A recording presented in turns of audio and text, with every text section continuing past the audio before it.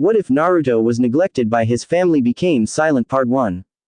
It was a beautiful day in Konoha 12 years after the Kyuubi attack, and at the Namikaze household we find a tall spiky blonde-haired male standing next to a red-headed woman looking fondly at their daughter Narumi, the Kyuubi Jinchuriki. It didn't even cross their mind when Naruto walked in the door with scratches and bruises forming all over his arms and face. His black shirt was torn and his face carefully neutral. No one needed to know what he was thinking. Seeing his sister and parents celebrating her birthday with a large cake and an even larger pot of what smelled like ramen behind them, he didn't even feel jealous anymore. Narumi was smiling at her parents while opening the presents next to the cake. She didn't even notice her brother staring at her back. Just like her parents, she didn't notice him. The door was well maintained, so when Minato, the father, came back from the Hokage's office, he didn't make any noise opening the door to the house. Of course it was to Naruto's benefit as well. After walking home from the beatings and just wandering around the village, sometimes staying away from his family, or just staying outside to explore the village. Now all he had to do was get to his room and fall asleep. After locking the door, of course, couldn't have his parents or his sister to wander in his room and wonder why he had all these books and scrolls after all. Walking up the stairs, he only heard what he needed to. Happy birthday Narumi. Coming from both of her parents. They might have been twins or he just might have been adopted. He didn't know. Either way, it was best to keep quiet around them. He had read enough books and scrolls and heard enough times from the civilians to know why everyone hated him. Sure, he might have been the Kyuubi or the one that contains the monster. That would surely warrant enough hate from the civilians. There was only one problem. He didn't have a seal on him.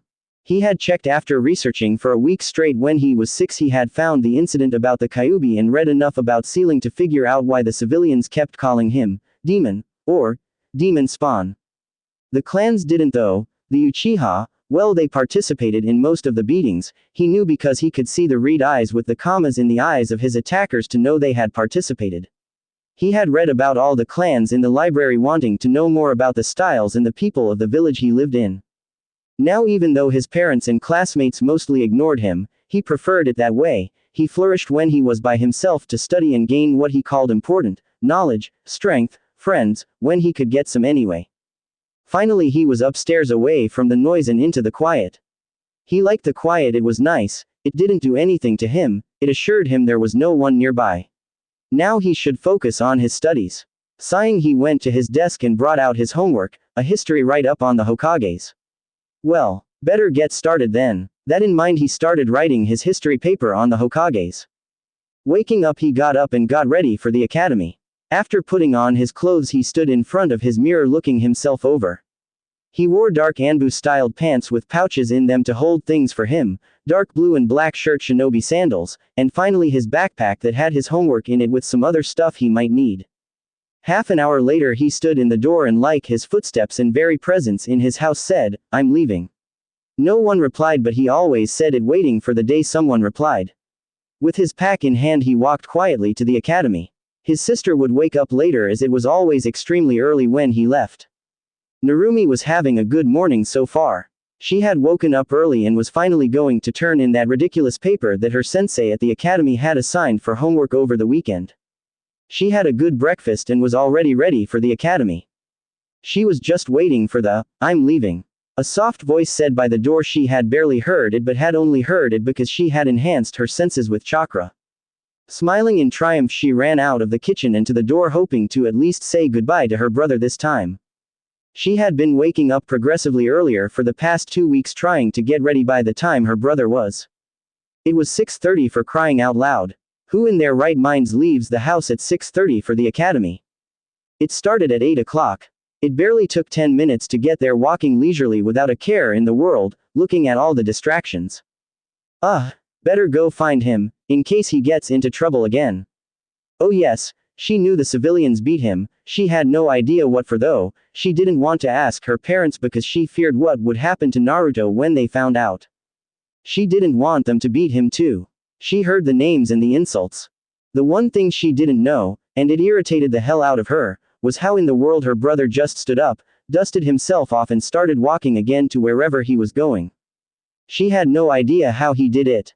She would see the bruises and cuts at school, but no one ever asked, and some of the teachers even smiled a little at seeing her brother like this. Not that he would care. In fact, he would just stare at the teacher until the lesson got started again. No one knew how he had such a high pain tolerance, he just did. He was smart too. She had seen some of the homework he had done and was swirly-eyed by the halfway point in it. Too many big words and too many details, her childlike mind couldn't understand it. But that wasn't important right now. She had to see her brother. Running to the door, it was already closed. Opening the door, she smiled in triumph at catching her brother until, where did he go? Exclamation mark. He just said he was leaving. He was nowhere to be seen. She just stared at her front yard, demanding it to tell her where her brother was. Unfortunately, a 12-year-old stare wasn't potent enough to demand anything from nature. It seemed as the lawn just sat there with the grass swaying occasionally. Dropping her shoulders in resignation, she trudged back inside to wait for her parents at the table. So she did the only thing she knew how to as a 12-year-old, to wait. She sat at the table listing ways her brother could have disappeared that fast. Each suggestion was more far-fetched than the last, with one including him knowing the Horizon her father had invented.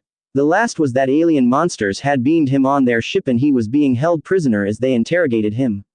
Oh, if only she knew the truth. Hey sweetie, what are you doing up so early? Her mother had appeared in the kitchen with her father just behind her. Not even turning around, she asked them, does Oni-chan know the Horizon? Shocked at their daughter asking this, they asked the only thing that came to mind, why do you ask? Anything more complicated than that just didn't make it to their minds. So, I got up early enough to hear Oni-chan leave this morning and immediately went to the door to say goodbye like a good sister. Well, as soon as I opened the door, he was gone. No blonde hair turning the corner, no sound except the wind, nothing. How in the world did he manage to get across the lawn, out of sight by the time I got to the door? I ran there, for crying out loud. How does he keep disappearing?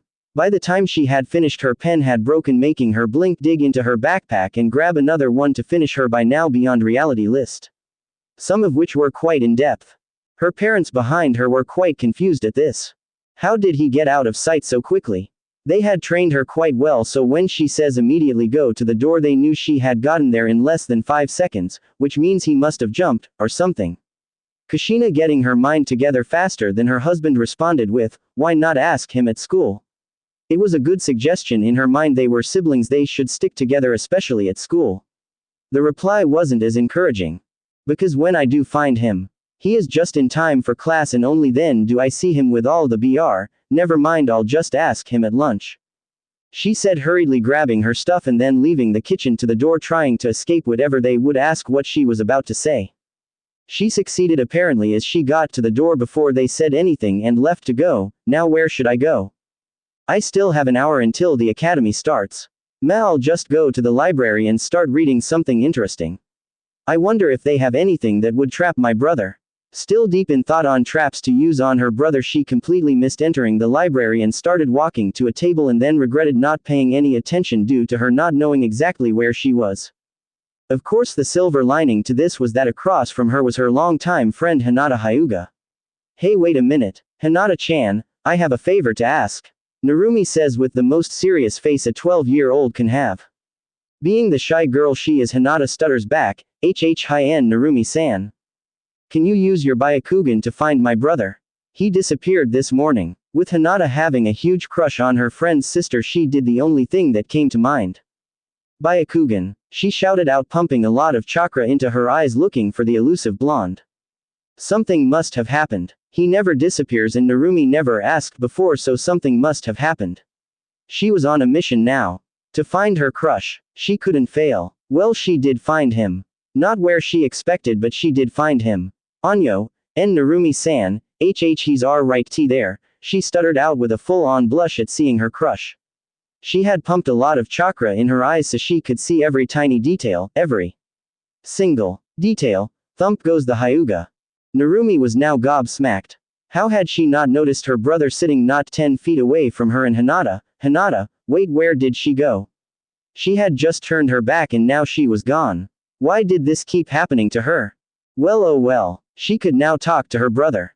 Oni-chan, she said loudly, not even trying to keep her voice down in the library.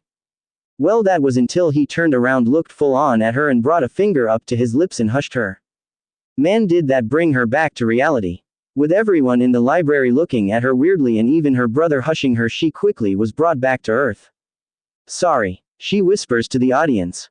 Now that everyone's head was turned away, she looked back to her brother. He was just sitting there with books all around him.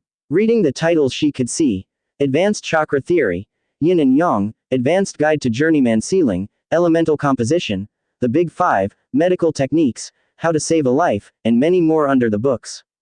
Now she was confused. Does he leave so early every morning to go study? Oni-chan is a nerd. She shouted out again. All previous mentions of being quiet fled her mind at the proclamation. Naruto was completely and utterly unemotional when he heard his sister and her friend behind him. Who knows how long this will last until I get to go back to my reading. Most would be a bit surprised at seeing someone who avoided studying in every possible way at the library. Of course right now he couldn't care less. Processing everything that happened, like when a teacher walked by and tripped knocking his books over. Of course he didn't really care at the moment. There was no reason to get mad at someone knocking some books over when they weren't being read, completely useless. So he just picked them up and placed them in order of advancement and subject again, with beginner on bottom and advanced on top. Now with everyone staring at him again, he didn't need that. No, now to hush his sister again. The nerd comment gained her no favor points with him. So he just hushed her again. And watched patiently as her shoulders dropped and realization struck her again at where she was, again. How, were the only things going through Narumi's head as she processed what just happened. She found her brother, got shushed by him, called him a nerd after seeing the books he was reading, and then got shushed again and finally realized where she was by the tap on her shoulder. Turning around, she turned into the hazel eyes of the librarian staring at her. Uzumaki Namikaze-san, please leave Naruto-san alone until he is done. You have disturbed him and everyone else enough for now.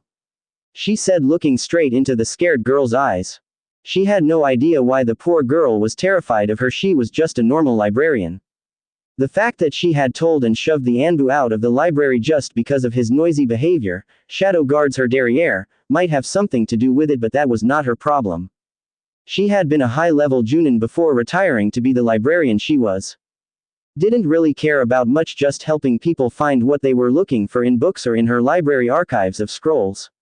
When she had met Naruto, the demon spawn of Konoha, she had looked at him, blinked, and then moved on. Of course that was right before he had asked for tips in finding books and annotating things after copying scrolls for his own personal use. Nice boy, very polite, good help in organizing things when she needs help. Yes ma'am, Narumi said quickly and quietly, trying to get away from the scary librarian. And please take your friend with you. I do not like her drooling near the books. Yes ma'am, Narumi replied, not even caring about being ordered around. That woman was scary. Looking over the table at her friend, she found her on the floor with a dazed and happy look. Why did she look like that? Never mind, just got to get her and myself out of here. With that in mind, she picked her up and carried her out of the library. Of course it was now 7:30 from wandering around the village and the library happenings, so to the academy. Besides, it was graduations today. Finally going to become a fully fledged shinobi. Thank you again Naruto-san for your help in returning the books, but shouldn't you get going? It's almost time for the academy to start. The librarian said. Thank you Taira-san, I'll leave now, thank you again for allowing me in the library. Naruto replied to the nice librarian. She was nothing but helpful to Naruto in finding books and scrolls on what he wanted to study. Walking out of the library, he hefted his backpack up with the new scrolls and notes on the older scrolls and books he had just finished. Walking to the academy, most would wonder how he got along so well with everything, considering his family doesn't pay any attention to him and the villagers hate him and most shinobi didn't like him as well. Well, he would keep a straight face and reply and say, it doesn't matter if they hate me, it doesn't do anyone any good. Even if I was the Kyuubi Jinchuriki, they wouldn't have much reason to hate me, and even then most of it would be toward the Biju and not me. It would do me no favors if I remained visible to everyone. I would rather be a ghost than be up on display for everyone to see. By now he had managed to make it to the academy where he would sit in his normal spot, the back, didn't want anyone behind him, he would rather be behind everyone, and considering no one paid him any attention, it worked rather well. Now all he had to deal with was Oni-chan. Why does this happen every day? Good morning Narumi-san, he said as she sat next to him in the back as he completely ignored the pout frown on her face. Shut up and sit down. Came the normal shout from their sensei, Iruka Yumino. Now as you all know, today is the academy exam to become fine shinobi. It is a 3-part test, a written exam, a projectile exam, and lastly the ninjutsu portion. No talking as I pass the tests out. Walking through the desks he passed the test out looking at everyone's faces to see them go through the last obstacle in their way to becoming a true shinobi. Well, the last obstacle that they knew about at least. Walking back to the front he was almost there until, "Excuse me sensei." The quietest student he had ever had spoke up. Naruto Uzumaki Namikaze was a practical ghost. He rarely spoke and when he did it was always a whisper. Rarely participated in activities, got mediocre scores on tests even though his intelligence was much higher than that. He had seen the homework, he knew Naruto's intelligence level. Yes, Naruto-san. What could he want now? During the last day of class, what is so important? What do I about the genjutsu on my test? What? That was not what he expected. I can answer these questions but none of them were covered in the 3 years of academy. What would you like me to do about it? Behind Iruka a blue-haired man named Mizuki widened his eyes a fraction. How could he have detected it? He's not even a shinobi yet. Iruka, not privy to his assistant's thoughts, walked up to the back and looked at the test. What is the proper way to catch a thrown shuriken? What are the symptoms of chakra radiation and how do you treat it? What are 2 jutsu used for defense and what are the hand signs? The test went on further on way more advanced things that they hadn't covered. So why, genjutsu? Kai, he said, pulsing his chakra and dispelling the genjutsu on the test. Showing the real test. Thank you sensei, the boy said before looking over the real test. It was ridiculously easy. He breezed through it no problem. He might have overstudied a bit. Just a bit. Okay, last question, what are the 2 components of chakra? Okay, I really overstudied. Well, might as well put my all into it. With that thought he wrote down all he knew and all he theorized about chakra itself, including manifestations of killing intent, ki, the presence used on newer shinobi to bring them into line, and the spiritual affect of chakra has in the use of jutsu. By the end of the bell he had written over 2 pages on the subject and looking over it he sweat dropped at the entirety of it. Giving it to his instructor he carefully maintained his neutrality and moved outside to the practice range before they could yell at him for overcomplicating answers to the problem. Knowing his rival in knowledge Sakura Haruno glaring daggers at his back he shrugged it off. She had never liked him. Her parents told her to bully him at school and she tried, but him being as neutral as he is it didn't really work except for making her look like a fool. Obviously she hadn't met the librarian yet.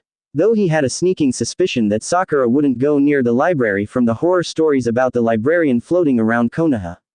Some were very detailed about what she did to people who were loud and rambunctious in her library. Outside Naruto saw the training posts lined up and their instructors waiting with clipboards and boxes of shuriken. Next was the projectile portion of the test.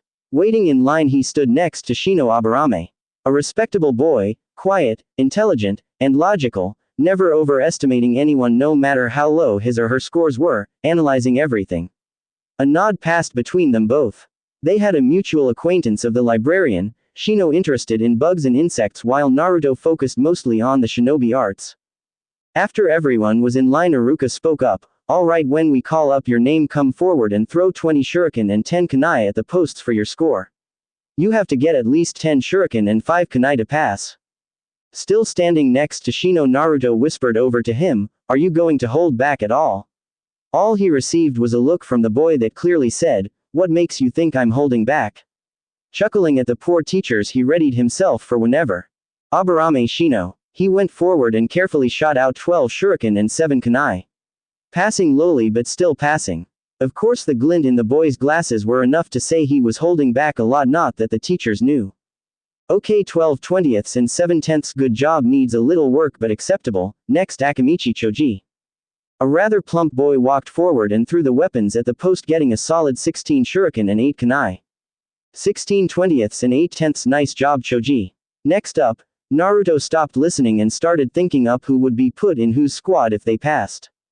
The villages needed a good tracking or capture team to chase down criminals, so a Hyugas to find and incapacitate and an Inuzuka for their sense of smell. Also their Ninkin partners were very useful in the battlefield and an Aburame could be used for a larger area and their insects to drain an opponent's chakra for easy capture.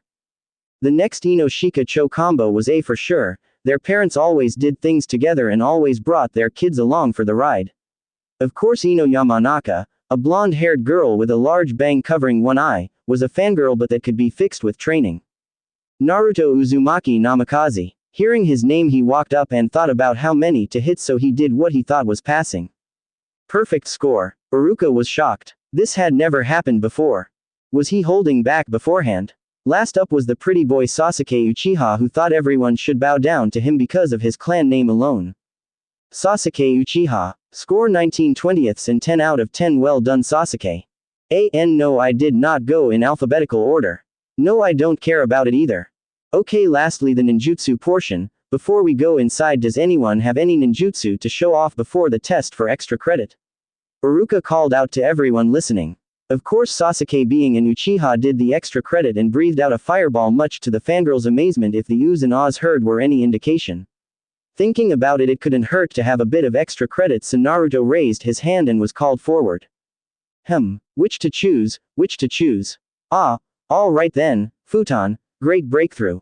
He called out just barely above a whisper, causing a great wind to blow the targets away from him. Nice job, Naruto-san, you get extra credit. Is that all? All in all, the clan heirs had jutsu from their clan and Narumi had the chakra chains from her mother. After writing the extra credit down, Iruka brought the kids inside and started working on the Academy 3 tests. The list was reverse what came from the projectile test, so Naruto went second after Sasuke came out with a smug smirk with his forehead protector on his forehead shown off for all to see.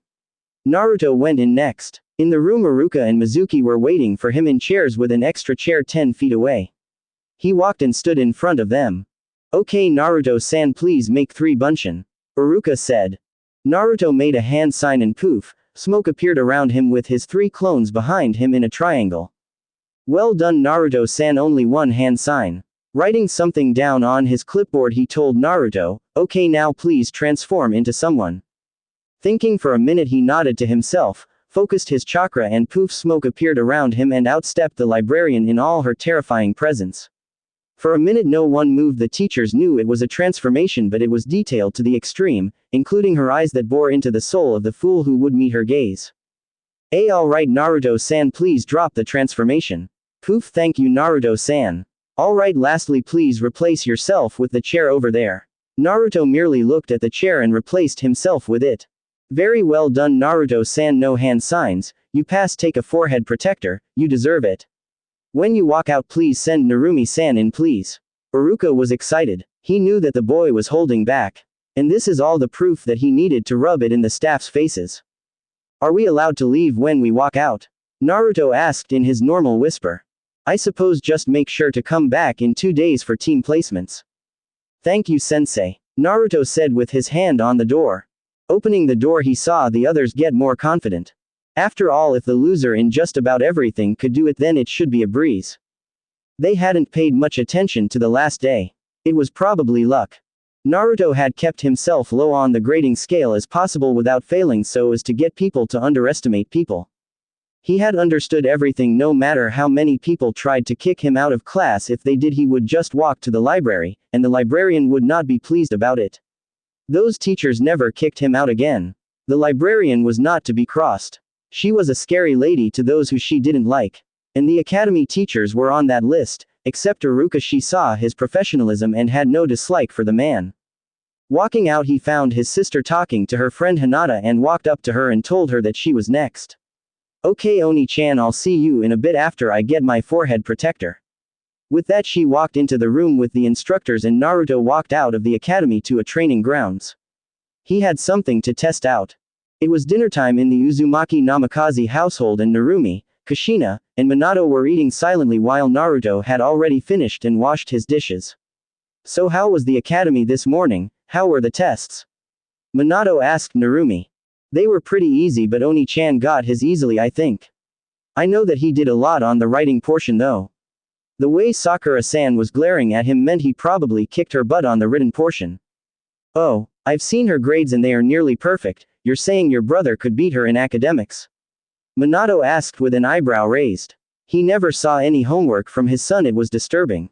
He knew it was getting done, he just had no clue how. He had also seen his son's report card. It was horrific, How did he match up to the genius of the class who had near-perfect grades? He could destroy her in academics. Every time she gives answers it is word for word what the book says, but when he gives answers it is the definition plus his understanding of the material. It has confused the teachers on occasion as well. Sakura-san would not be able to match up to him in anything. Plus she is a weakling. She was proud of her Oni-chan. Even if she is more distant than she would have liked. They were family. They should be close. Too bad her parents hardly saw him and never paid him any attention. That brought up a question though. Why did they not pay him any attention? Deciding to voice her question, she looked at her parents. Ka-san to-san. Yes, sweetie, her mother responded. Why don't you pay Oni-chan any attention when you see him? Now that stumped her parents. Why didn't they? They were his parents and yet they had to focus on her because she was the Jinchuriki of the Kyuubi. She couldn't lack any training. They were worried that if they focused on him they might miss something that could lead to it getting out and causing untold amounts of destruction. Of course they had their reason. Just have to figure out how to tell their daughter that. Your brother likes his space, sweetie, we are just respecting that. Kushina said, twisting what he said concerning his room organization to this conversation. Even if she knew it was for the better to focus on their daughter, Kushina never saw it like that and would have gladly focused on him, but now that it was so far into their lives it hurt her to follow Minato's advice on him. It only got harder now that he was nearly emotionless, just being a shadow around the house, not causing any ruckus or disturbance. Surely he was a lonely child. But now that they graduated they needed to train him anyways, so they would include him in training sessions since that was what Minato had promised her. But since you both have graduated, I promise we will start training you both in the Uzumaki and Namikaze styles of taijutsu. How does that sound? Kushina told her daughter in hopes of getting a positive answer. Really? Yes. Oni-chan, she yelled, running out of the room towards the upstairs in his room. Upstairs in his room, Naruto was continuing his reading on the separate parts of chakra and writing down annotations for help later when he looked over it again. After coming back from dinner he had not done much and was finishing his journeyman sealing scroll up. He kept it neat though, he had annotations in a separate scroll labeled journeyman sealing scroll annotations. Finishing up he was just about to reach for his chakra theory scroll until he heard a knock at his door. Now who could that be? No one ever knocks on my door. The only person who does is usually Kushina-san, and that is when we have guests who want to see me for some reason. Well, let's see who it is. Standing up he walked over to his door and unlocked the seal and opened the door to see Narumi standing there looking like she had won the grand prize at a festival.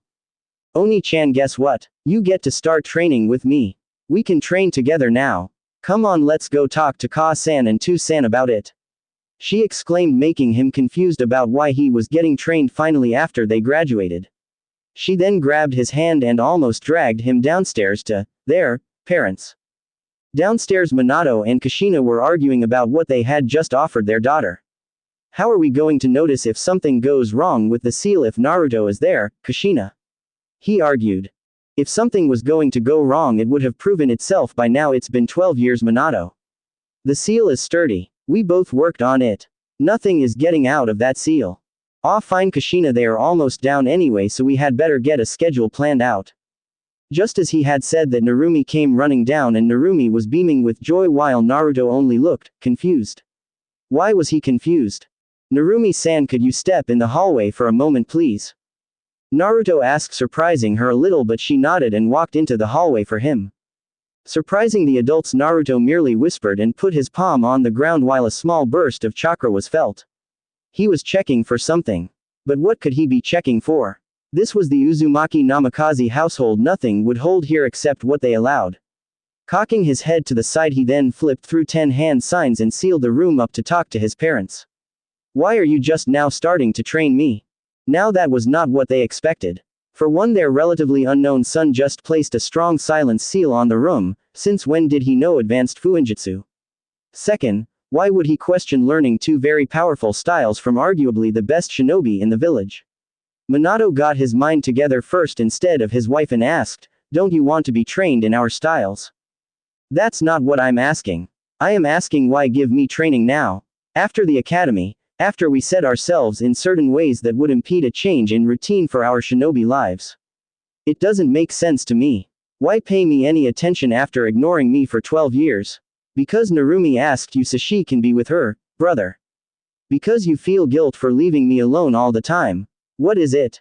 Now that was certainly not anything near what they expected. He may have just broken their minds with those statements because he could see a glaze over Kushina's eyes and Minato had closed his eyes and was looking at the ground. Obviously you didn't really plan this out well, so I will return to my room. Good night Minato-sama. Kushina-sama. I would suggest you explain why I am not training with Narumi to her, she will be disappointed with this. If you want me to leave because by some chance I was an orphan who just happened to look like you, I will move out if you want to keep focusing on Narumi-san. Although I will need a few weeks to gather funds to get an apartment. Naruto said, turning around, not seeing the crushed look in his father's eyes and the self-loathing in his mother's. Undoing the seal on the room, Naruto noticed Narumi was still in the hallway as he had asked. Narumi-san, you can come back in now. We're done in here. Sorry for taking so long.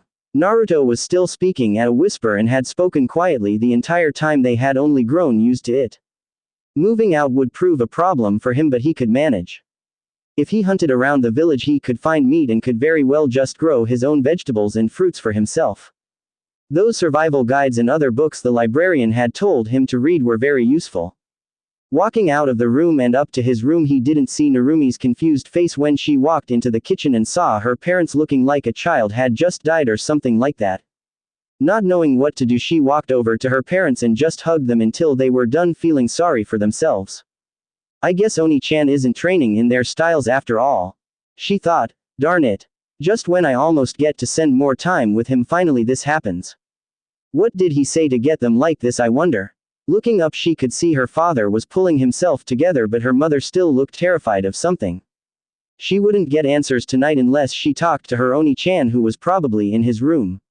Resigning herself to comforting her mother all night, she pulled up a chair and hugged her mother, who readily replied by pulling her into her lap and hugging her back. Yup, no answers tonight, she thought while keeping a hold on her mother and trying to comfort her. It had been 2 days since that talk and some things had changed.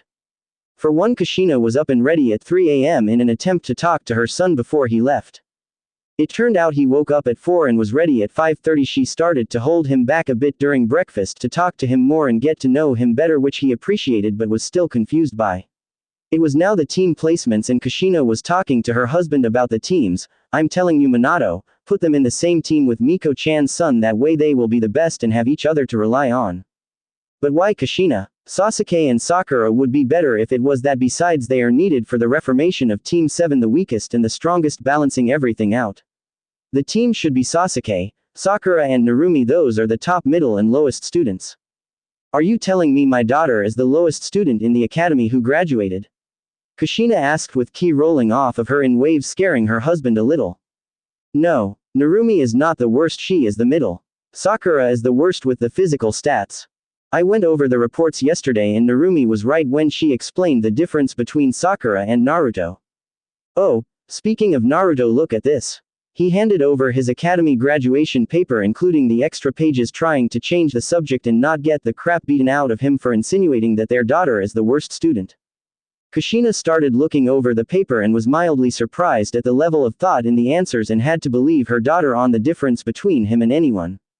His understanding would crush a Junin's at this point. And then she got to the last question. She started reading and by the end of the answer was in utter shock at the entirety of the answer. It had Anbu level answers and chakra theory that was only used by the people who wrote the books, scrolls on chakra theory. And it was easy to read too. Almost like he didn't want to confuse someone when he wrote it. Then again, she did say he had confused the teachers sometimes, so that might be why. Minato, how in the world did he come up with this? I have no idea. Most Junin never get that far in chakra theory, and here it is an academy student knowing it and having his own opinion on chakra, emotion and spirit effects in jutsu. Naruto is by all means the top in academics, however. His grades do not reflect that at all. His grades pretty much say he is an idiot, yet there is proof that he isn't. There is also a note that he refused to use the academy taijutsu katas. I don't know what to make of any of it. His grades say he is stupid, yet his work says he is a genius. We know he is good at fuinjutsu because of the silencing seal a couple days ago. He knows wind style techniques from somewhere. We need to ask him where he learned everything. If we had 2 more like him, we could have a team of geniuses, and yet I doubt anyone could match him in knowledge or jutsu. If his theory goes for anything, then he probably knows a lot of jutsu that uses them, he added, seeing his wife's confusion at knowledge of jutsus. True, why don't we ask him after the team selection? His wife suggested. Alright, now just where to put him? I have an idea, Kushina says with a smirk on her face, knowing her son would like it. I have a bad feeling about this. Minato thought before she explained her idea. Iruka was now speaking in front of his now graduated class of shinobi and was giving them some last-minute words. Be careful, for I know just how brutal this world is. If you need help, it's okay to ask others for advice. I know you all will make me proud as a sensei in your journey to greatness. Good luck on your own adventure in the world, fellow shinobi. He said, getting a cheer from the students about finally being shinobi. Now for team arrangements. Team, Naruto zoned out by now and was focused on his new scroll the librarian had given him. It was focused on wind nature chakra and theory and how it worked. He was reading for a few minutes until he heard familiar names: 7, Narumi Uzumaki Namikaze, Sakura Haruno, Thump Goes Narumi. And Sasuke Uchiha, Q Fangirl Screech, and another thump from Narumi. Team 8, Hinata Hyuga, Shino Aburame, and Kiba Inuzuka. Team 9 is still in use, so Team 10 is Ino Yamanaka, Shikamaru Nara, and Choji Akamichi. At this point Naruto was getting confused. There had never been a one-man cell before and he was all that was left for the teams. Also at this point a chunin that Naruto had seen at the library walked into the room and handed Iruka a note. Iruka looked at the note and quietly argued with the chunin before resigning and speaking loud enough to be heard. And lastly, Team 11 is a one-man cell of Naruto Uzumaki Namikaze. That caused many raised eyebrows and loud responses from the fangirls of the class, arguing why Naruto was a baka and would need a team while their Sasuke-kun wouldn't. Quiet. This was a decision made by the Hokage. If you want to change it, take it up with him, not me. Iruka-sensei, the person in question asked. Yes, Naruto-san. Does my cell have a sensei, or can I go speak with the Hokage now to see why he wanted this? You do have a sensei. In fact, you have multiple senseis right now. But you should go see the Hokage. It would probably clear up any confusion you have. And I have too, but I probably won't get to know. He thought to himself. Naruto then nodded to Iruka and left to the academy to see the Hokage. After naming the teams, a few Junin started walking in and grabbing teams. Soon only Team 7 was left, with Narumi taking a page out of her brother's book and reading a scroll to ignore her teammates. Though after thinking about why they were left alone, she put the scroll away and tried to get a conversation started between them. So who do you think our sensei will be? Sakura? Narumi said, trying to be civil to the fangirl and brooder. I don't know, Narumi, I just hope that whoever it is they get here soon. I don't want to wait any longer. Sasuke-san, any ideas? Two very different reactions happened to this. One, Narumi just stared at the male, completely ruining her attempts at conversation with a single syllable. She was also a little peeved. 2. Sakura swooned at her crush's behavior and coolness. Not even a second after that, the door opened to show a head stick in with gravity-defying silver hair and a mask on, with his forehead protector covering his left eye. His first glance at his team is Narumi looking irritated at a brooder, while the pink-haired one has hearts in her eyes looking at the brooder. And the brooder was just brooding. Well, my first impression of you is, I hate you already. Meet me on the roof. With that, he vanished in a swirl of leaves. All three trudged up to the roof. On the roof we find the spiky-haired Junin and the 3 genins of Team 7 all sitting in a row. Now that we are all here, why don't we start introducing ourselves with likes, dislikes, hobbies, dreams, etc. I'll start. My name is Hitaki Kakashi. I have some likes and some dislikes, and I have hobbies that you don't need to know about yet. And as for my dream, never really thought about it. He said, finishing with his eyelid turning into an upside-down U that Narumi could only think was the masked man's way of smiling. Though her teammates were thinking something else, she was thinking, is that a smile for a masked man? And they were thinking he only told us his name. Now why don't you introduce yourself, Pinky? Bristled a little bit, Sakura started to introduce herself. My name is Sakura Haruno. My likes are, I mean who I like is, stares at Sasuke giggling, my dreams are, stares at Sasuke giggling, my hobbies are, stares at Sasuke giggling, my dislikes are Ino Pig and Naruto Baka. She said, finishing with a huff, while Narumi frowns at the girl but kept her silence. Her brother would show just where her place is. Okay, next, brooder. My name is Sasuke Uchiha. I have many dislikes and few if any likes. I don't have a dream to chase but 2 ambitions that I will complete. I have no hobbies other than getting stronger to obtain my ambition. 3 different reactions happened to the Uchiha's proclamation. 1. Narumi just sat there with a forced smile thinking of getting her dad to put her on a different squad. 2. Sakura was again swooning at the coolness of her crush. And 3 was Kakashi's blank face taking in the revenge-driven brooder. Getting over the sheer awkwardness, Kakashi motioned for Narumi to take her turn. My name is Narumi Uzumaki Namikaze.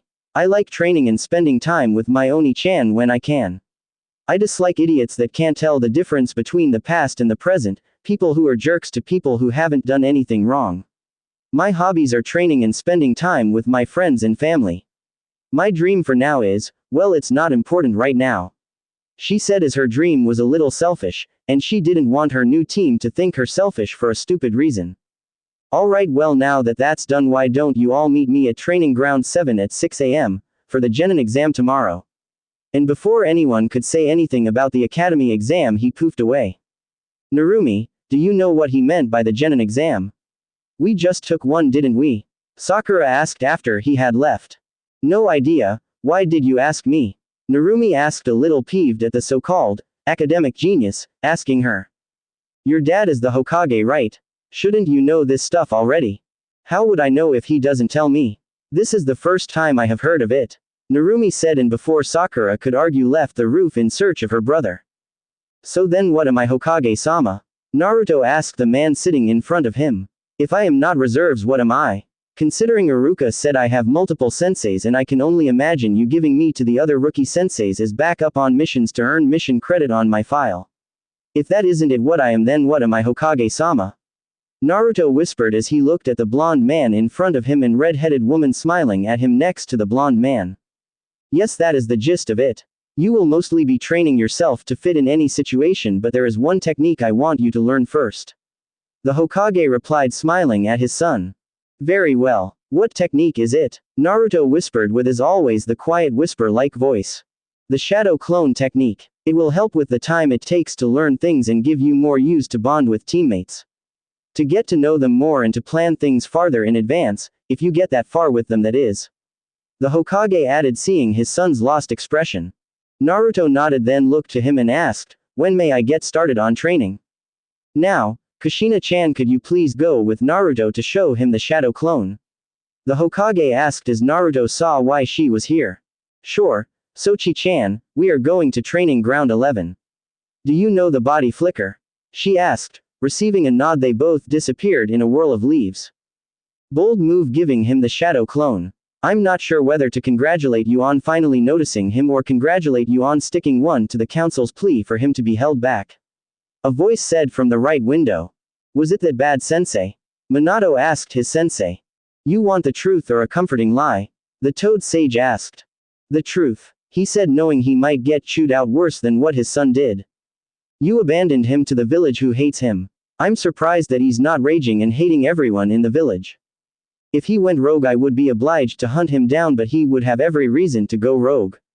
No amount of loyalty could keep someone in a village full of people who hate him and hates everything he does.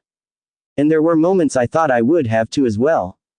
Thankfully he met the librarian and is now probably going to be one of the strongest shinobi in Konoha.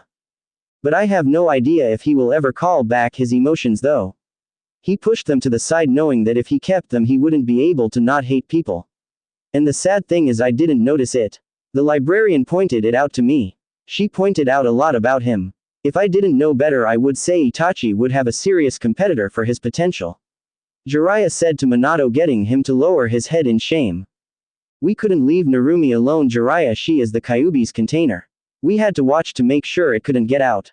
And in doing so you left your son to deal with hatred. Jiraiya said, getting a flinch out of the Hokage. Enough about that for now. What I want to know is, how does this librarian know so much about him when he is almost a ghost everywhere else? Minato asked, revealing a large curiosity of his.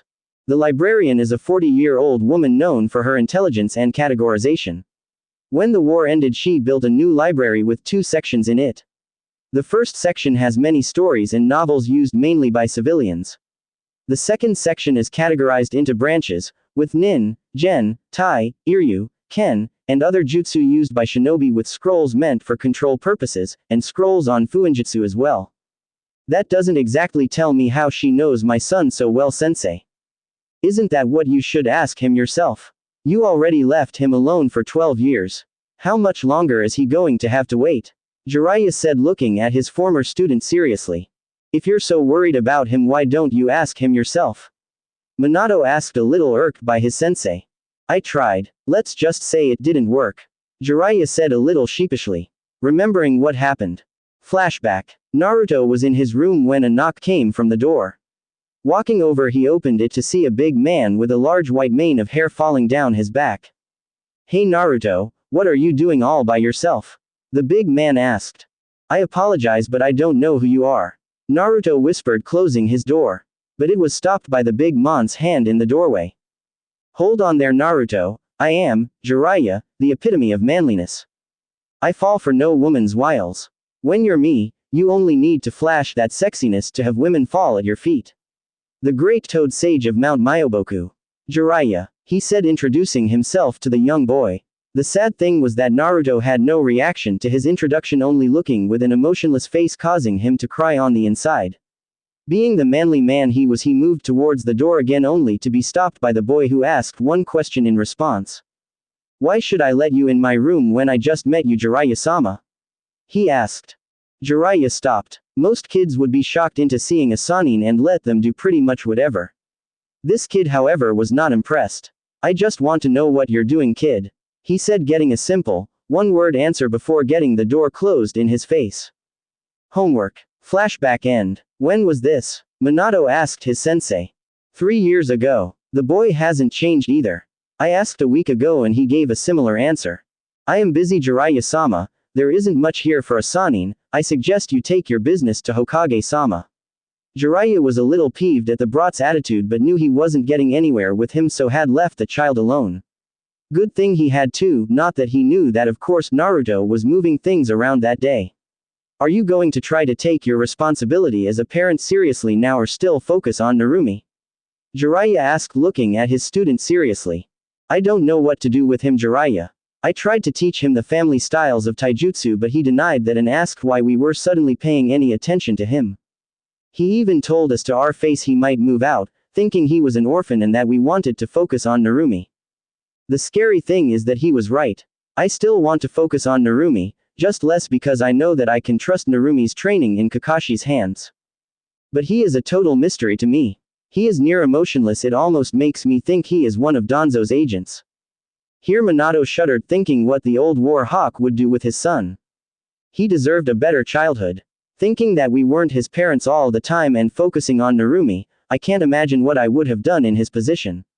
He still doesn't call us Ka-chan or Tu-san either, only our names, and very politely as well. Just stuffing himself in his room to do whatever he does when he goes in his room. Not that Minato had tried hard, or at all, to find out what he was doing in there before the day before, when Kushina and he were surprised by his grades and that he was nominated as Rookie of the Year. With as perfect scores as one could get. Only Itachi Uchiha had gotten that high in this in the last generation. Well, it's done now, no use on lamenting on the past, just keep an eye on him, and if he shows any signs of, well, anything, let me know. Minato said to his sensei, in hopes the older ninja would be able to catch anything new about his pretty much ghost of a son. Huh, ghost. Such a fitting word for him, seeing as we never notice him whenever we are in the same room or not, it's like he isn't there at all. Minato thought, a little depressed. I'll keep an eye on him, Minato, don't worry. Jiraiya said, vanishing out the window and leaving his student to think and do paperwork. So, I am an elite genin. Naruto whispered, looking at Kushina. That's what your father calls it. Your job, from what he explained to me, is to work with everyone for better results. If the Junin sensei were ever incapacitated, then you would take over, and command the genin to safety, or if it's possible then to finish the mission.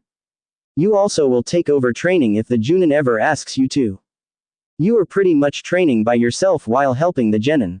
Another thing, you will have to attend weekly training sessions with each sensei to get used to the teams. Does that make sense, Sochi-chan? Kushina asked her son, getting a nod. They had finished the shadow clone a while ago.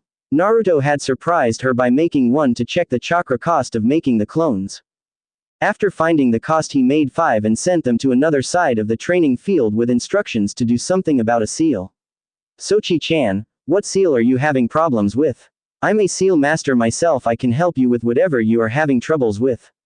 Kushina said, hoping to get closer to her son and wanting to know how advanced he was without their help.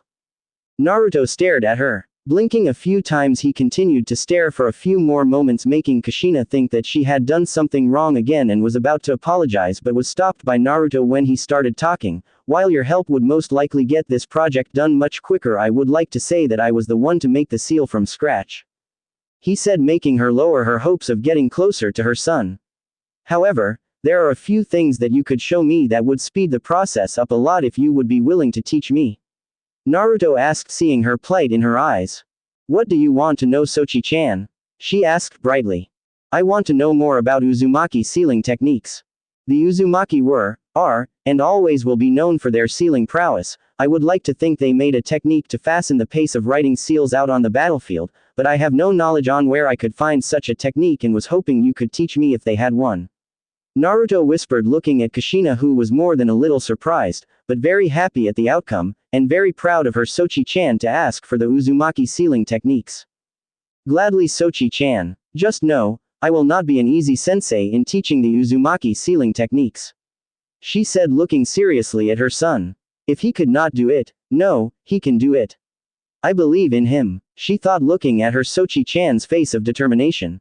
Or is that how his face always is? She couldn't tell. Determining to take it as his determination, she began. Sochi-chan, what do you know about the density of chakra? She began.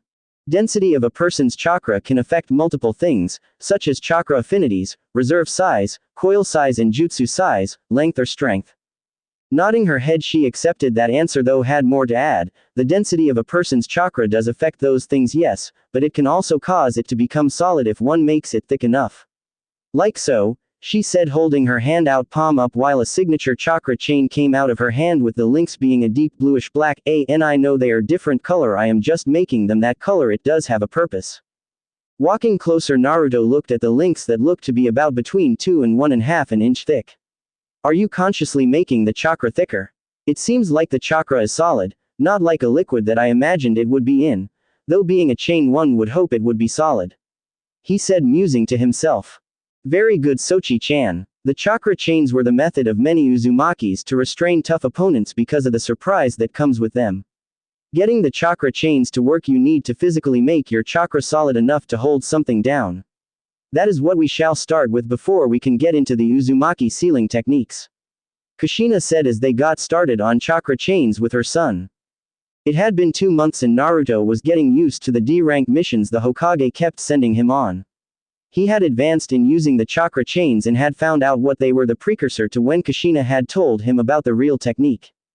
Flashback. It was 3 weeks after graduation and only 3 of the teams had passed: Kakashi Hataki's team of Sakura Haruno, Narumi Uzumaki Namikaze, and Sasuke Uchiha, Kurenai Yuhi's team of Hinata Hyuga, Shino Aburame, and Kiba Inuzuka, and Asuma Satobi's team of Shikamaru Nara, Ino Yamanaka, and Choji Akamichi. Naruto had gone on multiple D-rank missions with each team. Though he had gone by himself quite a lot as well, using shadow clones to get the job done quickly and easily. He had just finished getting the chakra chains to work after studying Kushina's version more.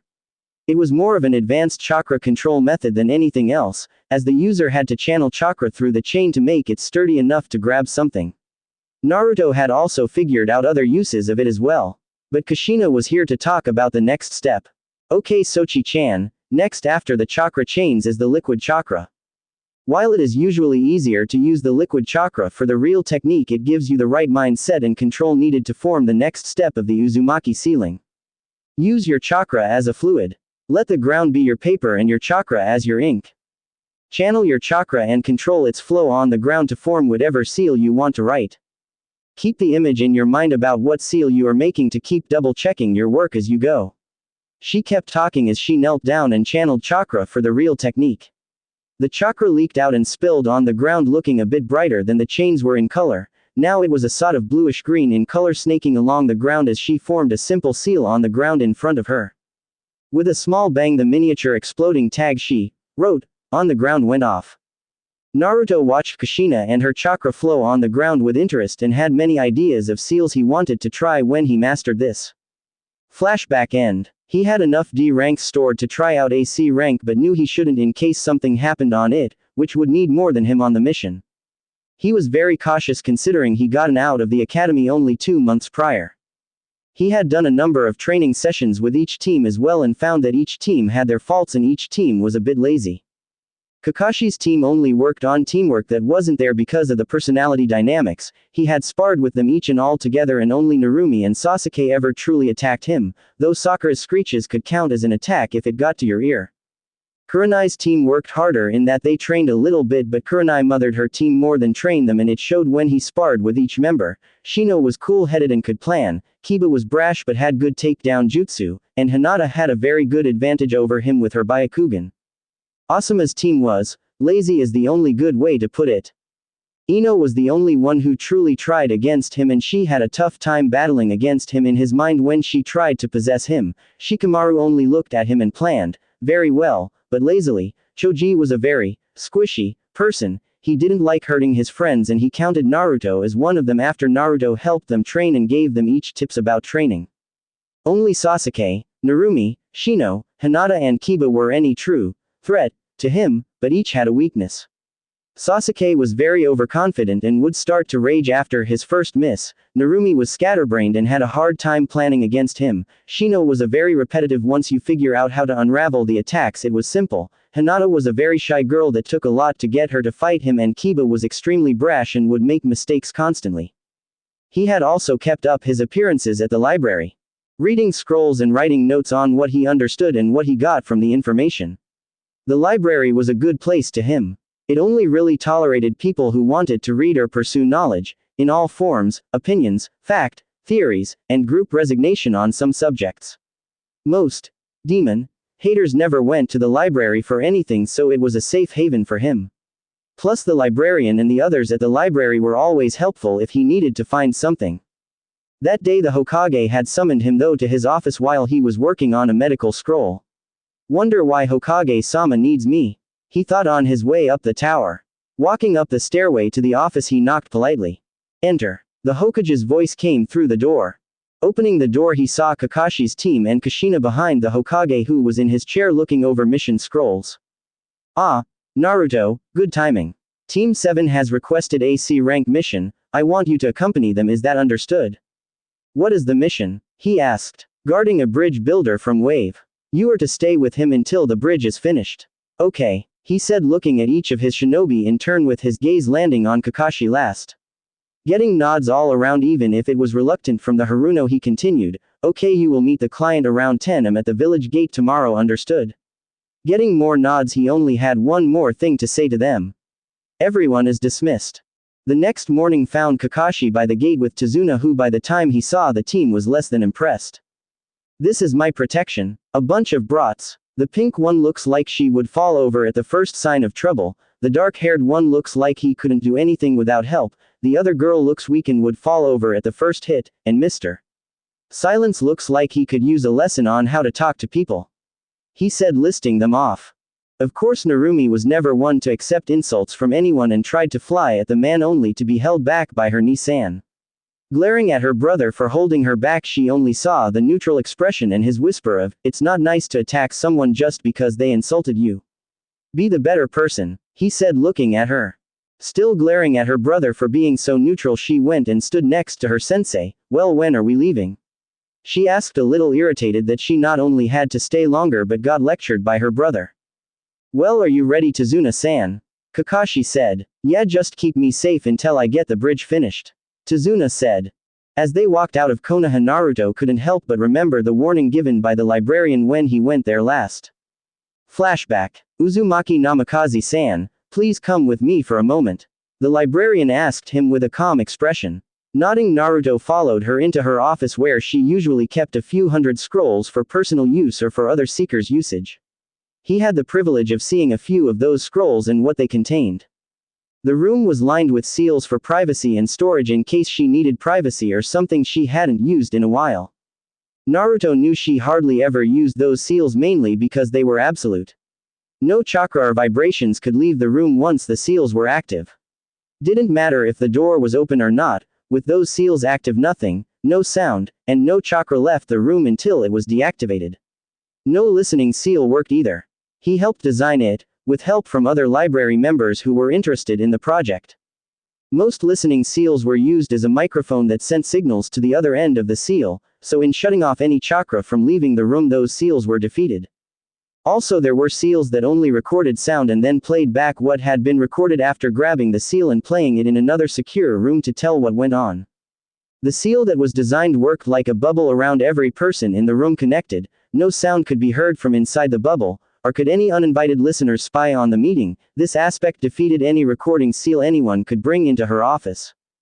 In applying this seal, the people within the seal bubble could accurately attest to the strength of the seal by the bubble of distorted area around them, like a heat wave passed through the area. The seal took a fair amount of chakra to use, but it had a very, very large battery. Every time a seeker, writer or a reader entered the library, they got their books and or scrolls and started channeling chakra into the seals on the underside of the tables. The seals worked like a charm against anyone spying either, as it distorted a lot of things including the Byakugan and Sharingan. The Byakugan couldn't get past the bubble of chakra to read the lips, and the Sharingan couldn't either, again because of the fact that the office had no windows, and once the seals were active no vibrations could be detected by ear or sight in the air around the door since the bubble hovered a few inches before the door to stop said dojutsus. So whatever was said could be said in almost perfect knowledge that they were safe from spying. So I'm leaving the village for a while. On a mission to Wave. Naruto whispered. Narrowing her eyes at the location, she started instructing him in some things. While you are there, look for a girl named Tenga. She dropped off the grid a while ago after she went there. She is a seeker and a very good one. You would be doing the library a favor if you found her and brought her back. I will of course update your account if you find her. Do not underestimate anything there. Tenga is a Chunin level seeker, be careful. If something happened to her, it was beyond her capabilities of dealing with. I'm sure I don't need to tell you how wary you need to be when in that country. Also, as a bonus, if you are able to, then please find the ruins of Uzushiogakure, view the scenery and place a library marker for future reference. She said, finishing her instructions. The library marker was a beacon for library shinobi that was placed when someone high up in the library system had an interest in something and wanted to go there for future investigation, like the ancient forests in Iwa or the healing springs in Suna, or maybe the insects and other strange flora or fauna. Nodding his head in silence, Naruto took everything in as the librarian smiled softly at the child who had done quite a bit to help the library. They were in his debt for getting a few seals ready for use. He had been commissioned for a different seals by many people for different use, such as an invisibility seal or a chakra suppression seal to use for prisoners. He had a lot of work to do.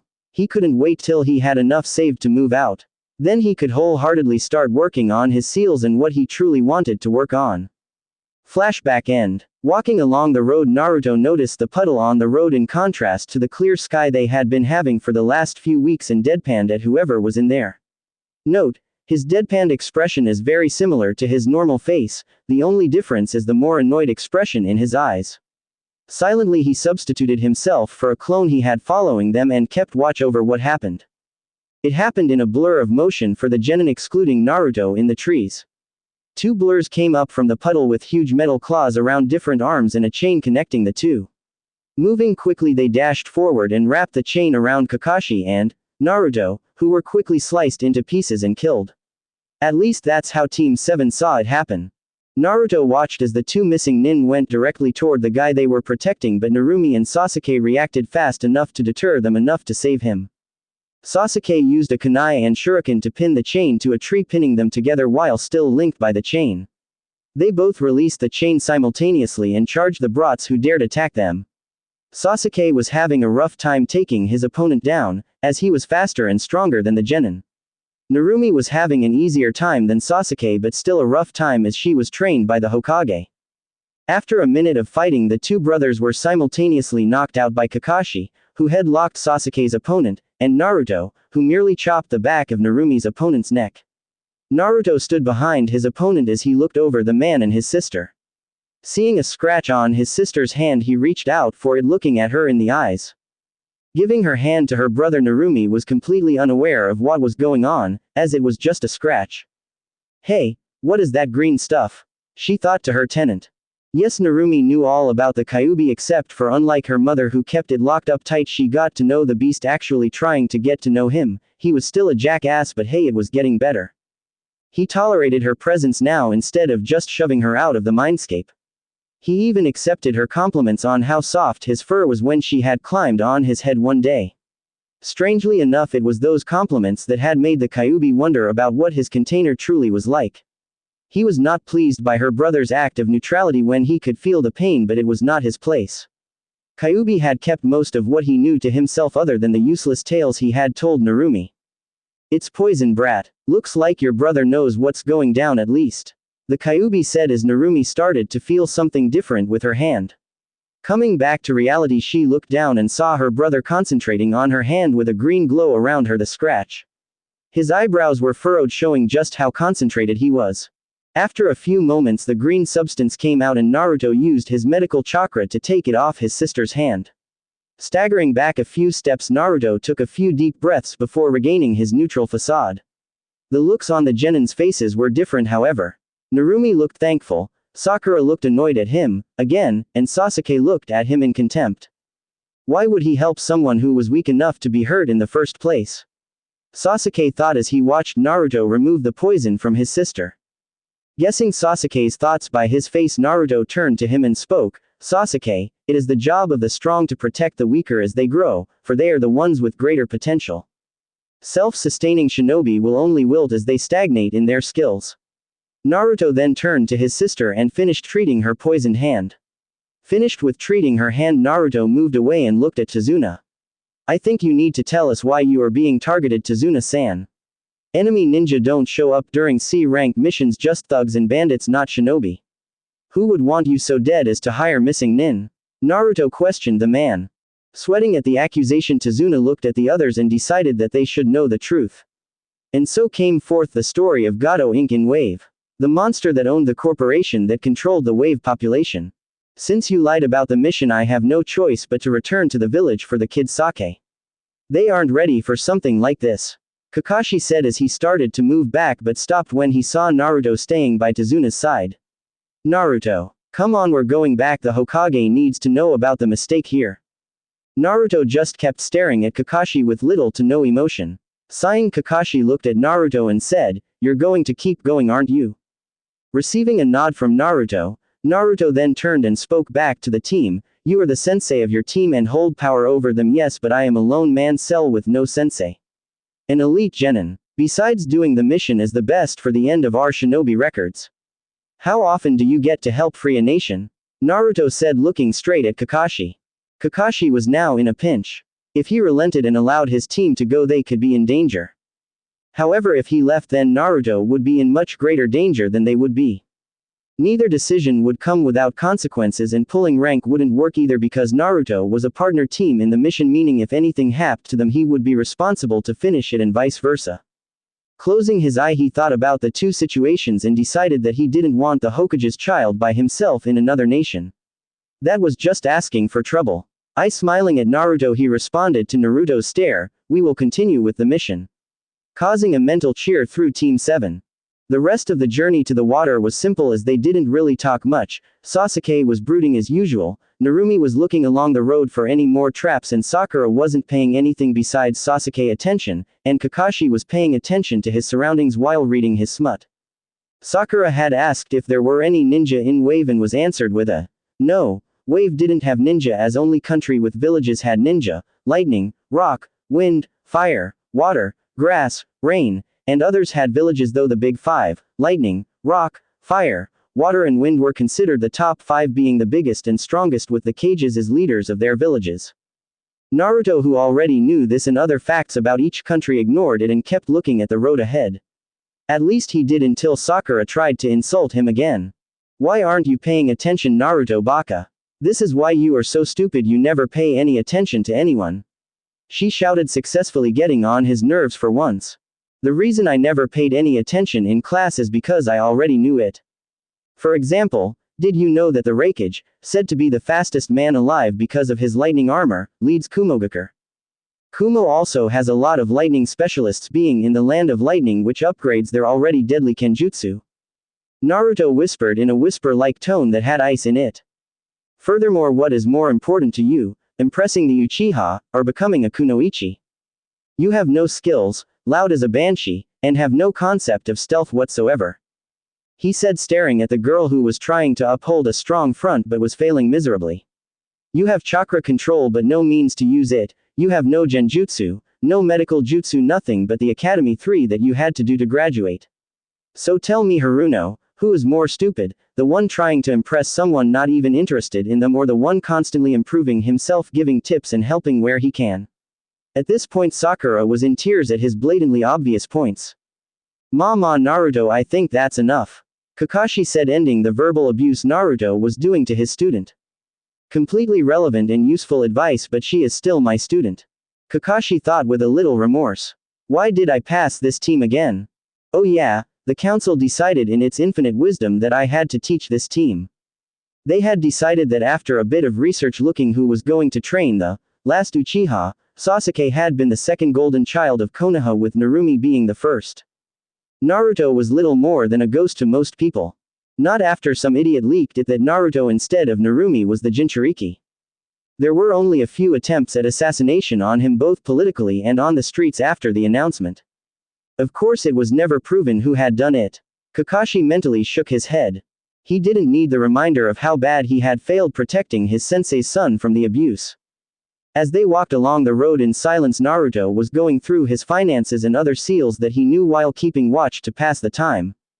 Kakashi was still reading his smut, though only flipping 2 pages every half hour, showing his attentiveness. Sasuke was brooding as usual, though had an inkling in the back of his head nagging him about what Naruto had said to him about the weak and the strong. Sakura was just looking at her crush, hoping to get some attention, though at the back of her head a voice started whispering things against Sasuke, like his arrogance, pride, and selfishness. As they reached the water, a boatman sailed up and Tazuna talked to him and got them in the boat. Kakashi had to walk a ways because the boat didn't have enough room for him. Naruto switched with him after a while so he could rest. He didn't have infinite reserves after all. The genin were quite surprised that the Naruto could do so much that they couldn't. Why didn't Tu-san and Ka-chan teach me that? Narumi thought, a little sad that she was still so far behind her brother. How is he walking on water? Sakura thought towards the blonde. She still couldn't forgive him for embarrassing her in front of Sasuke. How could that loser have such skill? I needed to destroy him. Sasuke thought in fury. Fufufufu, naughty Kasumi-chan. Were the thoughts of the leader of the team. Okay, so I have just enough for an apartment but not enough to keep me fed after that. I am going to have to either start taking more missions or selling some seals to the library, or a shinobi-only store. Okay, next is seals, and so Naruto's thoughts kept going through his finance options and possibilities of seals with the Uzumaki way. Once they arrived at shore, they got off and were walking to Tazuna's house when they walked by a nearby lake and the fog seemed to thicken a little around the woods. Suddenly Narumi threw a kunai toward a bush where a thunk was heard. Walking over to check it out, Naruto saw a bunny with a white coat. Frowning, he picked up the bunny by its neck and showed it to Kakashi, staring meaningfully at the coat. Widening his eyes, Kakashi shouted out, "Get down!" with Kakashi grabbing Tazuna and the genin hitting the deck. Not a moment later, a giant sword flew over their heads, slamming into a tree where Naruto saw just what he wanted to see. An eyebrow-less ninja with cow print pajamas. Oh joy, he whispered out. Unluckily Zabuza heard and snarled at the brat who thought to insult him. Quiet you. You're not so smooth yourself either, are you? You can't be above genin at most. Zabuza shouted, releasing his full ki on the group, getting a passed out Tazuna. Narumi was quivering, Sasuke was shaking, Sakura was on the floor holding her head, a blank Junin and a miffed blonde. Said blonde just yawned at the ki and looked to where the pajama ninja was. Because I don't believe it to be worth my time either. Let's just cut to the chase, shall we? You need Tazuna dead, we need him alive. The same individual, different states of being. Naruto whispered out, a little annoyed. Bantering was, while fun, a waste of time right now. Excellent idea, brat. Let's begin. Hidden mist technique. As he said, the thick fog rolled in and blinded the group, the conscious ones anyway. They got ready to counter whatever attack this monster could cause. Not even a week into the mission and I am in charge, yippee. Thought one Naruto Uzumaki Namikaze. Naruto was now walking along a dirt road. After dealing with Zabuza and his water clones, Naruto had taken charge because Kakashi had overused his Sharingan and collapsed from chakra depletion. It had gone well in the beginning. After Zabuza had pulled out his mist, Naruto dispelled it with a wind jutsu and Kakashi could see again. Once the shock of his mist disappearing left him, Zabuza had charged Kakashi and begun to duel him. It had gone well at first, but Zabuza had trapped Kakashi in a water prison and had then sent multiple water clones to attack the group. Funny how 3 of them had been sent at him. He had formed 5 shadow clones and attacked the clones in pairs. It wasn't too difficult, seeing how water clones had a tenth of the original's power while shadow clones had equal power to their owner. The pairs had overwhelmed the water clones quickly, and once their targets were down, turned to the other genins. Just in time to see Narumi throw a kunai at Zabuza's arm from above the water. Naruto wasn't sure if she had planned it, but it had done more than just free Kakashi from the prison that had then won the fight against the assassin. After the fight, if you can call it that, was over, a mist Anbu had appeared and had taken Zabuza's body away, saying it needed to be purged of information. It was strange to him to see such information go to waste, but thought better of it since he had no say in mist politics. Now he had to deal with an uncooperative Uchiha, the golden child of Konoha, and a pink howler monkey who had absolutely no motive for being here other than to try to woo the first child. Alright, Narumi, form 10 shadow clones and have them surround us, keep them hidden in the woods following us as we walk. Make sure no one can see them. Once we get to the house, have them wait 5 minutes before dispelling. Okay, now that that's done, all of you surround Tazuna and we will walk to his house. 14 clones poofed into existence, 10 of Narumi's and 4 of Naruto's. 2 of Naruto's clones went into the woods as well as Narumi's on both sides of the group, while one picked up Kakashi and another helped after waking Tazuna with smelling salts. Tazuna led the group to his house through the woods. As they came closer to the house, they saw it was an unassuming wooden house. Walking up to the house, Naruto made 2 clones and they ran off to the surrounding area. Tazuna opened the door first and walked inside. Hearing the door, a brown-haired woman came from another room and exclaimed, "Father!" running up and hugging him. "Tsunami-chan," Tazuna said, hugging her back after moving a bit so everyone else could come inside. "Tsunami, these are the super ninja that Konoha gave to protect me," he said, ignoring the scowls the genin gave him after he insulted them at the village. Walking up to Tsunami, Naruto introduced himself and the team. "Good afternoon, ma'am. My name is Naruto Uzumaki Namikaze, the genin leader at the moment. The black-haired one is Sasuke Uchiha, the redhead is Narumi Uzumaki Namikaze, the pink one is Sakura Haruno, and the spiky gray-haired man is Kakashi Hatake the Jonin. Do you have any spare bedrooms at the moment or somewhere he can rest?" Naruto asked in a volume just barely over a whisper. "Oh my, of course, follow me," she said, showing the 2 clones where they could put the poor man down to rest. After putting him down for the night, the clones dispelled, startling the woman seeing 2 people just disappear into smoke, but just filed it under strange ninja things and walked back down the stairs to where her father was. Suddenly the door opened and in walked a short kid that, to Naruto at least, looked emo. He looked at the ninja before rushing his grandfather and hugged him, saying, "Welcome back, Grandpa." Then looked at the ninja once more and left the room, walking upstairs. Narumi, ever being the blunt one, asked, "What's up with him?" Naruto sighed at Narumi's question while the civilians looked at each other a moment, then told the story of his adopted father, Kaiza. Naruto found the man to be very courageous as a civilian, while Narumi felt for the poor boy who lost his father figure. Sakura was taken aback at the story and was silent while Sasuke just brooded. All the while the little voice in his head about Naruto's words were coming back, before being ruthlessly squashed, not to be heard for some time. After the story, Naruto went upstairs to check on Kakashi. Walking in the room and looking at Kakashi, Naruto noticed that his breathing was steady and was out like a light. Making a clone to watch, he started to breathe deeply. Naruto and walked over to the man and kneeled down in front of the bed, sitting on his feet. It was a low bed, so his shoulders were less than 2 feet above Kakashi's chest. Making a hand sign and furrowing his eyebrows a little, Naruto put one hand above Kakashi's chest and the familiar green glow of medical chakra sprang from his hand. Doing a diagnostic on someone was still a little unfamiliar to Naruto, hence the clone behind him watching his back in case anyone tried anything as he focused on the man in front of him. Closing his eyes, he focused harder and started his task of identifying everything that was wrong with the Junin. 2 cracked ribs, minor bruising on chest cavity, very low chakra levels, and unknown warp in chakra pathway around Sharingan eye. Opening his eyes, Naruto opened the Junin's flak jacket and poured healing chakra into the bruises and cracked ribs, watching as they started to slowly get smaller in size and lighter in color. Stopping the chakra, he leaned back and panted for breath. Looks like I will have to keep practicing on medic chakra if it takes that much out of me. How much time has passed? He asked looking at his clone. 4 hours. His clone said neutrally looking at his original.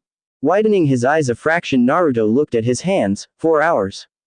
I know I lose track of time when healing because of the concentration, but come on, 4 hours.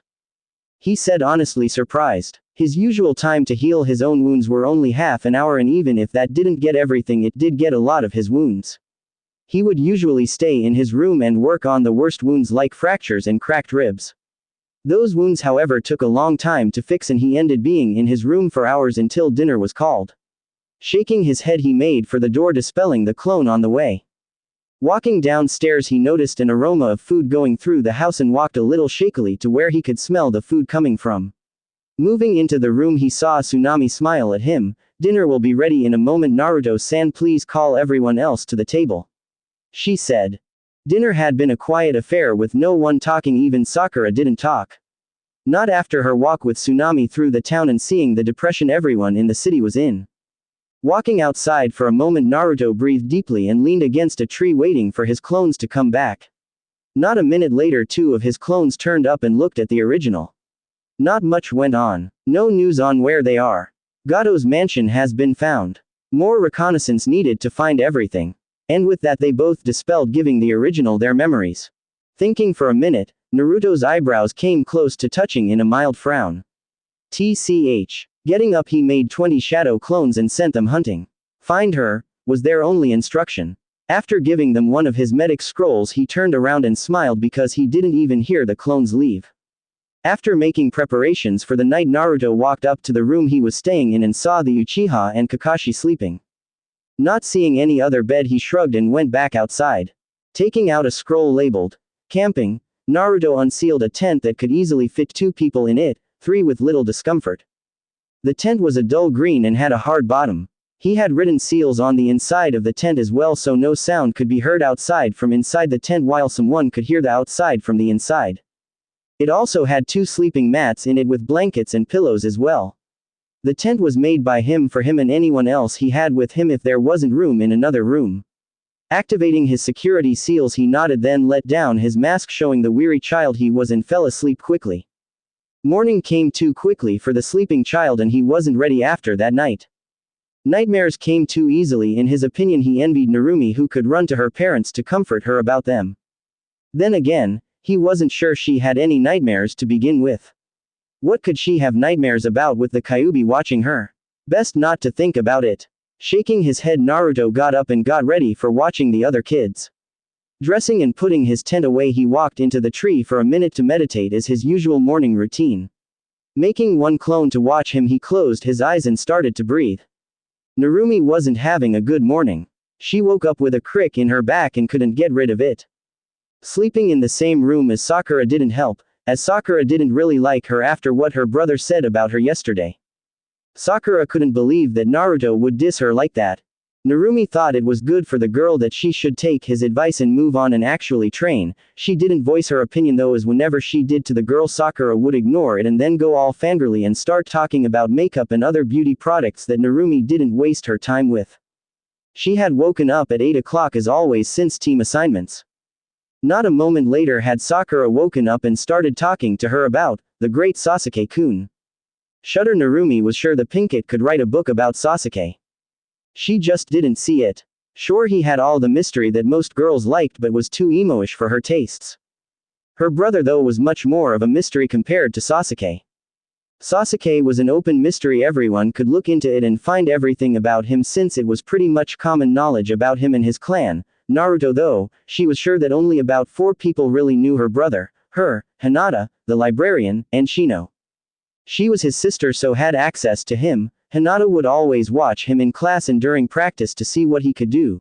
The librarian, well, Narumi had seen the librarian talking to Naruto enough to tell she knew him. Shino would always sit with him in the library and would on occasion talk to him about some things that confused her. Narumi wasn't sure how Sasuke could beat that, considering all he did was stay quiet and grunt when called on. Naruto though would answer in a way that revealed only what he wanted to reveal and in a voice level that made you listen in case you couldn't hear him. He was quiet, reserved, nice. If you got close to him, and more than a little protective if he got close to you. Narumi, Sakura said, startling her out of her thoughts. Breakfast is ready. Come on down when you're ready. Leaving the room again, Sakura left Narumi in her position on the floor sitting cross-legged and got up. Passing through the door and going downstairs, Narumi couldn't help but feel like she was forgetting something. Once she got to the table, she saw her team at the table. Who are we missing? Narumi asked the people at the table. They just shrugged. But Tsunami, who was coming out of the kitchen, answered. Naruto-san said he had already ate and would wait outside for your team when you all were ready. She said, passing on the boy's message to the team, getting one light frown from the Uchiha, a scowl from the Haruno, and a smile of gratitude from Narumi. Thank you, Tsunami-san, Narumi said. Just as she said that, the door opened and Naruto walked through. He looked at the table, seeing everyone up, nodded at them, then walked upstairs. Narumi just smiled gratefully at having her Oni-chan on the mission with her. Opening the door to Kakashi's room, Naruto walked in, made a clone to watch, and proceeded to use medical chakra to diagnose how he was doing after yesterday. No bruises, and ribs are healed. Patient suggested for 2 days of bed rest for full recovery. Unknown warp in chakra pathway still present, more study is needed to fully diagnose warp in chakra pathway. He said neutrally. Looking down, he saw Kakashi staring at him with his one eye open. I didn't know you were a medic. Kakashi said. Neither do most people. Did you hear everything? Naruto asked. Nodding, Kakashi made an upside down U and I smiled at Naruto. Thank you for healing me. Now what did you mean by unknown warp in chakra pathway? And where is it? He asked curiously. Normally chakra pathways are smooth and straight towards wherever the chakra is needed. Behind your Sharingan eye, the warp is that the pathway is twisted. But that can wait, the chakra can still get to your eye, and that is what's important for right now. Right now we have a situation.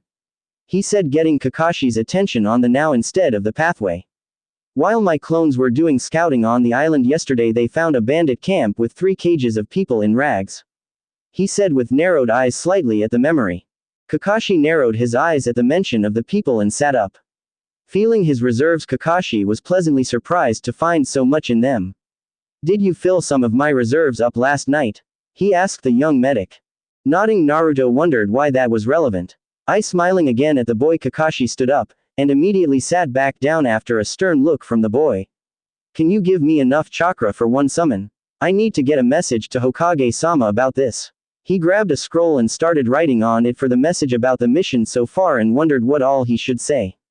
If anything, we need medics, female medics, and food for the people in the cages. I have enough to shelter them for a couple days, but then most of my stores would be empty. The only other thing I can suggest is blankets and clothing. Everything else is up to you. I have clones in place to get them free with a little notice in advance. Maybe 20 minutes to get everything ready on their end. Naruto said while moving over to Kakashi and started with giving him some chakra for the summoning as he was writing out the request. Summoning jutsu, Kakashi said before slamming his hands down on the ground and completing the jutsu. A puff of white smoke appeared with a brown pug in the middle with a blue vest and a blue leaf forehead protector on his head. Yo, what's up, Kakashi? The pug asked. We need this to get to Hokage-sama as soon as possible, Pakun. Kakashi said to the dog. Alright, Kakashi, Pakun said. Grabbing the scroll in his mouth, the pug opened the window and dropped out.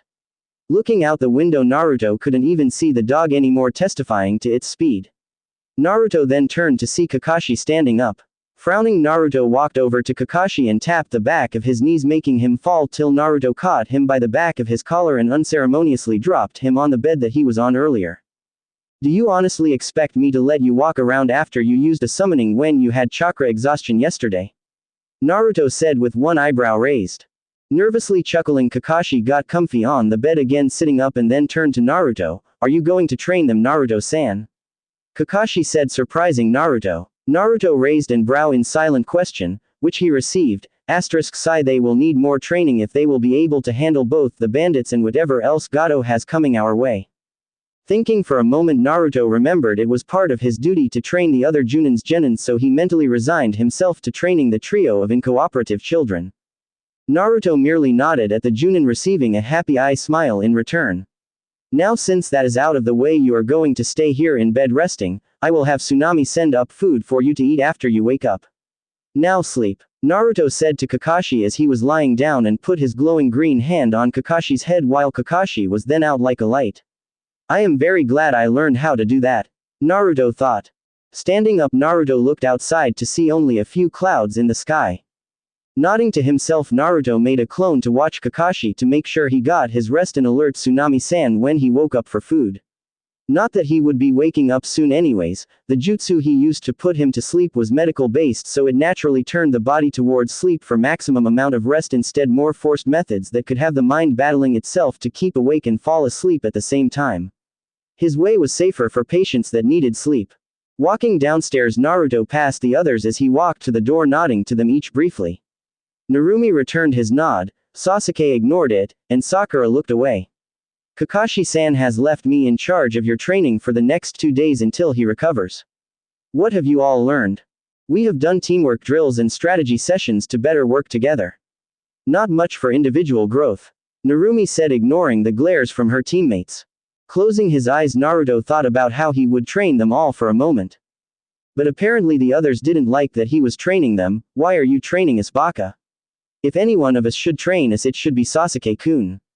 The pink one said with devotion. Not disturbed in the slightest, Naruto continued thinking before he opened his eyes right before another outburst by Sakura. I'm going to train you because I know more than he does. Honestly, I probably know more training techniques than probably Hatake-san does at the moment. It just depends on what you all want to do. But heavy training would take more time, so we are going for more general training right now. So, that considered, have you all learned the tree walking technique? He asked, getting a shake of Narumi's head indicating a no. Alright, follow me. Tsunami-san, I am going to take them training. We will be back for dinner, don't worry about lunch. I will deal with that. Your house is protected right now, so don't worry about anything, he said to everyone. And with that, he walked out. Narumi got up, gave her dishes to Tsunami and followed her Oni-chan, while Sakura only followed after Sasuke did begrudgingly. Walking out to the forest, Naruto stopped at a few trees that were just a little ways in the wood. Looking back at his charges, Naruto spoke, the tree walking technique is used by all ninjas and is a method to control the violent storm that is our chakra. If we had no control over our chakra, it would be impossible to use the more advanced chakra techniques such as the Hokage's Rasengan or something like the water dragon you saw back when Hatake-san was fighting Momochi-san. Having said that, to use the tree walking technique you need to focus chakra to your feet in an even layer in order to stick to the surface you want to be on, or in this case a tree. Any questions? He asked, looking at the 3 genin. Getting 3 shakes, Naruto sent them to their own trees to start working on it. I would suggest starting slowly. 1 foot at a time until you are sure that foot will stick to the tree. And keep kunai to track how far you get each try. While they were doing this, Naruto was currently meditating in a cross-legged position on the grassy floor. He was just sitting there peacefully. A little too peacefully for Sasuke not to want to hit him in the face. So he took out a kunai and threw it at Naruto. With no outward facial motion, Naruto caught the kunai and stabbed it in the ground next to him and continues meditating. Scowling at his casual ignorance of his threat, Sasuke charged Naruto. This idiot had stung his pride. He would prove he was the best, an elite. Narumi was just staring at Sasuke in apathy as her teammate charged her Oni-chan. It was only a matter of time before Sasuke's temper flared at her brother. She knew how it was going to end, so she just kept going on the exercise. Sakura, on the other hand, was ecstatic that her crush was finally going to show his dominance over the blonde idiot.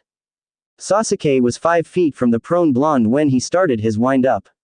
Throwing his fist forward to plant it in the blonde's face. Not a foot from the blonde's face, however, a clone caught his punch and stopped it cold. Sasuke was shocked. When did he make the clone? When did it get here? How did he not see the clone? All these questions and more were raging through the youth's head as he stared at the apathetic eyes of the clone who merely pushed him back. You still haven't finished the exercise, Uchiha-san. Boss will give you a fair spar after you finished. Now go get to your exercise. The clone stated after Sasuke was done staring at him like a ghost. Sakura was no better, however, and was staring slack-jawed at her crush's casual brush off. In all that time, Narumi was still slowly walking up the tree as her brother had suggested, and found it to be easier than what Sasuke was trying, since he was trying to run up the tree with inertia instead of how it is supposed to be, a chakra controlling exercise instead of an endurance exercise. 3 hours passed and Sakura was on the ground, sweat pouring out of her pores and heaving great breaths in her need of oxygen. Sasuke was on ground panting slightly less heavily than Sakura but still panting. Narumi was lying on her back as she tried the exercise again, walking up the tree and getting a good way up before it cracked slightly and she wobbled for a moment before she steadied on her back foot and stepped forward once more. She made it to the top within 4 hours while the others couldn't. She couldn't help but gloat a little at them. Ha! Take that. 3 hours in and I'm farther than both of you. She grinned madly before she felt the smack of a paper fan. Looking behind her, she saw her brother with a paper fan in his hands outstretched. In her confusion, she lost control and fell to the floor. Ah! Right as she was going to meet the forest floor, she flipped and landed on her feet with a loud thump. After knowing who did it, she glared at her brother for her decent and pointed at him. Oi! I was doing well that time. Why did you hit me?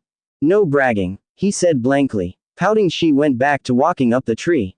Another 3 hours had passed and all three of them were on the ground panting. Looking at the three of them, Naruto made 3 clones and had them heal them before making them go to sleep. They needed rest for now. Using his medic sleep technique, he put them to sleep. He had the clones bring them back to the house and put them on the futons for each person, putting the blankets on each of them. Narumi was tucked in but the others weren't showing his slight affection to her. Turning around, he saw Tsunami smiling at him before allowing him back through the door.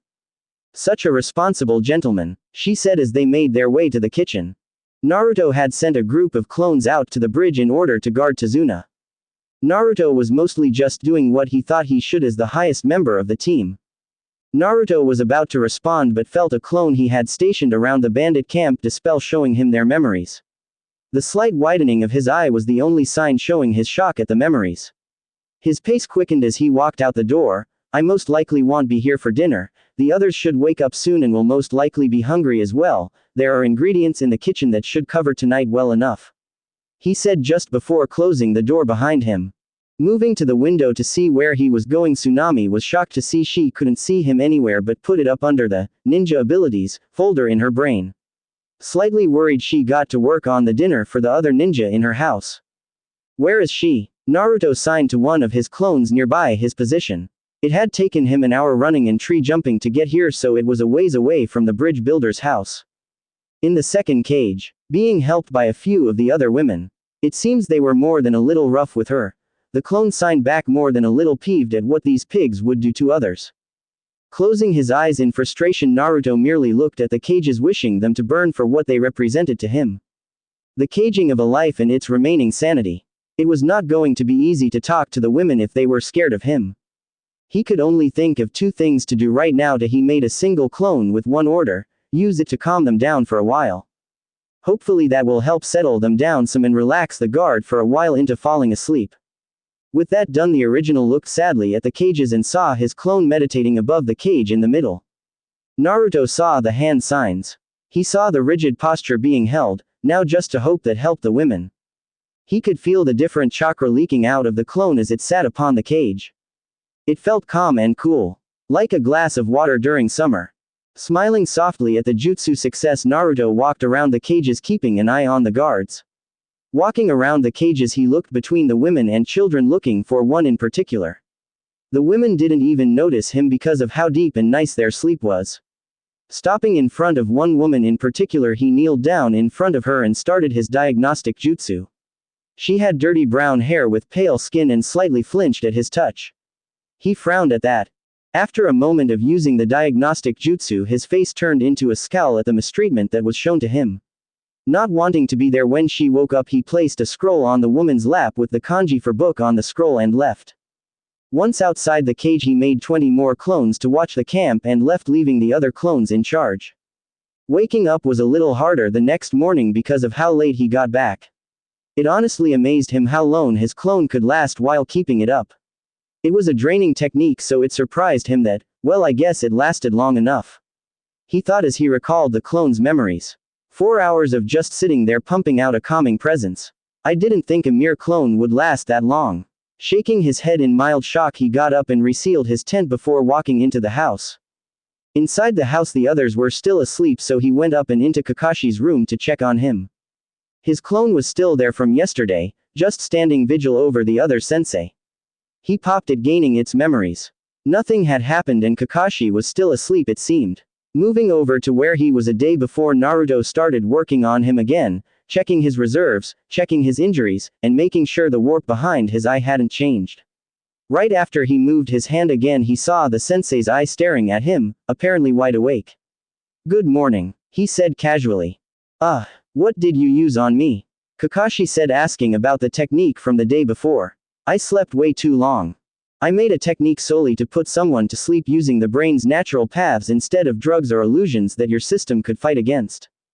This way you would stay asleep longer and get the rest you needed. And it seems I misjudged the strength of your reserves. A few more hours of sleep and you should be right as rain, but right now I want you to know something. There is a Konoha Kunoichi in the bandit camp being held prisoner," he said as Kakashi stiffened, then his eye turned cold and stared at Naruto. "Why did you go there without any backup, Naruto?" "Because I had clones watching everything going on in the camp. Everything was under watch. There are 5 clones watching the surrounding of the camp, watching everyone who comes in and out, 20 clones watching the inside of the camp in various places, and 6 clones watching the prisoner cages, 2 each," he said, not bothered in the slightest at the man's tone of voice.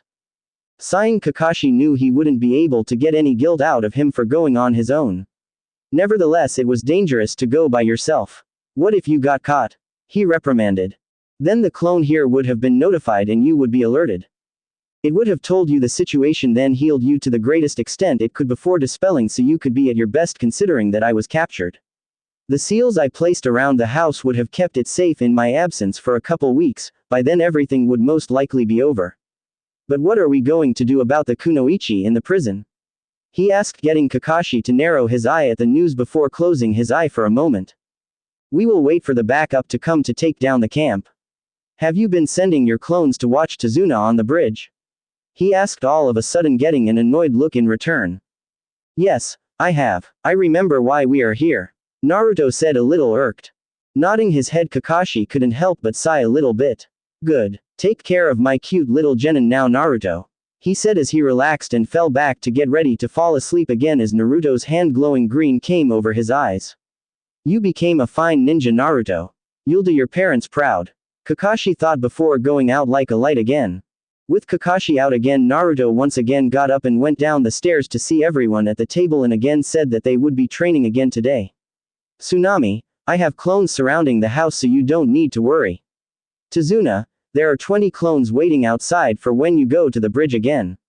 And with that he left the house again, waiting for the other genin to follow. They were at the same clearing as yesterday, only this time Naruto was by a tree himself and was walking up the tree on his hands instead of his feet like the others were. They all focused on the task as Naruto had clones pelting them with small rubber balls, forcing them to move out of the way or get hit. Naruto was twisting and turning so that the balls hit the tree instead of him. Every time he moved up he would twirl instead of actually just moving normally. A few hours passed and Naruto was still going, only now doing cartwheels on the tree as his clones were stuck between throwing the rubber balls and small rocks at him. Narumi was now running on the tree like crazy, keeping out of the clones' sight, as they were pretty accurate with their throws. Sakura was on the floor with smoke coming out of a small pile of balls surrounding her. Sasuke wasn't doing much better but was walking swiftly up the tree with balls hitting him once in a while, making him lose a little grip, but got it back before he fell off the tree. As Kakashi was waking up he didn't see Naruto in the room until he saw a poof of smoke in the corner of the room and assumed a clone had been stationed there to let the original know when he was awake. He felt great. A little sluggish, but hey, that's what you get for sleeping non-stop for a little under 2 days straight with no muscle movement. Standing up, Kakashi could feel his body protest a little but ignored it for the wonderful smell coming through the underside of the door. Going through the house, Kakashi saw Tsunami was in the kitchen while Tazuna was nowhere to be seen.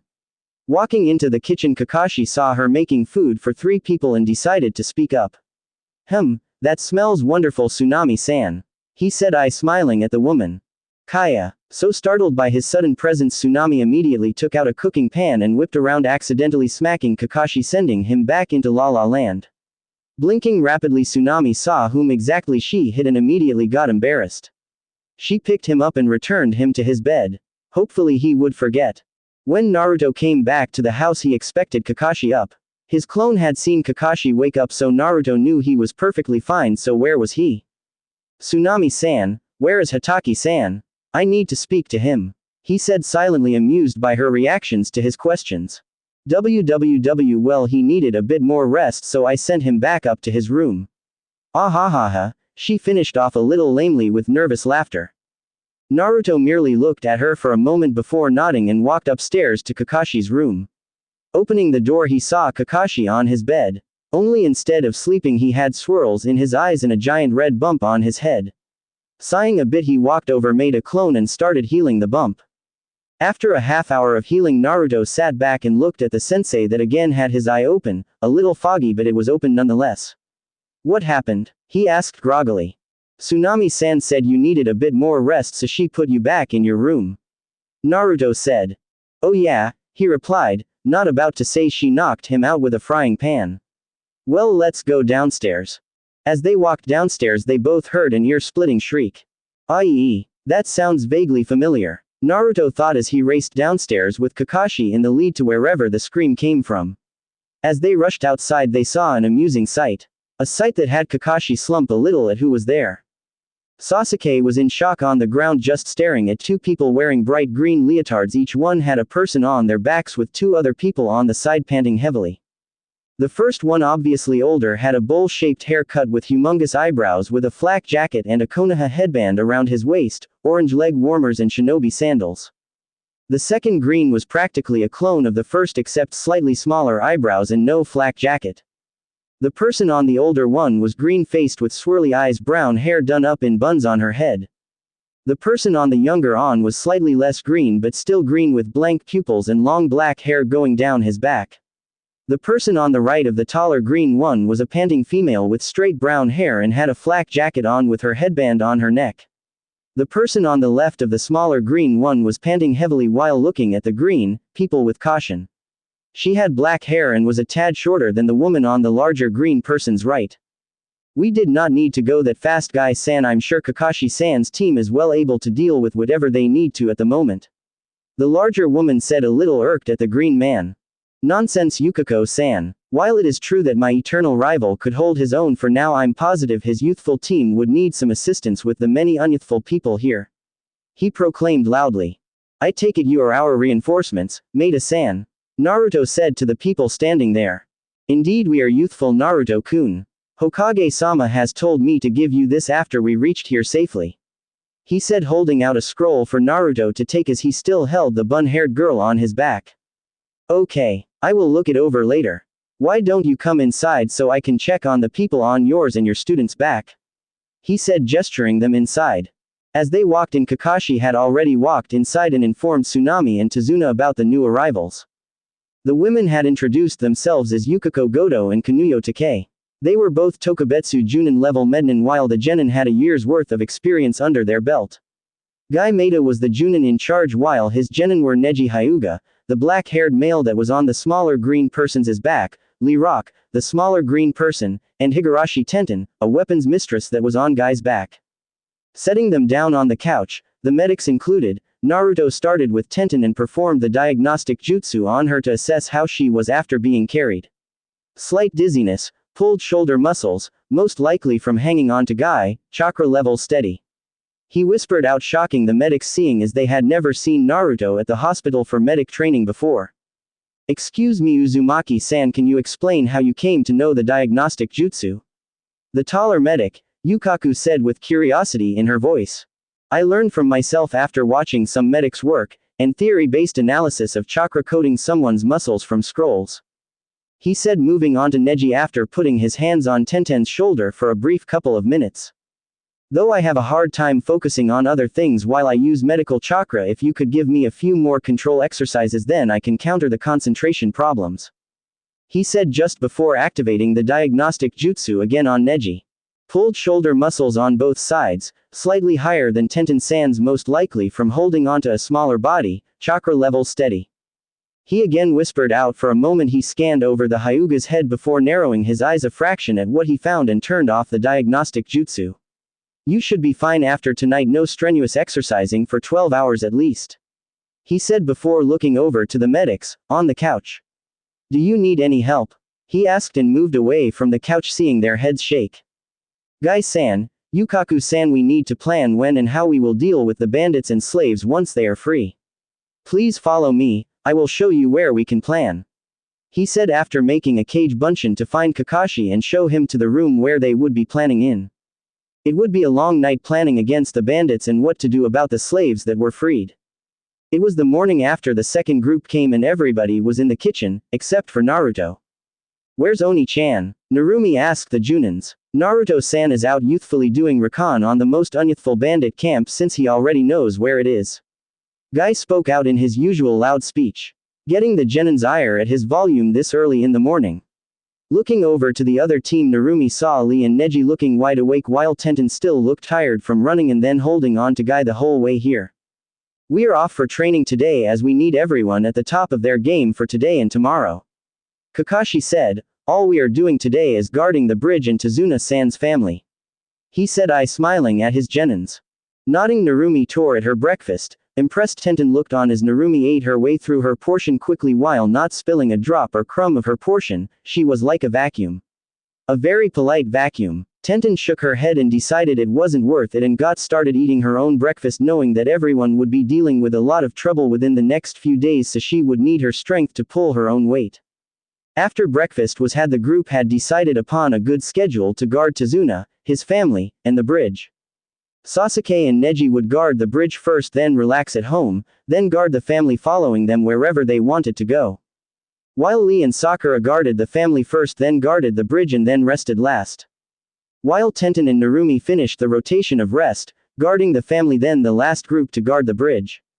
Few things happened through the day as the two prodigies studied each other and decided they were worthy enough to allow them in their presence, while Sakura had to dodge floating hearts shot from Lee's eyes when he blinked, and Narumi and Tenten bonded over them being the normal one on the team, well as normal as a girl with a sharp pointy thing fetish and a girl with a small brother complex can be.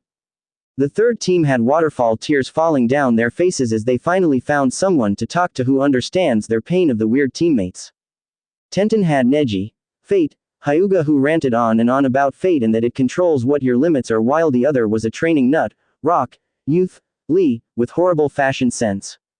Now Tenten was far from being a girly girl, and was more tomboyish, but still she did not understand how her sensei got Lee into that thing, even more wearing it all the time.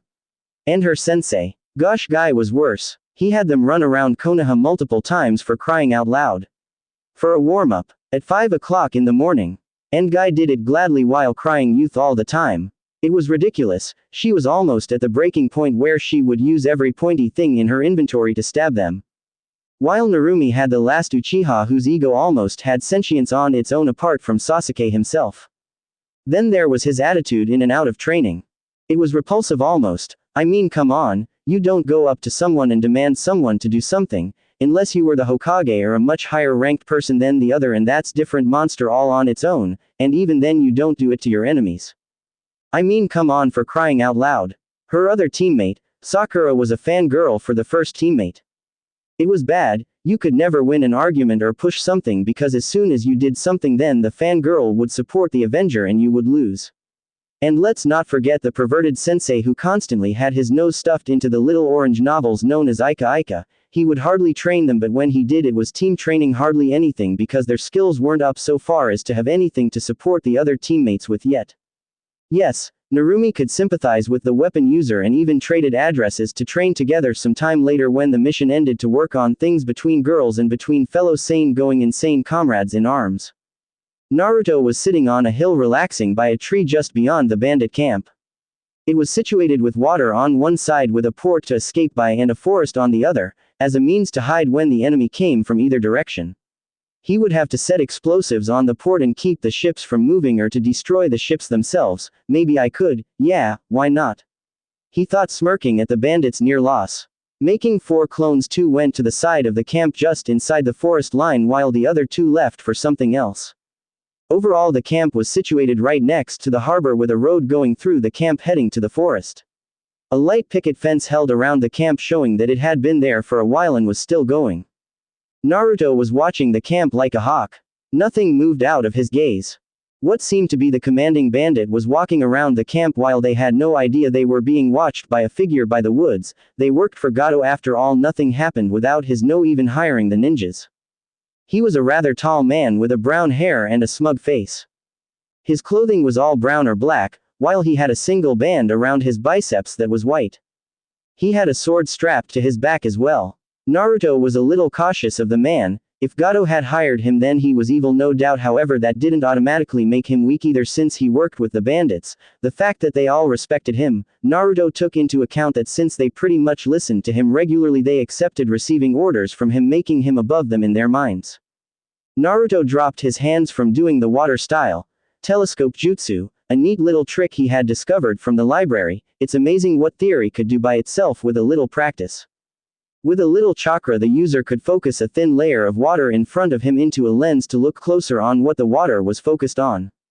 Seeing as how he had 4 clones using the jutsu about 2 feet wide each, it was a little taxing, but he had pretty much memorized some of their shifts. Good thing he knew he had a lot of chakra and good control over it, or else he would have seen the dirt instead of a clear picture of what he was looking for. The guards, their shifts, who was in charge, when anyone came by, and the terrain around them, looking for traps or anything else the bandits used to their advantage. One can never know too much about one's opponent. After putting the water back in a ceiling scroll, he got up stretching and popped his joints. All well, he was there for a few hours with clones writing things down, numbers of people, equipment level, positioning of the tents to the prison cages and other things of strategic value. With his part done, he made 2 more clones and had them use the telescope jutsu for any more information on the bandits or anything significant happening. Walking into the forest, Naruto took a breath and started to sort through the memories of his clones again. Nothing much had been out of place, so he wasn't really worried. Now all he had to do was travel back to Tazuna's house. But before that, he thought making another 2 clones and gave them a scroll of blank tags, ink and a brush he used for sealing. As they left the area, he went to a clearing in the forest he had found on the way to the camp. The clearing was a good size with trees lining it, so it was hard to see without actually looking for it. Green grass all through the clearing's ground, with sunlight spilling around the clearing, lighting up the scenery around and warming up its inhabitants.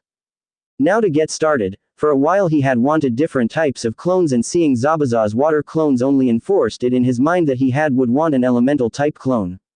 Plus, with the sun out and no mist, it would be easy to keep going for a while. So, what type of element? My elements are water and wind and lightning, so it would stand to chance that I find out how he made the water clone. However, wind has always been my favorite. He thought, nodding his head a little. Making 2 shadow clone to swap theories with, he quickly started to debate on how to make the clone. This debate then lowered into a childish fistfight between 2 of the same person, while a dust cloud rose around the 2 with weird sound effects coming out. Good thing he made this clone a little sturdier. Whenever he got into a debate on jutsu theory and chakra theory, all manners were off and he was little more than a child fighting to get his point across. It was the same at the library as well. He had even fought with the librarian and multiple others to get his point across, not even after a minute. It was to this scene that a different shadow clone came to, as he quickly figured out the reason for the fight as they shouted theories and counter theories at the other. Figuring out that it must only be 2 of them, he quickly stopped the fight and asked what they were debating about.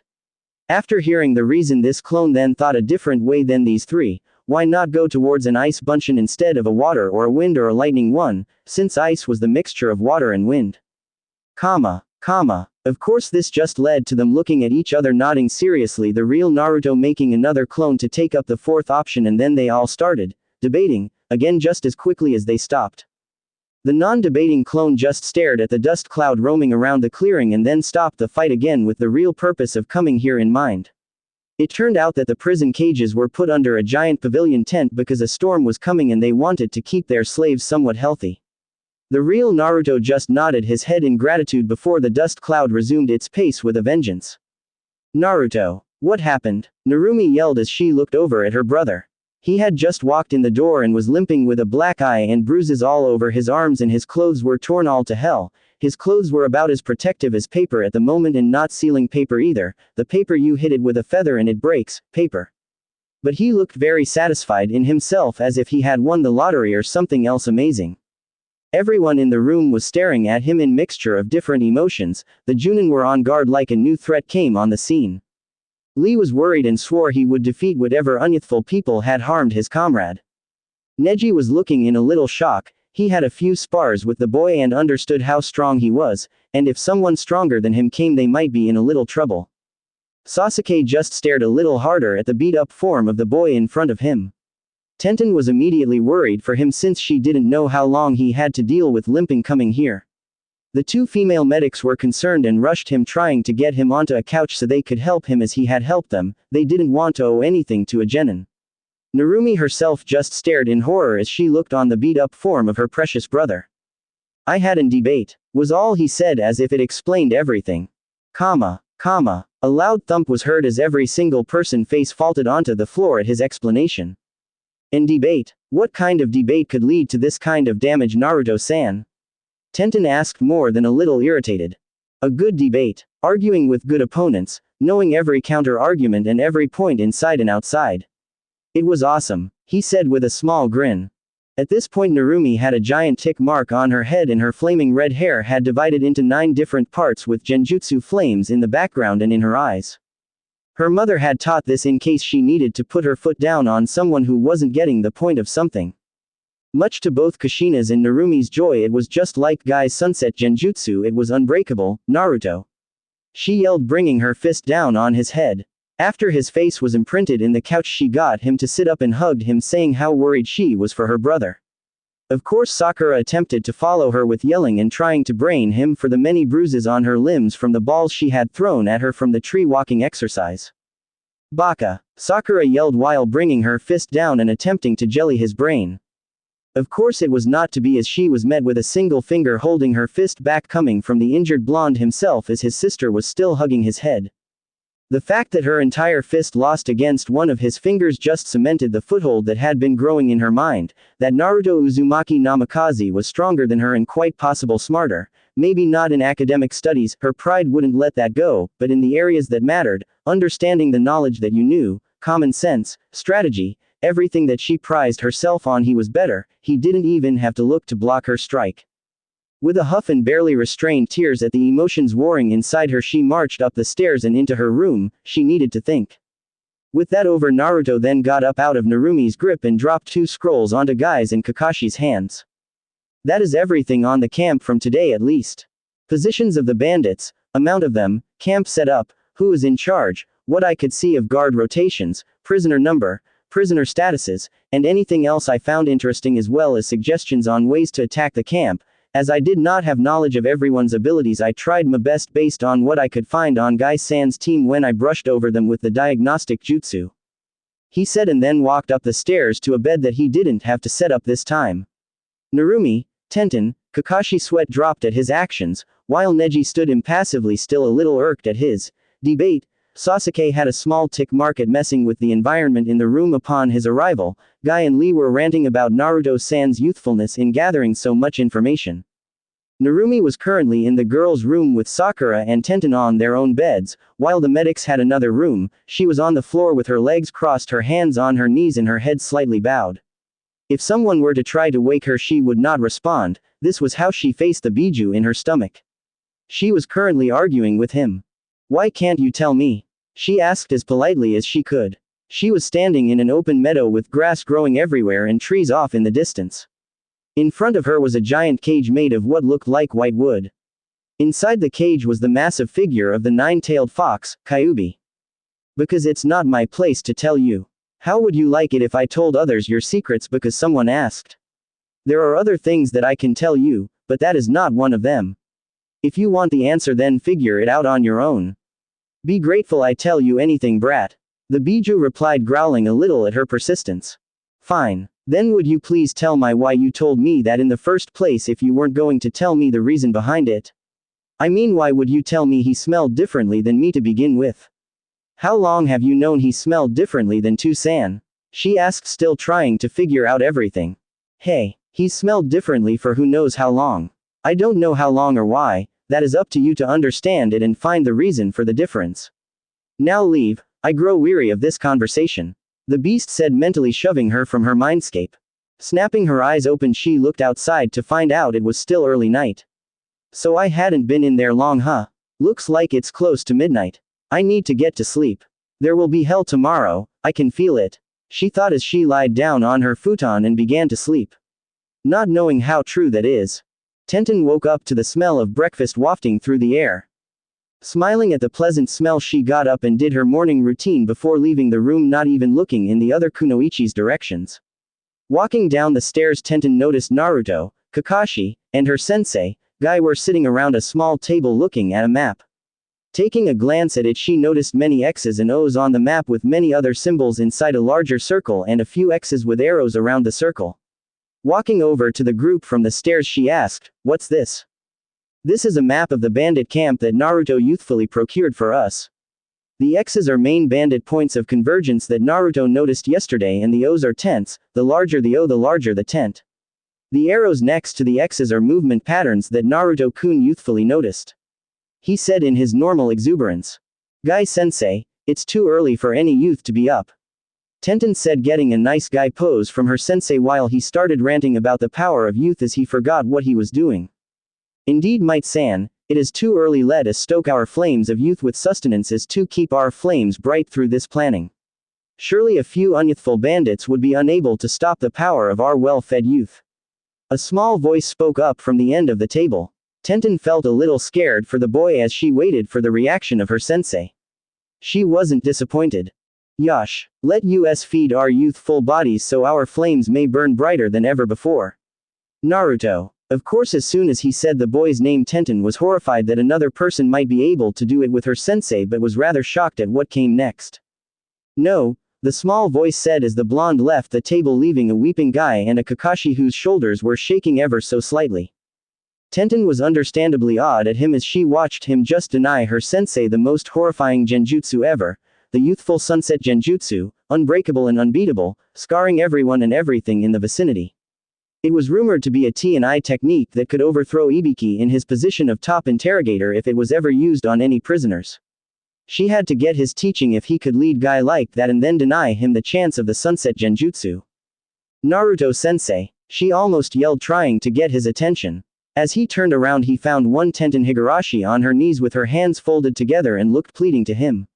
"Teach me your ways. Please, Naruto-sensei. I will learn whatever you have to teach me and do whatever you ask me to," she pleaded, trying to have someone teach her to guard her sanity around the green sunset duo. "Why?" he merely asked. He knew, of course, from seeing a few of their training sessions, but still wanted her to say it and confirm why she wanted him, a genin barely out of the academy, as a teacher instead of someone on par with Hataki-san. "Please teach me to defend my mind from the evil sunset, Naruto-sensei." She was still pleading while Guy was sulking even harder now, knowing what Tenten was doing. He merely stared at her a little before walking to the kitchen. "Wait for me, Naruto-sensei," she yelled again while ignoring her sulking green sensei. Kakashi now had a very happy smile on his face. The fact that a year with Guy was enough to break someone to the point that they would run after anyone that showed a little normality. It was hilarious to him. If he knew that just being around Naruto was this fun, he would have asked to have a 4-genin team rather than the normal 3 genins. Oh, what a dream that would be. I wouldn't have to do anything, as Naruto would know enough to teach them, so I could read Ika Ika all day long, he thought in ecstasy. While Kakashi was in La La Land with his fantasy of having a strong team while reading Ika Ika, Guy was still in his corner sulking with a raincloud over him, occasionally muttering, "Unyouthful comrades taking people from him," and other, unyouthful, things. It was to this scene that the rest of the genin and the medics came in too, a daydreaming Kakashi and a gloomy Guy. Soon after breakfast was over and the senseis were back to normal. Guy was being youthful while Kakashi had his nose in his porn. As the genins and medics got up from the table, the senseis motioned for the team to go outside. Once everyone was outside, Narumi, Tenten, Sakura, and Lee were gawking at the giant tent set up next to the house. Their senseis weren't much better. "Naruto, how? Who? What?" After the babbling was finished, Naruto looked at them and motioned them to come inside. Inside, the space looked even bigger, as on one side stood a rack of weapons that Tenten nearly teleported towards to inspect, while Sasuke took his time meandering over to check the tools out. On the other side were a couple futons meant for someone to take a quick nap upon. In the middle was a large table that had maps of the island they were on and figures of people and of buildings as well off to the side. The map showed a staggered line in a circular fashion around a group of tent figurines, near the ocean with a couple more figurines that looked like ships pinned to where the ocean was on the map. "Welcome to my humble tent," Naruto said softly, ignoring the tick marks growing on Narumi's, Sasuke's, Neji's, Yukaku's and Kunoyo's faces.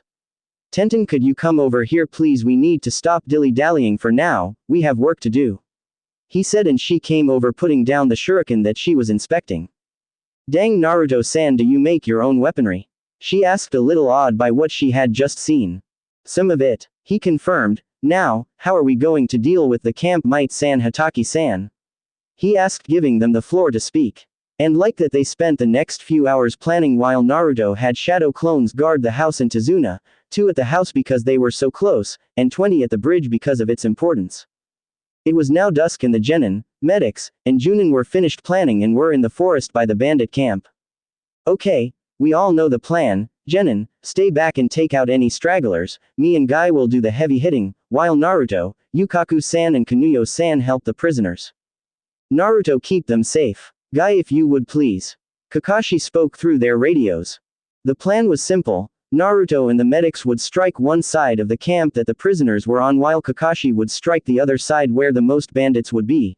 Guy meanwhile would be dealing with anyone that came by the dock to get to the ships, and the genin would support each other to take out any bandit that went toward the forest in order to hide away. Every major direction was supported and blocked off for escape. Not one bandit would come to save Gato when the time came. "Yosh, let our flames of youth explode," he yelled, waking everyone in the camp up and partially deafening everyone who forgot to take out their earpieces when Guy was speaking.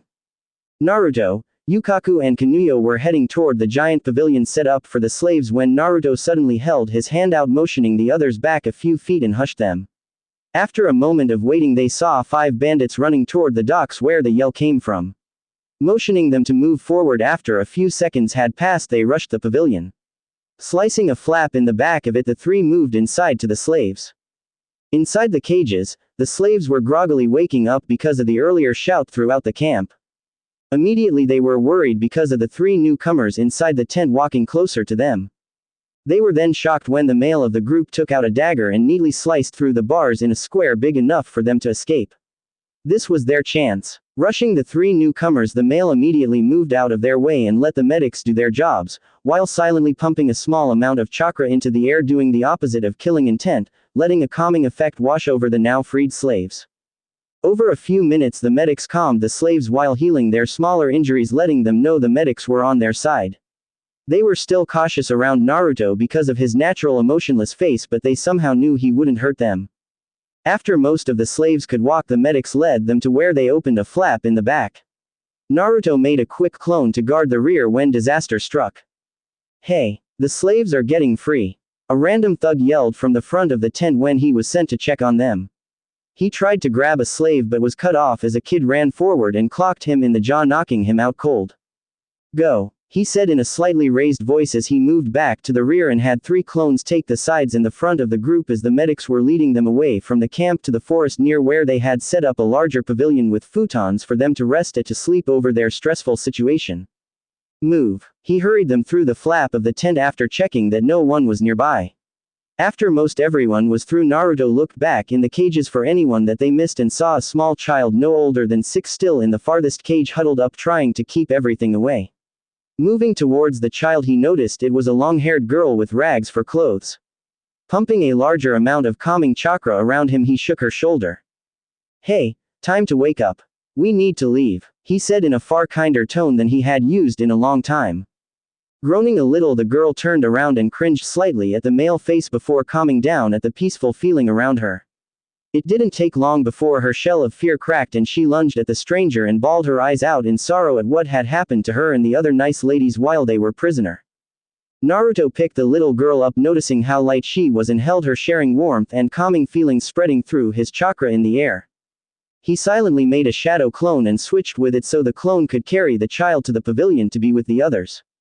She was still bawling her eyes out. Moving toward the flap in the tent, he and the clone carrying the child went outside and saw the group still there waiting for their guard. 5 bandits were unconscious on the ground around the group. Nodding to his clones, Naruto, his clones, the medics, and the child still gripping the blonde's clone's jacket as if it was a lifeline, and the slaves all moved forward away from the camp. It wasn't long however before more bandits found them and tried to take back the slaves. Keyword. Tried. Naruto had no mercy for the slavers and beat them down mercilessly so they couldn't amass as a group and attack the rescue party. They will not capture these people again. Naruto swore silently, intending it to be unheard. Too bad it was heard by a few of the children and the child still holding his clone's jacket. As for the rest of the Konoha ninjas, Guy was keeping them away from the docks with his fast and furious taijutsu showing his strength. Kakashi was attacking the opposite side of Naruto's group with a lot of what he knew, certainly not everything that would just be silly to use such monstrous moves on mere bandits. And the genin were standing firm by the forest holding off the occasional bandit group that tried to hide in the woods. Tenten and Narumi teamed up with Narumi in front and Tenten in back, forming a good team with Tenten's accuracy in throwing things and Narumi's stamina in taijutsu. It was a good team. Sakura and Lee had teamed up as well, Sakura depending on Lee a little more than she would have liked, but it was what they had to do to make sure she came out alive, with Lee ripping through bandits with his screams of youth and taijutsu and Sakura staying more towards the back with ranged attacks helping where she could. That left Sasuke and Neji in the same group as they tore through the bandits with taijutsu, ninjutsu and genjutsu, most of the illusions and fire ninjutsu provided by the Uchiha. Neji was tearing through the bandits with the Hyuga's gentle fist technique, either killing or incapacitating most of the enemy with only a few jabs before he moved on. They were the scariest of the duos. It went on like that for a few hours before everything calmed down. By the time everything was said and done, everyone had their first kill. Sakura had thrown up multiple times but was still trying to help and improve herself. She had thought about a lot the night before after Naruto had stopped her fist. It was enough to break her fangirlish tendencies most of the way at least. Sasuke had taken it like a champ and had only broken down after the attack finished. Narumi had held it in with Kyuubi's help and reassurance that she wasn't a monster from killing them. Her new friend Tenten had comforted her as well afterwards. Guy's team had already had their first kills and was better than them, but still had to take a few minutes alone. Naruto had it worse though, as he had slaughtered the bandits heading towards the rescue group as they quickly moved through the edge of the camp away from the bandits chasing them. Naruto had left clones with them as guards and stayed behind to keep the bandits away from the group. He had no mercy for slavers. No person should be forced into service to another. It was wrong in his mind, so he took out their vengeance for them. Legs, arms and other body parts were littered behind the party as they moved farther away. He was throwing up and dry heaving after that for he didn't know how long. It was all he could do to push the memories back for now until everything had washed over and then deal with it properly. Shakily he got up and started moving towards where he, his clones and the medics had set up the pavilion. The real Naruto had shown up at the pavilion only moments after they themselves had reached it and piled onto the futons as they were checked. The ex-slaves had warmed up to him considerably since the rescue had begun and had let him do checkups on some of them as well, some of the children especially who had heard his promise in guarding them from the bad men. It was the children who looked up at him with awe that he found both amusing and regretful at what had happened earlier. I couldn't help it. I have to heal these people, then deal with it later. They need me strong right now. I can grieve for the loss of life later. Until then I just need a smile and to heal them for now. He thought as he kept healing those that came to him. It was both the children and some of the women who wanted to thank him for guarding them during their escape. He noticed that Tenga was with a different healer staying away from him. He was fine with it, though he had expected that if not outright attacks from some of the women. In the middle of the tent were the children staying on their futons, sometimes cuddled up with some of the other children or adults. The older ones had stayed on the outermost edge of the ring of futons. In the end, more than half the futons were empty because of people staying together on a single futon or had moved their futon next to someone else's to huddle up together in security. After everyone had been treated, Naruto went to the middle of the ring of futons, sat down on a pillow and started pumping out calming chakra again like he had done with the distraught child earlier. She had been one of the first ones helped and had been out like a light once she had hit the pillow. The day of emotional stress was too much. Waking up in captivity again and watching as the older women got dragged away for who knows how long and then brought back whimpering in an even more disheveled state and then saved during the night and then running away, it was too much for the small girl. Naruto soon found himself to be the occupant of the medic's attention as they finished treating their patients. They noticed the calming effect of the chakra in the air and had wondered where it had come from. Knowing it came from him of all people was odd. When they had reached Tezuna's house at first glance they had mistaken Naruto for a cold-blooded killer. It was hard not to with his face being the way it was. No emotion, no nothing that they could see or sense from him. It was odd seeing that the technique they wanted to learn, what he was doing right now, pumping calming chakra through the air. It was odd to them, yet they could easily see the results. The patients closer to him were starting to loosen up on their sheets or bedmates, and the tension on their faces loosened as well, showing a more relaxed state. It was surprising, however, when one child woke up groggily and started to look around for something. Yukaku started moving toward her but stopped when she stopped looking around when she saw Naruto sitting in the middle. Her bedmate had woken as well as some of the other children were looking around for something. It was worrisome for Yukaku. She knew they had to be exhausted from the trials of staying at the camp and then running away when they had come, and then finally be allowed rest. It was a miracle they slept at all instead of wailing in grief and sorrow at what they went through. Now seeing them awake was a shock to the woman, as she could only stare as the first child that she saw that had woken up started moving towards the center of the group, towards Naruto. He didn't move at all, still sitting there radiating calming chakra as he sat there with a soft smile on his. Hold on, when did he start smiling? They hadn't seen him smile once the entire time while they were in Wave, and now after just running from a bandit camp he was smiling. She shook her head, getting rid of the shock that was Naruto smiling. Naruto, however, was still sitting awake and had moved a couple futons around him just in case this had played out like he thought it would. Why wouldn't children who had trying days move closer to someone who radiated warmth and a calming presence? Though he was surprised when the girl he saved climbed on his lap, and then fell asleep. He couldn't help but chuckle inwardly. Still smiling softly, he saw another few children scoot closer to him until it looked like a fort of lumpy blankets surrounded him. He couldn't help himself when he whispered out, "I will keep you all safe, and the bad men won't touch you anymore."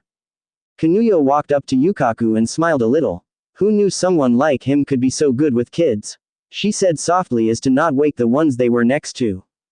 Yukaku nodded before she led Kinuyo to the opening to the tent and went outside, where they found Kakashi, his team, Guy and his team as well, standing there muddy, bloody, and with green faces with all that had went on that day. Not to say Guy and Kakashi were green, they held themselves better than the new genins and barely a year out of the academy children. Kakashi, do you have any jutsu that could clean you up a bit before going inside? I'm afraid of what might happen if the patients should see you like that. Yukaku said, worried about having some of the females relapse into shock or try and attack them. As their group was led away from the tent for washing, back in the tent Naruto could be seen smiling softly, still pumping chakra through the air, giving all the girls, boys and women pleasant dreams while they were asleep. Above the sleeping children and freed prisoners were 3 sets of ghostly eyes watching the blonde with intensity.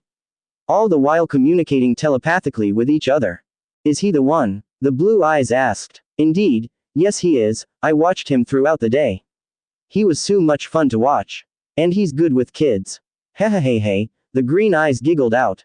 Enough, you know we can't do anything without him summoning us first. Blue eyes again. Oh, would you two get a grip already? We only came to observe him and deem if he is worthy or not. The yellow eyes communicated now. HMFF. Now it was both the green and blue eyes that communicated while turning away from each other to stare back at the not-so-asleep blonde. Naruto wasn't sure what time it was now, but he needed these kids to get off of him. He wasn't a jungle gym, darn it. Throughout the night the kids had draped themselves all over him and had slept on him. Only his head wasn't covered in blankets from all the kids over and around him. Of course there were other reasons he wanted them off for now, because he was running on fumes for chakra. He had been channeling chakra throughout the night, with the amount dwindling down to almost an insignificant effect on the girls and boys on and around him, which only made them scoot closer to him for his warmth and comforting presence. Fortunately someone above listened to his pleas and Yukaku entered the room. Very amused at the blonde's position. He hadn't moved throughout the night, so understandably he was a little sore. Locking eyes with her he mouthed, "Help." And help she did. Walking up to the pile of blankets and children she chuckled a moment before she started waking them for the day. And wake they did. At first it was only the farthest kids that wanted anything to do with waking up and then falling back to sleep near their person made of comfort and blankets. But they did get up, only to walk back to the other beds and immediately plop back down, going back to sleep. Naruto only chuckled a little at their attitude towards waking up. It had been a trying day for all of them, him included. Now that they were waking up, he could finally stop using the fragments of whatever chakra he had left and maybe get a little shut-eye to replenish what he lost during the night. Though it was understandable that when the first child who had fallen asleep on his legs woke up, she immediately looked up at Naruto in wonder. The past few days for her had been terrible and sleep-riddled with nightmares. So it was a little incredible that being near this guy she didn't get nightmares at all, just pure deep sleep.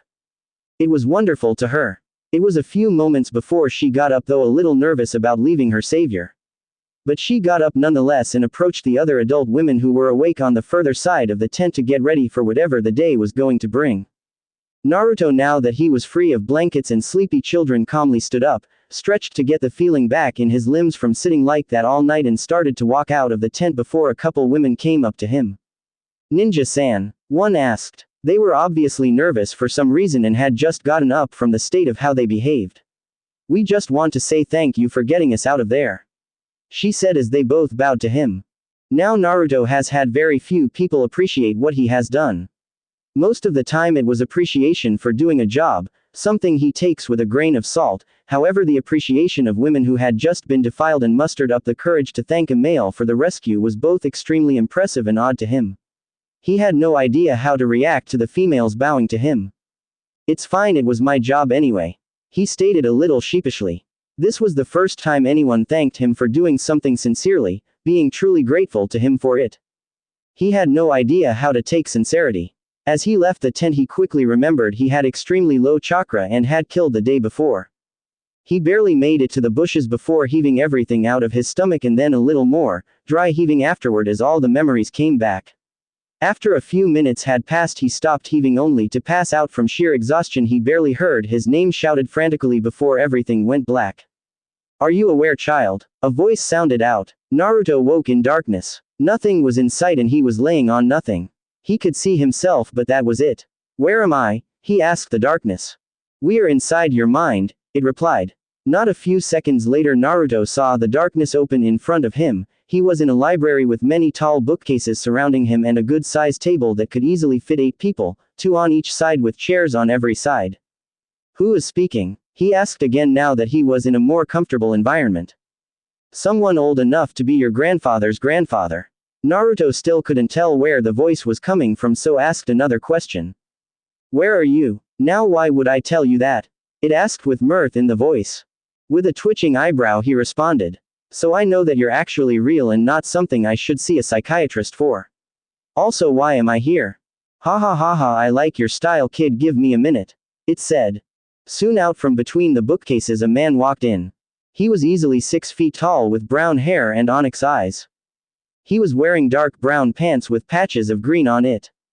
His shirt was a forest green with a mountain on the front of it. On his back was the largest sword he had ever seen in his life. The handle a foot above the man's head was decorated with a large brown gem on the bottom of the handle with brown cloth wrapping the hilt. The blade of it was as wide as Zabuza's cleaver, only thinner, and looked slightly serrated on the edge. "My name is Ryu Daichi. You are here because you were chosen by 3 troublesome elementals to be their summoner. I was to be your tester. But with your little act of allowing the kids on you to sleep peacefully, some of the elders were damn impressed with your spirit and kindness to those children. Especially after such a trying day, I'm sure. So it is to my pleasure to accept you as an elemental summoner," the giant said before holding his hand out for Naruto to take. "Why did they choose me?" he asked, not entirely sure to take the hand. "They choose you for their own reasons, be they noble, perverted, kind. I don't know. All I know is that one day those 3 showed up on my doorstep and asked for permission to choose their summoner," he said, not dropping his hand. "Then I'll just have to ask them for myself when I meet them, won't I?" he said, smirking a little before clapping hands with the man. Immediately he felt a slight burning on his back. "What the?" he said, cringing at the feeling a little. "Don't worry about that. It's just the contract between the elemental and human. Kind of like a summoning contract, only instead of on a scroll it's on your body so that others can't use it unless they somehow control you to do so," he said, assuring the boy. After a few moments of the giant grasping his hand, Naruto felt the burning stop. Now beneath his shirt Naruto had 3 bright green, yellow and blue kanji on his back for wind, lightning and water respectively. "Before you go, I have a few questions," He asked the man who smirked at his bluntness. Shoot. Are the elemental summons loyal to the village they come from, the family tree, or each individual person? We elementals are loyal to the summoner only. However, we have our own sentience. We will not blindly follow someone through his or her life. If you betray us, we will hunt you. He commented darkly, sending a small shiver through Naruto's spine. Not to worry. I have no intention of betraying anyone that would allow me to summon them. That would be asking for near damnation. He responded. Good. I watched them grow up a little. Though I should warn you before I go, you might want to get a mask for when you meet them. He said, snickering a little what he knew would happen. Why? Naruto asked cautiously. Sorry, I'm not going to say, just know that you should. The marks will be ready for you to summon them in a few days, so until then be careful. Good luck, and I hope we don't meet anytime soon, he said as he walked back into the bookcases and vanished before Naruto could question him on why. Standing still for a minute, Naruto then sat down at the table and started processing everything that had gone on during that encounter. Now Naruto could sense a little bit. Nothing like the professionals, but he could find someone if he had to. He had felt the pure power rolling off the man in spades. But now that he was alone inside his mind, one very important question decided to rear its face. How do I get out? He asked nobody. Naruto was slightly annoyed and proud to hear the large echo showing how vast the library was. Naruto ni. Narumi said from his bedside. Not even 5 seconds after Naruto had collapsed from both mental and chakra exhaustion, Narumi had caught him and frantically carried him back inside the tent where the healers were. He had been asleep for nearly the whole day so far, and Narumi had only left when it was her turn to guard the family and bridge. Tenten had brought her breakfast, lunch, and had stayed with her for company to keep her occupied. Of course the children stayed as well, feeling very worried that the person who was so kind was now in danger in their minds.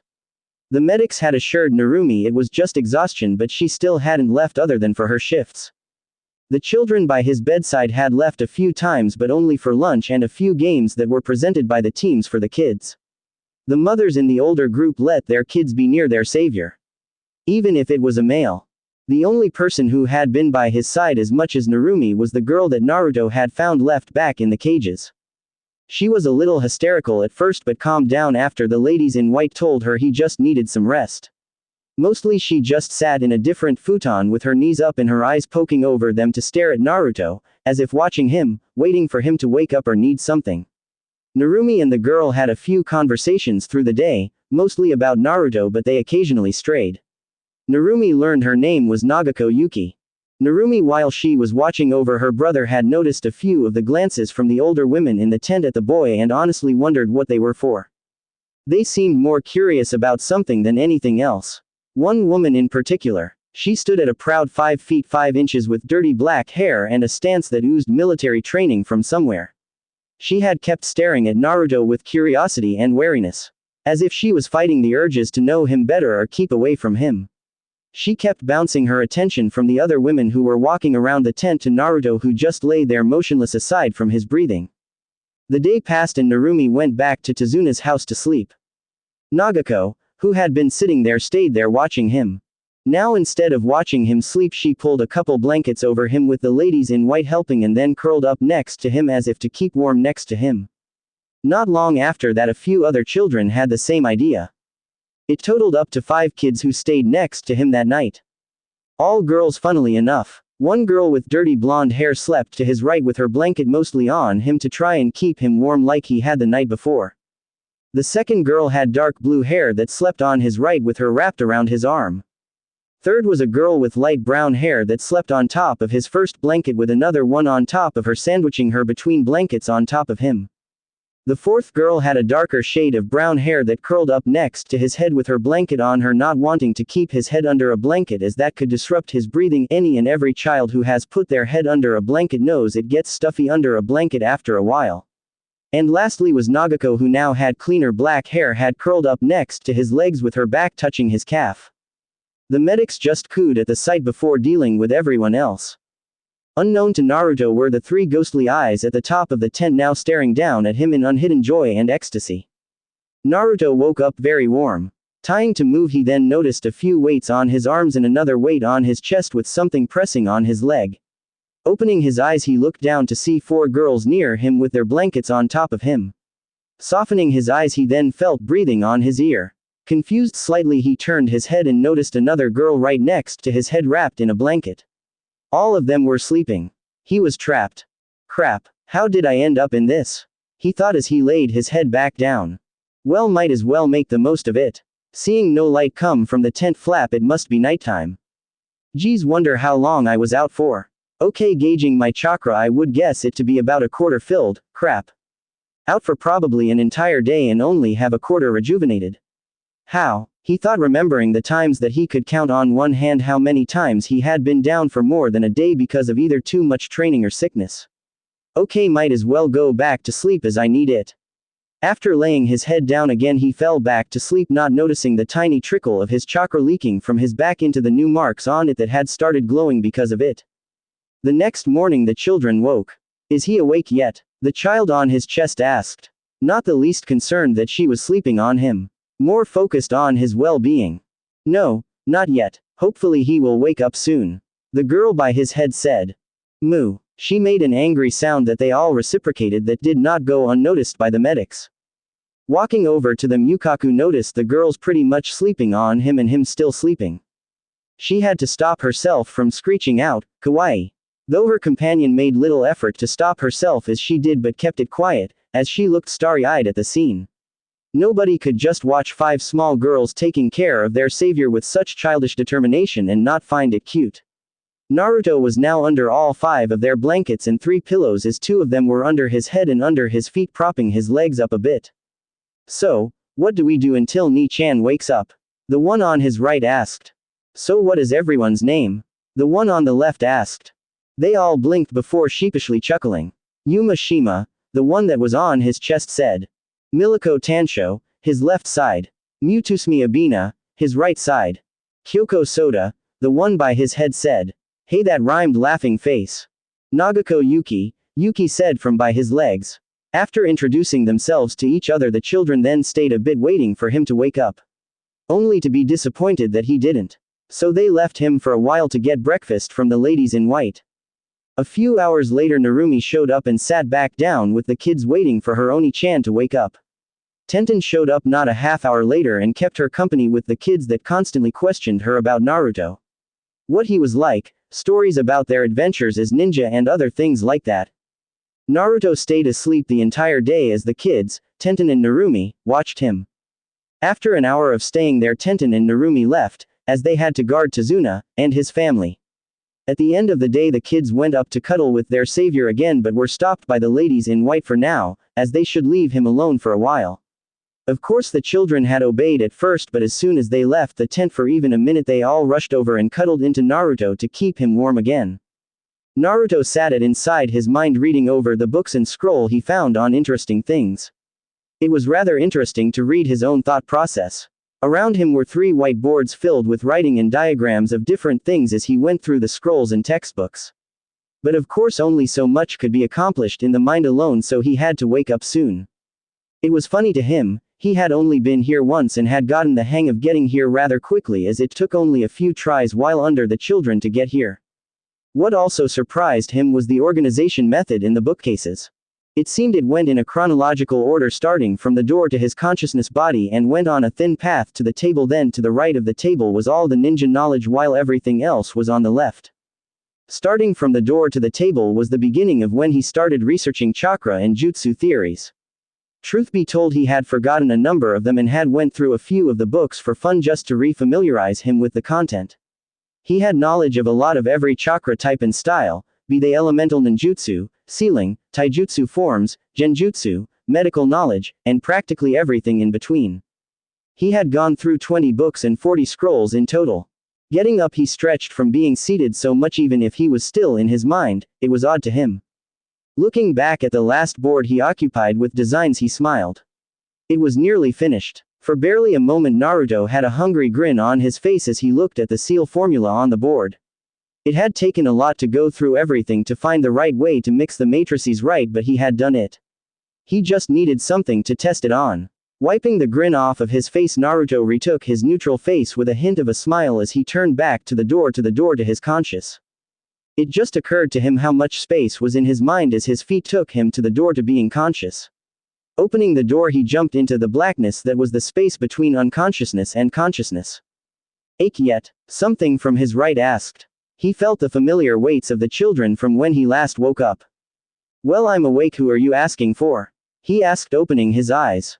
Immediately he was bombarded with 5 voices yelling out, Ni-chan. Chuckling a little, he felt the 5 weights crash onto his blankets and then him. It was odd to him. To have 5 people, children even, who not days prior were held captive by bandits and what they had seen because of it. Naruto couldn't understand their strength. To overcome that and to be so happy that he was back awake, even if he did save them from the camp, he couldn't truly understand their happiness. Of course his queries were to be furthered to another day. Naruto-san, the bridge is being attacked. One medic said frantically after noticing he was awake. That woke him up from the last of his grogginess. Grumbling at the timing, he sat up and looked around for his clothes. Fortunately he found them not far from his bedside. Ducking under a blanket to change, he quickly took stock of his chakra. Crap, still only half. What the hell is going on? He thought worriedly. It's not every day an Uzumaki is held down because of chakra exhaustion, even less for more than one day. Donning his gear, Naruto took out a scroll and made a weak shadow clone, giving it mental orders on what to do. It nodded and wrote on a scroll the original had given it. It had a lot to do before it was finished. After giving the scroll to his clone, Naruto had raced out of the tent, sending the children a wave in goodbye. So, where's the antisocial blondie? Zabuza asked as he traded blows against Kakashi. Guy's team was protecting the medics. Now that they had recovered from the bandit attack, they had taken turns guarding the family, the bridge and the medic tent. Now it was Kakashi, Narumi, and Sakura guarding the bridge, Narumi dueling with the fake hunter Nin and Kakashi against Zabuza with Sakura guarding Tazuna. Narumi barely had time to send a clone to the medic tent where Guy's team was, so it was going to be close. It was Narumi against an ice user and Kakashi versus a member of the 7 Swordsmen of the Mist. Not good odds in her eyes. Zabuza had come with the mist, knocking all the workers out as he waited for his target. Of course, if her Ni-chan had been awake, this would have been much easier in her opinion. No mist, easy to see everything, and a strong ninja for backup. Very helpful in her humble opinion. Not to mention that he would probably know the best way to fight an opponent with a Kekkei Genkai. Yikes, she said in alarm as she weaved her way around a few Senbon. Moving slowly forward, Narumi used her handy kunai to deflect the nasty Senbon. Of course, when a solution is found, a new problem must be faced. Water style. 1,000 flying water needs of death. Her opponent said, stomping the water on the ground. As the water flew up from the mist and the ground, it converged and shot at Narumi. Gathering chakra in her legs, Narumi jumped over the technique and grabbed another kunai to let fly at the hunter Nin. Said hunter Nin blocked it with Senbon laced between his fingers and quickly bringing up another Senbon laced hand to block the twin kunai wielded by Narumi. Separating from each other, the two took a moment to gauge each other before the hunter Nin spoke. You've done well to fight me so far. However, I apologize, as I must finish this quick for Zabuza-sama. Ice style. Demonic ice mirrors. She said, flying through a few seals that Narumi couldn't track because of the sheer speed. Much to Narumi's shock, ice rose around her. Raising her guard even higher, she could feel she was in trouble. Her shock rose as she soon saw reflections of the Nin in every mirror surrounding her. I'm sorry it's come to this, but I will make it quick as my speed in these mirrors are supreme. Allow me to demonstrate, the ninja said as soon Senbon were flying at her from every direction. Narumi couldn't keep track of everything and was soon riddled with needles. Kyuubi, I'm going to need help with this one. She thought to the demon that nodded its giant head, sending a small amount of its chakra to her, bursting the Senbon out of her and giving her a much-needed boost. Speaking out loud now, she spoke now in a more gravely tone than before. You would do well to study your opponent more if you think a few needles can kill me. She said before charging a mirror and smashing through, sending the ninja into shock before realizing that he was now flying backwards through the air because of the force of the punch and cracking his mask. Narumi charged the ninja and reared her fist back only to stop as she recognized the face as the one she saw in the forest not a few days before, after she had put Inari in his place after he tried to use her brother as an example of how comfy their life must be. Sakura and Sasuke were shocked into silence because of the light she shed on her brother. Why, Haku? The sheer emotion in her voice make Haku cringe lightly on the inside. Because I am his tool, Narumi-san. I am now broken as I failed my task to bring victory to Zabuza-sama. Please bring an end to this broken tool's life. Haku said, smiling lightly as if he wasn't talking about committing suicide because of his failure. Feeling a new presence on the bridge, Narumi looked at Haku and kept him busy by telling his story while focused on Haku and the new presence's movements. Naruto stood at the start of the bridge watching the fights. The mist had cleared enough that he could see Zabuza trapped and Kakashi racing toward his opponent with lightning cupped in his hand. Stretching his senses, Naruto could faintly feel the new presences at the back of the bridge. Narrowing his eyes, he decided he needed a few more seconds before it was time to show himself and Gato at the end of the bridge. Of course he could just go around everyone and slam the back of the large group. Naruto barely had time to register the loss of Zabuza's presence because of the lightning exploding in his chest before he raised his hands into a single seal and pushed his hands forward, amassing his control over the technique further before launching it. He needed to be careful if he wanted to keep a healthy amount of chakra for fighting the mob at the end of the bridge. Just as Kakashi was sliding his out of Zabuza's corpse, he noticed a fairly strong wind blowing from the start of the bridge. A little irked at the timing, he smiled as he looked at his teacher's son. Wind style. Great breakthrough. Kakashi could barely hear it before strong winds appeared and blew the mist away, showing his other cute genins. And the mob at the end of the bridge with a short midget in the lead. Well well well, who would have thought you were nothing but a baby demon? Couldn't even take out an old drunk. Ha, better luck next life, ha ha ha ha. Now would you shinobi be so kind as to move? I think with you being so tired already, a few hundred men would be too much for you. So why don't you just give up and hand him over? The midget said. Before Kakashi or Narumi could speak, Naruto made himself known.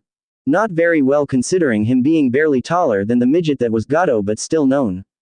Wind style. Cutting gale. Just as he said that, a mean breeze went through the bandits, who began losing their smirks as the wind started cutting through their clothes, skin, and leaving scratch marks on their weapons. Dropping his hands, Naruto charged the now panicking bandits. Taking out dual kunai, he ran at them and began tearing them apart, heedless of Narumi's screams for him to stay back. Going through the bandits, Naruto couldn't help but feel his queasiness coming back, but pushed past it as he kept blocking a few swords and other various weaponry. Of course, all strength comes to an end somewhere. Sometime in the crowd, Naruto got tired more quickly than he usually did, and it concerned him. Not to mention that the bandits were getting bolder. More attacks were focused on him, and to his and Narumi's horror, a few got through, stabbing him in the back. They weren't terrible wounds, but with his sudden strength loss, everything counted. Rushing forward, he took out 5 more while wounding a dozen extra and made it to Gato. Please don't kill me, I'll give you whatever you want, women, money, power. Anything. Gato didn't even hear the response, it was so low. Did you give the slaves or villagers any mercy, I wonder? Just as he finished saying that, Naruto made it to the midget and sliced his head off. Not too far away, Narumi and the newly found Haku were now tearing through the bandits with Kakashi by their side as they tried to get to Naruto. Naruto felt his strength leaving him as blood leaked from his back. He felt so weak. He needed water. Water was just out of his reach as he now crawled to the edge of the bridge. Just as he made it, he heard a name being called behind him. Naruto. Who was that? Was that him? He didn't know. All he knew was that the water he desperately wanted was beneath him. Barely moving, he tipped himself over. Now falling toward the water, he barely noticed a pair of ghostly blue eyes open in the water and wink at him before he splashed into the water. Narumi's mind was numb. Her brother was gone. Their first real mission together, and he's gone. Forever separated from the world. Forever separated from his family. Forever separated from her. Tears that made it were quickly evaporated as a red cloak of power surrounded her. Her sorrow made itself known in the air as she began to more savagely tear her way through the bandits, coming closer to the edge of the bridge.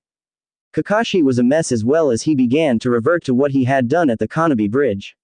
Tearing his way through the bandits with more force, limbs separating from their bodies seconds after he passed them, blood flying everywhere. His silent little brother figure was gone. He was going to kill them. Murder. Destroy them. No bandit was safe. It didn't even take a minute for the remaining bandits to fall. All of it happening in front of the villagers that had banded together behind Inari. Narumi was still crying hours later as Tenten, letting her tears, held her flow freely. They were back in the medic tent to check on any wounds that had happened on the bridge. Some of the children were crying as well from overhearing the conversations of the adults. It was a good thing that the tent was now so close to Tezuna's house. Narumi didn't think she could make it that far. Guy's team and Kakashi were out searching for the body. They had left Tenten to help console Narumi, who had bonded a little bit with the weapon's mistress. Hours later, Guy's team came back. Silent as a ghost, Narumi didn't hear them move. She only saw Guy shake his head. Eyes widening, she turned to Kakashi in hope it was a lie. Seeing him shake his head, her tears renewed as she cried. Her voice was gone now, it was just silent tears. It would take hours more for her tears to end. Naruto woke to darkness. Attempting to move, he found that to not be a smart move as his body madly protested. You really shouldn't be moving, you know. You were almost dead a few days ago. A motherly tone said from the shadows further ahead. Where am I? Naruto said as he attempted to get his bearings. He tried clearing his head, but it was harder than he remembered. As he kept trying, he remembered everything that had happened. You were in an elemental's cave. Mine to be exact, the distinctly female voice said. Then thank you for letting me rest here. And may I ask who my host is? He said in a polite voice. He could still sense the woman's presence. It was, well, huge to put it lightly. It was like an ocean suddenly decided to become a person. It was not wise to anger a person who had a lot more power than him. Just like Ryu Daichi. Gladly. You're such a polite boy. My name is Ryu Ankai. The voice said as a woman stepped out of the back of the cave into the small light provided by torches that lit up with blue flames around the cave. She was around 5 feet 7 inches with a dark blue kimono on with lighter blue wave patterns. She had a katana strapped to her hip through her obi. She had a round face with a motherly smile on her face as she looked at Naruto. Her sea blue eyes were sparkling with kindness in her gaze. Naruto Uzumaki. It's a pleasure to meet such a powerful elemental. He said from his bed.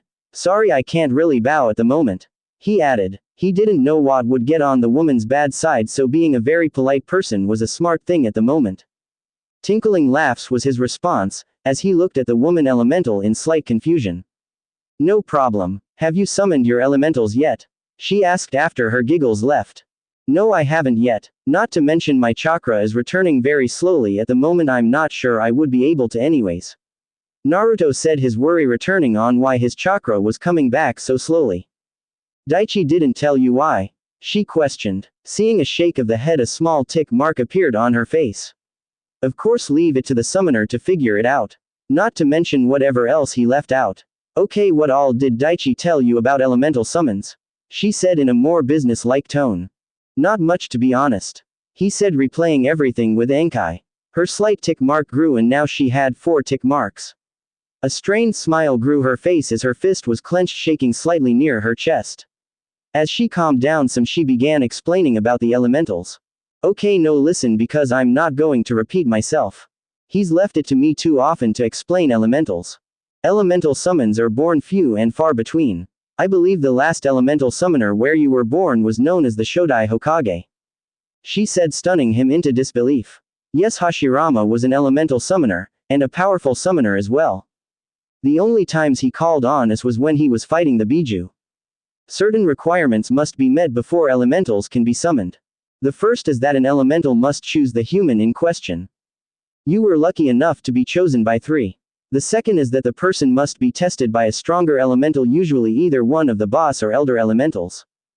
Daichi said you got approved even before the test because of your action to those children. Me being a mother myself, I appreciate your concern and action to those children. I'm sure your summons do as well. Now on to the marks that grew on your back. Those are the symbol of the summons themselves.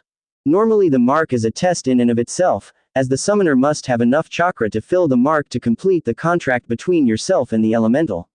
Everything makes sense so far? She asked. Seeing a nod, she continued. The mark itself drains a slight amount of chakra, that would be why your reserves are as low as they are.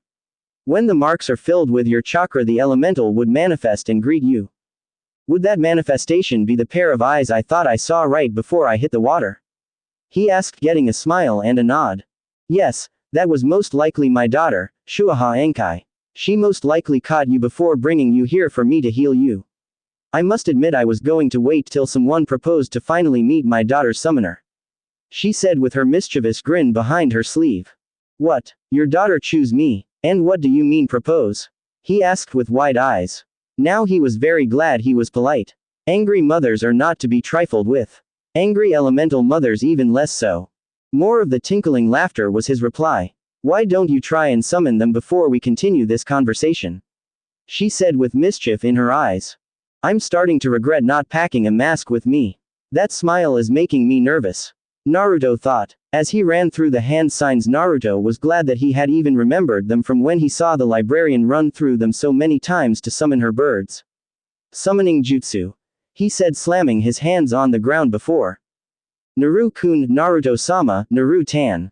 He was tackled by 3 what looked to be hyperactive girls about his age. Naruto was currently stuck under 3 giggling masses. Masses that had tackled him as soon as they appeared. I take it that you 3 are my summons? Naruto asked, looking down at the 3 masses as they continued giggling, much to his ire. Eventually they got up a little sheepishly and Naruto got a good look at them. The first one had pure white hair down her back with bright green eyes. It was definitely female from the faces. It was heart-shaped with a sheepish smile on her face as she stared at him in glee. They started to introduce themselves. My name is Arashi Sora. I am the stormy sky that likes to play. Nice to meet you, Naru-kun. She said, staring at him with a little mischief in her eyes. She stood at a good 5 feet 6 inches. The second woman had deep blue hair with pair of bright blue eyes like a clear lake during the summer. Her hair was in a ponytail down just past her shoulders. She had nothing but joy on her face as she stared at Naruto. My name is Shuaha Ankai. I am the waving sea that likes to see. And you already know my Ka-sama. It's a pleasure to finally meet you in person, Naruto-sama. She says, indicating the woman behind her that was currently giggling to no end behind her kimono sleeve while staring at the girls in front of Naruto. She stood proudly at 5 feet 7 inches. Finally, the third one was a bright sunny gold hair with bright yellow eyes staring at him. Her hair was in a bun style behind her head. She had what Minato and Kushina had in their eyes when they stared at Narumi doing something adorable. Naruto didn't know what it was. My name is Awai Ikazuchi. I am the fleeting thunder you can never hope to catch. It's nice to finally get to talk to you, Naru-tan. She said, smiling at Naruto. She was the tallest at a 5 feet 10 inches. From his position on the floor of only 4 feet 10 inches, Naruto could only inwardly groan at his luck of getting summons taller than he was. My name is Naruto Uzumaki. It's good to meet you 3 finally. He said, smiling at them. Though that is one thing that he would find that Daichi was right about. Kawaii. All 3 shouted in unison and then glomped their poor summoner. Ryu couldn't take it anymore and outright laughed at his daughter's summoner's poor fortune in life. She almost did the same thing when he woke up, but she had much more self-control than the 3 younger elementals. I think I know what Daichi meant by getting a mask now. Naruto said to himself, not intending to be heard. Unfortunately, everyone heard it and mentally protested. Silently, all 3 of his summons made plans to keep him from getting a mask. After a half hour of getting up, getting glomped again and repeating that, Naruto took to just laying down on the bed before he started and continued to talk to his summons. So why don't you tell me about yourselves? I'll start so you know what I mean. My name is Naruto Uzumaki and I am 12 years old. I like those that are kind to me and the 5 kids that stayed with me while I was unconscious, gardening, training, reading, debating chakra and jutsu theory. I don't like slavers, people that lie for no apparent reason other than getting themselves more power, rapists, and anyone who would manipulate people into following them. My hobbies are reading, training and debating with people about random things. My goal is to discover lost secrets of the world and right now to find people to take with me to keep from getting lonely during the first goal. He said with a quiet tone. Arashi started first. My name is Arashi Sora. I am not saying my age.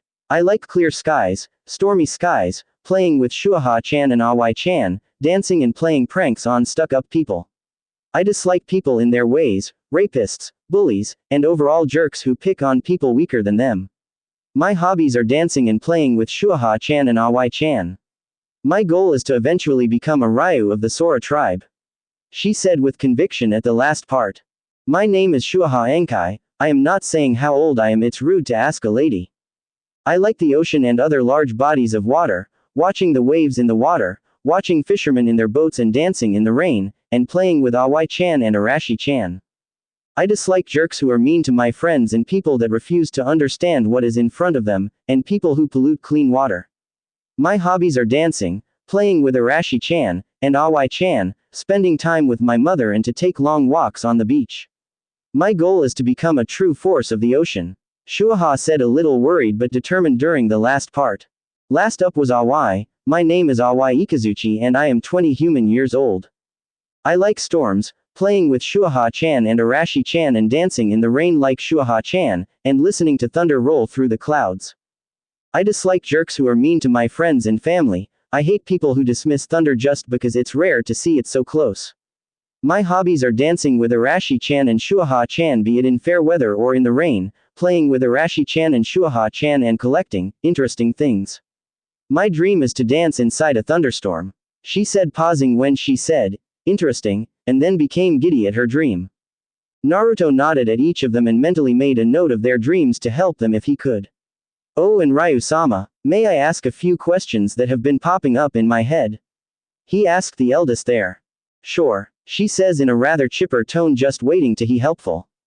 Do elemental summons stay with their summoner or do they have a land they go back to after the summoning takes place? He asks, knowing of the Toad Mountain and the summoning realm. If they were his summons, he wanted to know how long they could be around before they left him to go home again. Elemental summons are a little different than normal summons in that we stay here after we are summoned. We can get reverse summoned back to our summons realm, but most of us stay here. I built and carved this cave. I personally find it as a retreat for when I need to get away from the council before I start popping heads. She says. I don't suppose you would tell me why you have the same name as Ryu Daichi? Naruto asked curiously. Oh, silly, Ryu is our title. We are the dragons of our element. Daichi being earth while I am the water dragon. Our first name is the one our parents give us, but when we earn the title Ryu, that becomes our name when the old Ryu retires.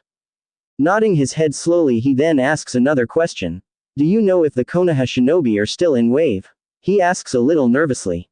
If they were still here it would be difficult. He wanted to get away from Konoha to explore more and discover different and interesting things around the countries before Konoha needed him again. Shaking her head, she thought, and here I thought that he would want to go back. Seems I made the right choice keeping that ship after all. No, they just left yesterday. Actually, the medics were grumbling a bit about no more dealing with depressed kids, while the others were also quite depressed over your death. She said, shocking him slightly. So they don't know I'm alive? Getting a nod, he smiles. That means I can go around the nations a little more freely now that I don't have them on my back. Though I will need more help. Would you three be willing to help me discover new secrets in the world? He asked his summons, who all nodded enthusiastically. We would love to go around the nations. It's required for new elemental summons to visit shrines in each land anyway, so we would have needed to go to each one eventually. Awai stated giddy that they would get to do what they wanted while doing what their summoner wanted at the same time. Oh, is there any other stipulation about being an elemental summon that I should know about? He asked, looking first at his summons then at Ryu. Maybe. Most of the time elementals and their summoners get married at some point. Ryu said, waving her hand like it was nothing, while Naruto was panicking a little on the inside. Marriage. I'm 12. Screw being an adult by shinobi definitions. I am not ready to be married to 3 different women. Naruto shouted mentally in his head. Ryu giggled at his face while his summons were restraining themselves against the cuteness that was Naruto's panicked face so as not to glomp him again. Don't worry, marriage between the summoner and summon is completely up to the pair, or in this case the 4 of you. Though most summons do give really good sex. I remember my first time with my summoner. Ryu said, not really calming him down at all, giggling like mad towards the end. Ka-chan, stop embarrassing us, Shuaha said, trying to get her mother serious about this. But alas, it seemed that Ryu Ankai was of the perverted sort. Ignoring the blood coming from Ryu-sama's nose, is there anywhere I can rest? I would like a bit of rest before I go back to Wave for now. I need to pick a few things up there. He said, getting Shuaha to motion him to stay where he was while she left to get blankets. All the while perverse giggling could be heard in the background as Ryu Ankai walked along through home, scaring Naruto more than once with her unrelenting perverse giggling. It was Jiraiya-sama all over again. The Uzumaki household was silent. It had that way been since the return from Wave. No one talked. No one did anything. Kushina had barricaded herself into the basement. Not willing to be disturbed by anyone. She had carted food in there and then locked it with seals so no one, not even her husband, could get in there. The first time that someone tried, they got their ass handed to them on a silver platter with gold linings. But they had seen what Kushina was doing down there. She was getting back into shape. She was furious with herself at letting her baby boy go. At watching the funeral, she had personally destroyed anyone that was celebrating his death. Narumi was just as bad, if not worse off. The only thing getting her out of the bed in the morning was the thought of disappointing her brother because of her depression. She had spent all her spare time training. But even then she felt a nagging at the back of her head saying, "It won't matter. He's gone and there's nothing you can do about it." Before a maniacal laugh would be heard and the voice left. Kyuubi was also silent. She had gone into the seal to grieve when Kyuubi had said nothing anymore. He was silent. Everyone else was taking the news terribly as well. Hinata had grieved the worst, having a crush on him. She had changed a bit, colder to her family, training harder. Though she did not forget what he had said, kindness is a strength untold and unappreciated. Become strong to change your clan, Hinata-san. Do not rely upon yourself or others solely for power. Become strong and help others to gain that strength, so when it comes to a stronger obstacle it is easier to surmount it with others' help. He had said that during the first training session he had with Team 8 and Hinata. The memory brought a smile to her face. Although Kurenai hadn't liked him nearly beating her team up, he did bring results, and not just physical results either. The other members of Team 8 were taking it differently. Kiba was a bit calmer, remembering Naruto's advice about a balance between mind and body, but still was a little reckless. Shino had taken it in his stoic stride. Though his hair was a little messier and his hive a little louder with its buzzing, the others couldn't tell what was going on. Kurenai didn't really have an opinion, she just made sure to train her team well. Team 10 was taking it difficultly as well. Choji had started working out more but kept his kindness form, what Naruto had told him when they were during a break: "Your kindness is your strength, Choji-san. Do not lose it to this world of madness and hate. Let your kindness shine while you bolster your allies with your gentle strength." For what is power without something to protect? It had given him a lot to think about, to say the least. Shikamaru had started reading a bit, taking up Naruto's habit, but other than that didn't show many signs other than the bags under his eyes. Ino had taken it the worst on the team. She seemed to realize just how finite life was and seemed to take her training a little more seriously. She didn't have a rivalry with Naruto like Sakura, but he had still received some hurtful wads. That stopped nothing from him giving her some advice on what to work on. Balance, Yamanaka-san. You have quite the mind and a little of the body. While I doubt you will listen to my words, you should take them to heart. Do not focus on your goal so much that all you can see is that. Spread your gaze so that you can see everything happening. He didn't know it, but that was what had sprouted her taking a little more in the gossip and was now more informed about her fellow shinobi, training in the people. Team Guy had it hard as well. Neji seemed more into his fate quirk while Lee busied himself training more. Naruto hadn't given them much advice but had left Tenten notes on what he thought might help in her training. Tenten had taken up sealing with the 3 books he had left her, and elemental training as well. It was time-consuming and extremely difficult, but she was determined to make his ghost proud. Guy seemed less youthful during his workouts but would keep the facade up until he was done grieving for the loss of the youthful genin he had worked with on occasion. Kakashi seemed hit the hardest. Naruto was supposed to be his little brother, but he had blown him off for his sister. And now he was dead. His name on the memorial rock. Kakashi was barely late now, remembering one time the chewing out that Naruto had given him about less training for his team and no instruction. It was a rude wake-up when it took Naruto's death to finally realize the full weight of his advice. He now put all of his effort into training his team. Sakura barely complained, seeing how helpless she was after Naruto's show of power. Sasuke wasn't sure of what to think. Naruto had been strong, no doubt about that at all. But he had kept the philosophy of staying strong to protect others until they could fend for themselves. And now he was dead because of it. Sure, he would listen to the man's advice for now until a different way of showing appeared. Naruto had poked too many holes in Itachi's test of power story for him to believe it completely anymore. Too bad none of them realized now that he was gone, his secrets would come to the surface. It was now the 3rd day after the return. Narumi was walking through her house when she heard the doorbell. Going to the door, she opened it to see a familiar if traumatic face. Tenga stood at the doorway, a reminder of the mission. "The librarian wishes to see you." She said it was something about what Naruto left for his friends and family. That was all she got out before a blur passed her. She blinked and she was alone staring at the front door to the Namikaze mansion. Blinking, she left the house to go back to her training. Narumi was now at the front of where Naruto had practically grown up. She did not want to go in there for fear of what memories would pop up, but steeled herself and brushed her way in. Entering the library, Narumi saw the familiar doorway that led to the different sections of the library. The librarian was standing behind the counter looking at something she couldn't see. Walking up to her, she spoke up. "You said you had something of Naruto's, Miss Librarian."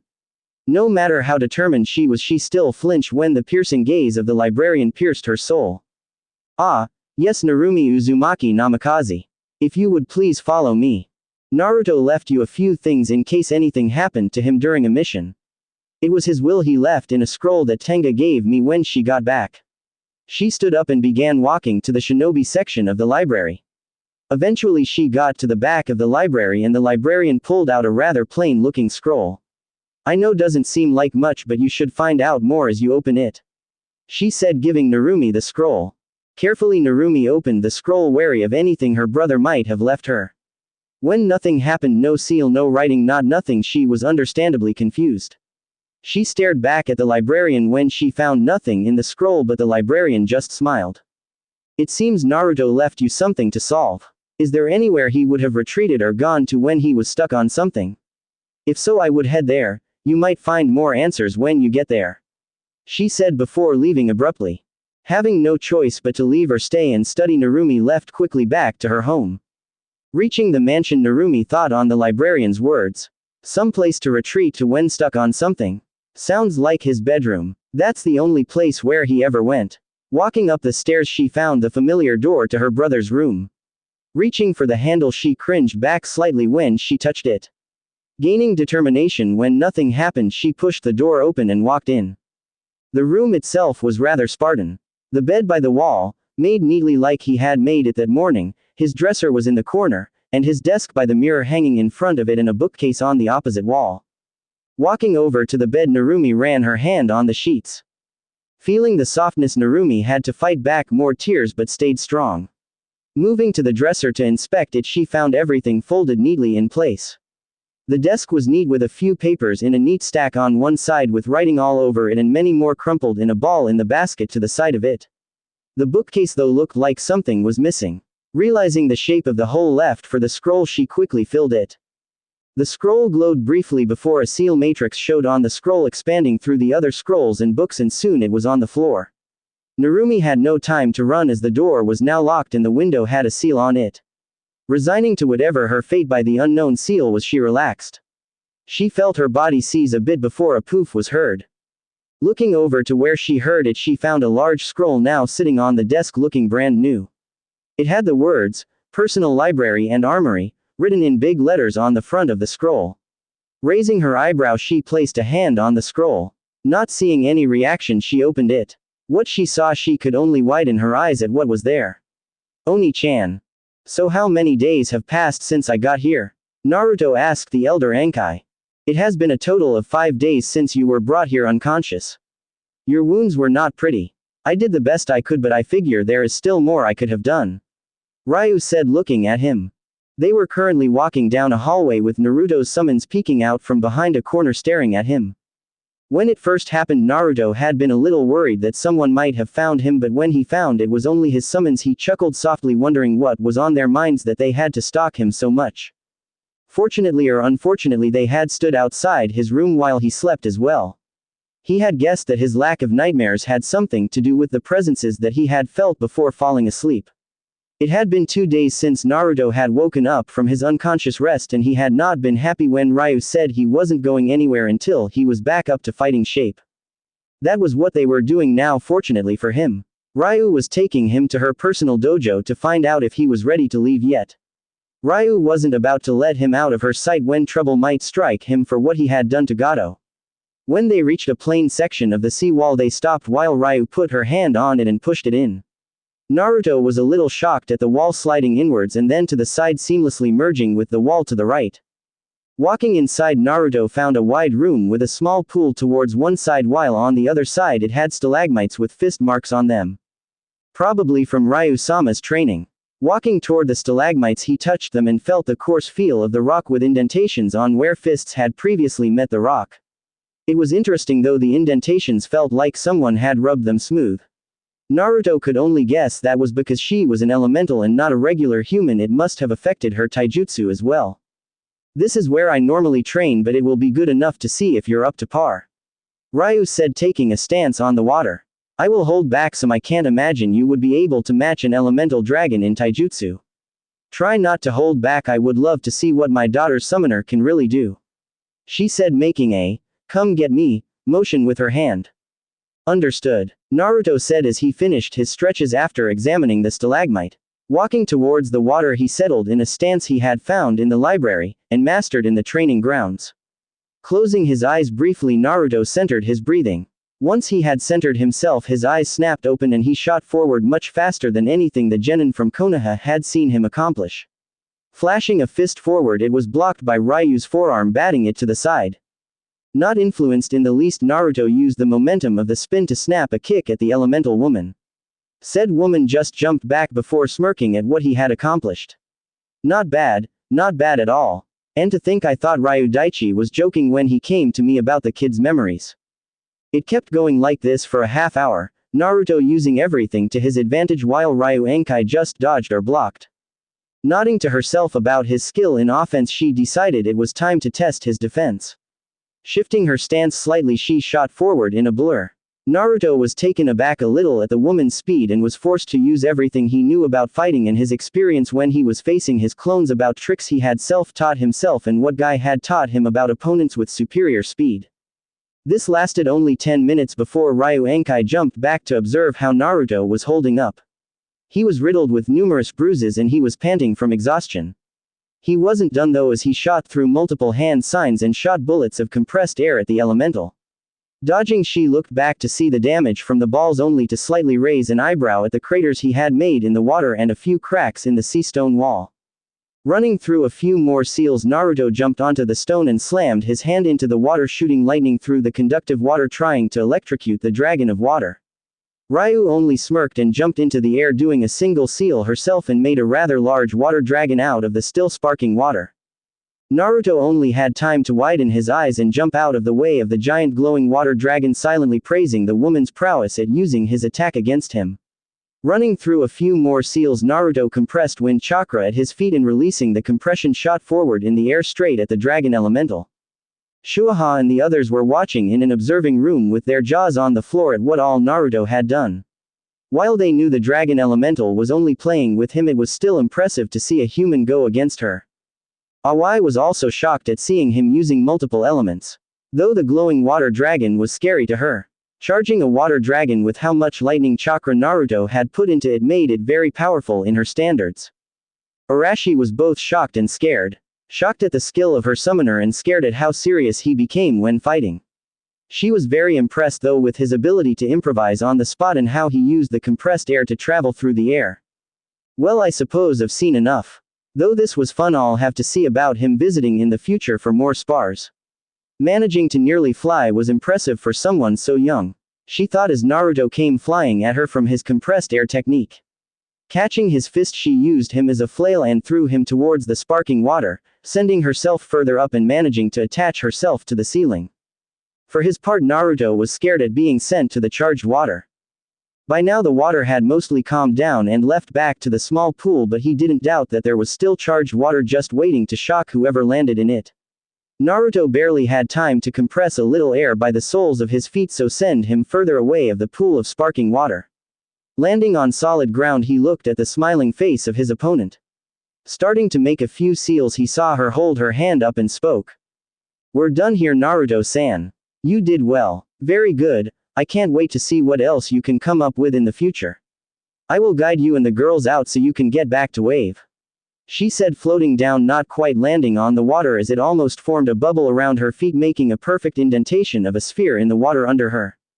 She could only giggle at his shocked face. Well, let's see how everyone is doing then, shall we, girls? He said to the women beside him. Shuaha, Awai and Arashi were all wearing clothes that Shuaha's mom had given them. Shuaha was wearing a dark blue shirt with black pants with wave patterns at the bottom. Awai was wearing a yellow shirt with clouds at the top and black pants. Arashi was wearing a white t-shirt with dark green pants with a forest theme on them. All three girls had shinobi sandals and a pouch with whatever they had sealed into scrolls before they left the Elder Enkai's cave. Now out of the cave and on the beach of the forest where they had started when the Konoha team first arrived. All three of his summons now had smiles on their faces as they went alongside their cute summoner and walked along the beach with Shuaha smiling the brightest. Walking into the forested area, Naruto made 7 clones and nodded at them before he sent them off. Each clone knowing what the original wanted them to do. An hour of waiting in a clearing later and Naruto had developed a frown on his face as he trained his chakra manipulation with his summons. They had talked a bit during the wait, then decided to train, and he had gotten help from each of them in their nature of manipulation. So, it turns out the bandits came back. Naruto said with a frown on his face. Now his summons were also frowning at the mean jerks that had been terrorizing Wave.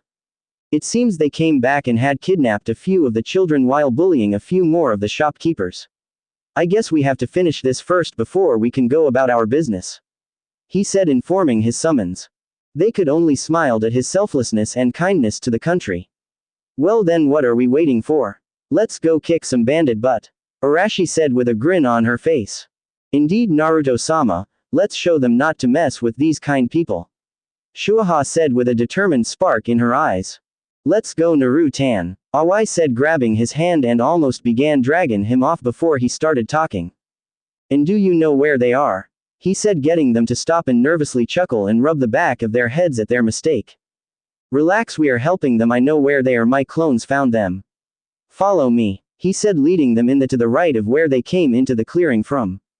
A half hour later, Naruto and the girls had snuck up on a hill. Below them was a much smaller camp of bandits, maybe 30 or so bandits. Not far from the bandits he saw the familiar pavilion of where he could only guess the kids were. Narrowing his eyes slightly, he began running scenarios in his head of how to attack the camp. The best one he could think of was to have a clone pump out calming chakra to let the kids relax a bit before rescuing them again with the girls, and then slamming the camp with the most destructive jutsu he knew to destroy it.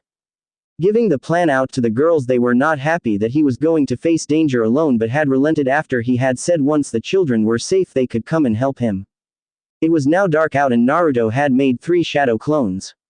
It was so nice to have full chakra reserves after having almost died with the little he had when he first fought the bandits. The girls were in position. He would start once they had gotten the children a good ways from the camp. Not 2 minutes had passed and Naruto's eyes snapped open, receiving an influx of information from one of his clones. It seemed the girls that had stayed with him when he was unconscious were among the kidnapped children. And they had been scared when they first saw him, thinking it was a ghost. The calming chakra though had its effect and they had relented, giving into the peace they felt seeing their savior again. Smiling at the memories of the children's joy at seeing him alive again, Naruto was now determined to bring the camp to its knees. No mercy. Not tonight. It was currently dark outside. A few clouds were in the sky blocking a bit of the moonlight. 6 figures could be seen in the shadows moving silently through the brush surrounding them. They had a mission to accomplish. Up ahead was the camp they were to infiltrate. They had to save the hostages before destruction came upon the camp in its entirety. 3 figures moved forward toward a pavilion-style tent and cut a small flap so they could sneak inside. Moving inside, there was a torch lighting the tent so they could be seen. 3 of them were wearing pants and different colored t-shirts, one blue, one black and one white, while the other 3 figures were wearing a matching outfit of tight black pants, a black t-shirt and a wrap-around head cover black in color. Not finding anyone in the tent other than the people in the cage, the figures removed their head wrap to show the same shades of blonde hair, blue eyes and faded marks on their cheeks. Silently the 3 matching figures in black nodded to each other and 2 of them started sitting down and closed their eyes while the last approached the cage in the tent with the 3 lady figures. Are any of you hurt anywhere? We are here to get you out of here, the blonde figure said to the figures in the cage. NN Ni-chan, one small figure said in both dread and hope. She had black hair and was extremely thin. She was leaning back with her eyes open wide, tears just out of reach for now. 4 other figures were with her, leaning back in fright as though they had just seen a ghost. Hello little one. Just wait a minute and I will get you out of here and then we can leave, the male figure said as he saw her eyes open wider now with tears flowing out of her eyes. Quickly he pulled out a kunai and cut a large enough hole in the bars for them to escape. The girl spent no time in waiting to rush the figure and hold on to him for dear life. WWETH thought, why you died? She bawled. I was so scared. Don't leave me again, Ni-chan. Shish, it's okay, I'm here now, I'm not dead. We'll get you all out of here and away from all these bad men, how does that sound? Just as he said that, 4 other figures crashed into him and he couldn't hold it anymore and fell down onto the floor with the 5 scared and crying children on top of him. Good thing boss made me like a debate clone. He thought, glad at the original's thinking. He could only stay there rubbing 2 of their backs as he held the children that had looked after him while he was unconscious. Soon enough the 5 got up with beaming grins on their faces at being reunited with their lost savior. Are you all okay now? He asked, getting the girls to nod. Good, now what say we leave these meanies and get away from here? He asked the girls, getting giggling from the ladies who had come with him and nods from the 5 in front of him. Alright, now stay close. Don't want you all getting lost. He said to the 5 before looking at the few others that had been taken. Alright, we're getting out of here. Follow us, he said. As he said that, the 2 figures who were sitting on the ground now got up with small smiles on their faces before turning to the flap at the back of the tent leading out and turning serious. They would get them out without any problems. Sneaking out was much easier this time than the first time. The bandits didn't even come check on their slaves, so no alarm had been raised. Walking through the brush they had come from. Come on, we have a little farther before we're safe. The leading clone said before moving to a clearing that a different clone had manned with a few futons, not enough for everyone to have one but enough for people to cuddle up 2 to 1. And cuddle up they did. It was at this time that one of the blondes that had come burst into smoke, startling a few of the former slaves a little. It was time for the bandits to fall for good this time. Naruto's clone had been healing people for about a half hour before he could barely make out screams from the distance. Geez, boss must be hitting them hard for them to scream that loud. We're over 2 miles away and I could hear them. Now Naruto's hearing was better than most and he doubted anyone else heard it, but still they must have been screaming pretty loud for him to hear it at this distance. It was another hour before the original popped his head in the doorway, smiling in contentment and now joy at seeing the little ones free and sleeping soundly. Though he did notice that the girl that first rushed his clone was sleeping with her head on his second clone's lap. She looked very content with a smile on her face and blanket wrapped around her small body, sleeping the night away. The clone was just sitting there smiling in a meditative trance. It was the same trance that Naruto used when he first met the kids. The one he used to pump out the calming chakra. He told himself that it was good enough for the night and slipped into an unused futon. Of course, now that the original was there, his summons, Awai, Arashi and Shuaha all jumped him, Shuaha straddling him while Awai and Arashi held his arms down. Girls, what are you doing? Naruto asked, very confused. Making sure you're alright, Shuaha said, not stopping at all, and proceeded to place her now glowing green hands over his chest. I'm fine. I didn't even use that much chakra, I just wanted to sleep for a bit. Apparently his summons had selective hearing since they just continued doing what they were doing. In total, Shuaha found every injury on Naruto, which included all of 0 scratches on his perfectly toned skin, no kinks in his near-perfect muscle health, and a 0 poisons in his good oxygen count in his blood, which flowed extremely smoothly. Chuckling sheepishly, Shuaha got off her smaller summoner and said he was fine. It was only at that point that Awai and Arashi chuckled sheepishly and let him go. Naruto only stared at them as they backed away from him. Inwardly he was smiling at their devotion to ignore what he said to ensure he was completely safe. Chuckling a bit, Naruto laid down to sleep, still smiling softly at his summon's antics. Morning came too quickly for Nagako. She was having a good dream. Her Ni-chan had come back from the grave and said she would be safe forever. Bringing her hand up to her eyes to wake them up, she hit something. Wait a minute. They didn't have pillows in the cage. So what was she resting on? Looking up, her eyes widened and her tears renewed at seeing a familiar face. Hello, little one. Good morning. Did you have a good sleep? Her savior asked. Absently nodding her head, Nagako did the only thing she could at the moment. She let her barriers down, jumped up, grabbed his shirt and cried into it. She felt his arms go around her and her comfort renewed as she felt his warmth radiate into her as she cried. Absently she heard words in her ear as a warm hand rubbed her back. It was like that forever in Nagako's eyes. Though at some point she stopped crying and just beamed at him from her place on his lap. She hadn't felt such warmth since her 2-san and Ka-san had left her in Wave with an old couple after saying she would be safe there. They had left 4 years ago. So this warmth was very welcomed in her soul. Naruto for his part was open to any tears Nagako had as she had bawled her eyes out on him a third time in less than a week. It was a good thing that she didn't really cry this time, just tears and sniffling, as Naruto didn't want to wake the others. A half hour passed and Naruto felt 4 more bodies press onto him from his sides and behind him. Chuckling slightly, Naruto carefully moved his head and saw the other 4 children wrapped in blankets and their head on his back and sides. Wondering how to get out of this mess, Naruto couldn't, so just sat there and let them cry and stay there for a while. It wasn't too much longer and he felt their arms surround him and something wet met his back. He was careful not to breathe raggedly as he knew they were also crying. Speaking softly, he made an offer to the girls that seemed to idolize him. "Girls, what would you say to travel with me for a while? I know a few friends of mine that would love to meet a group of nice girls such as you all. And you all could keep this lonely guy some company." He whispered out. "Of course this would be a big change in your lives, so why don't you all tell me when you're ready, okay?"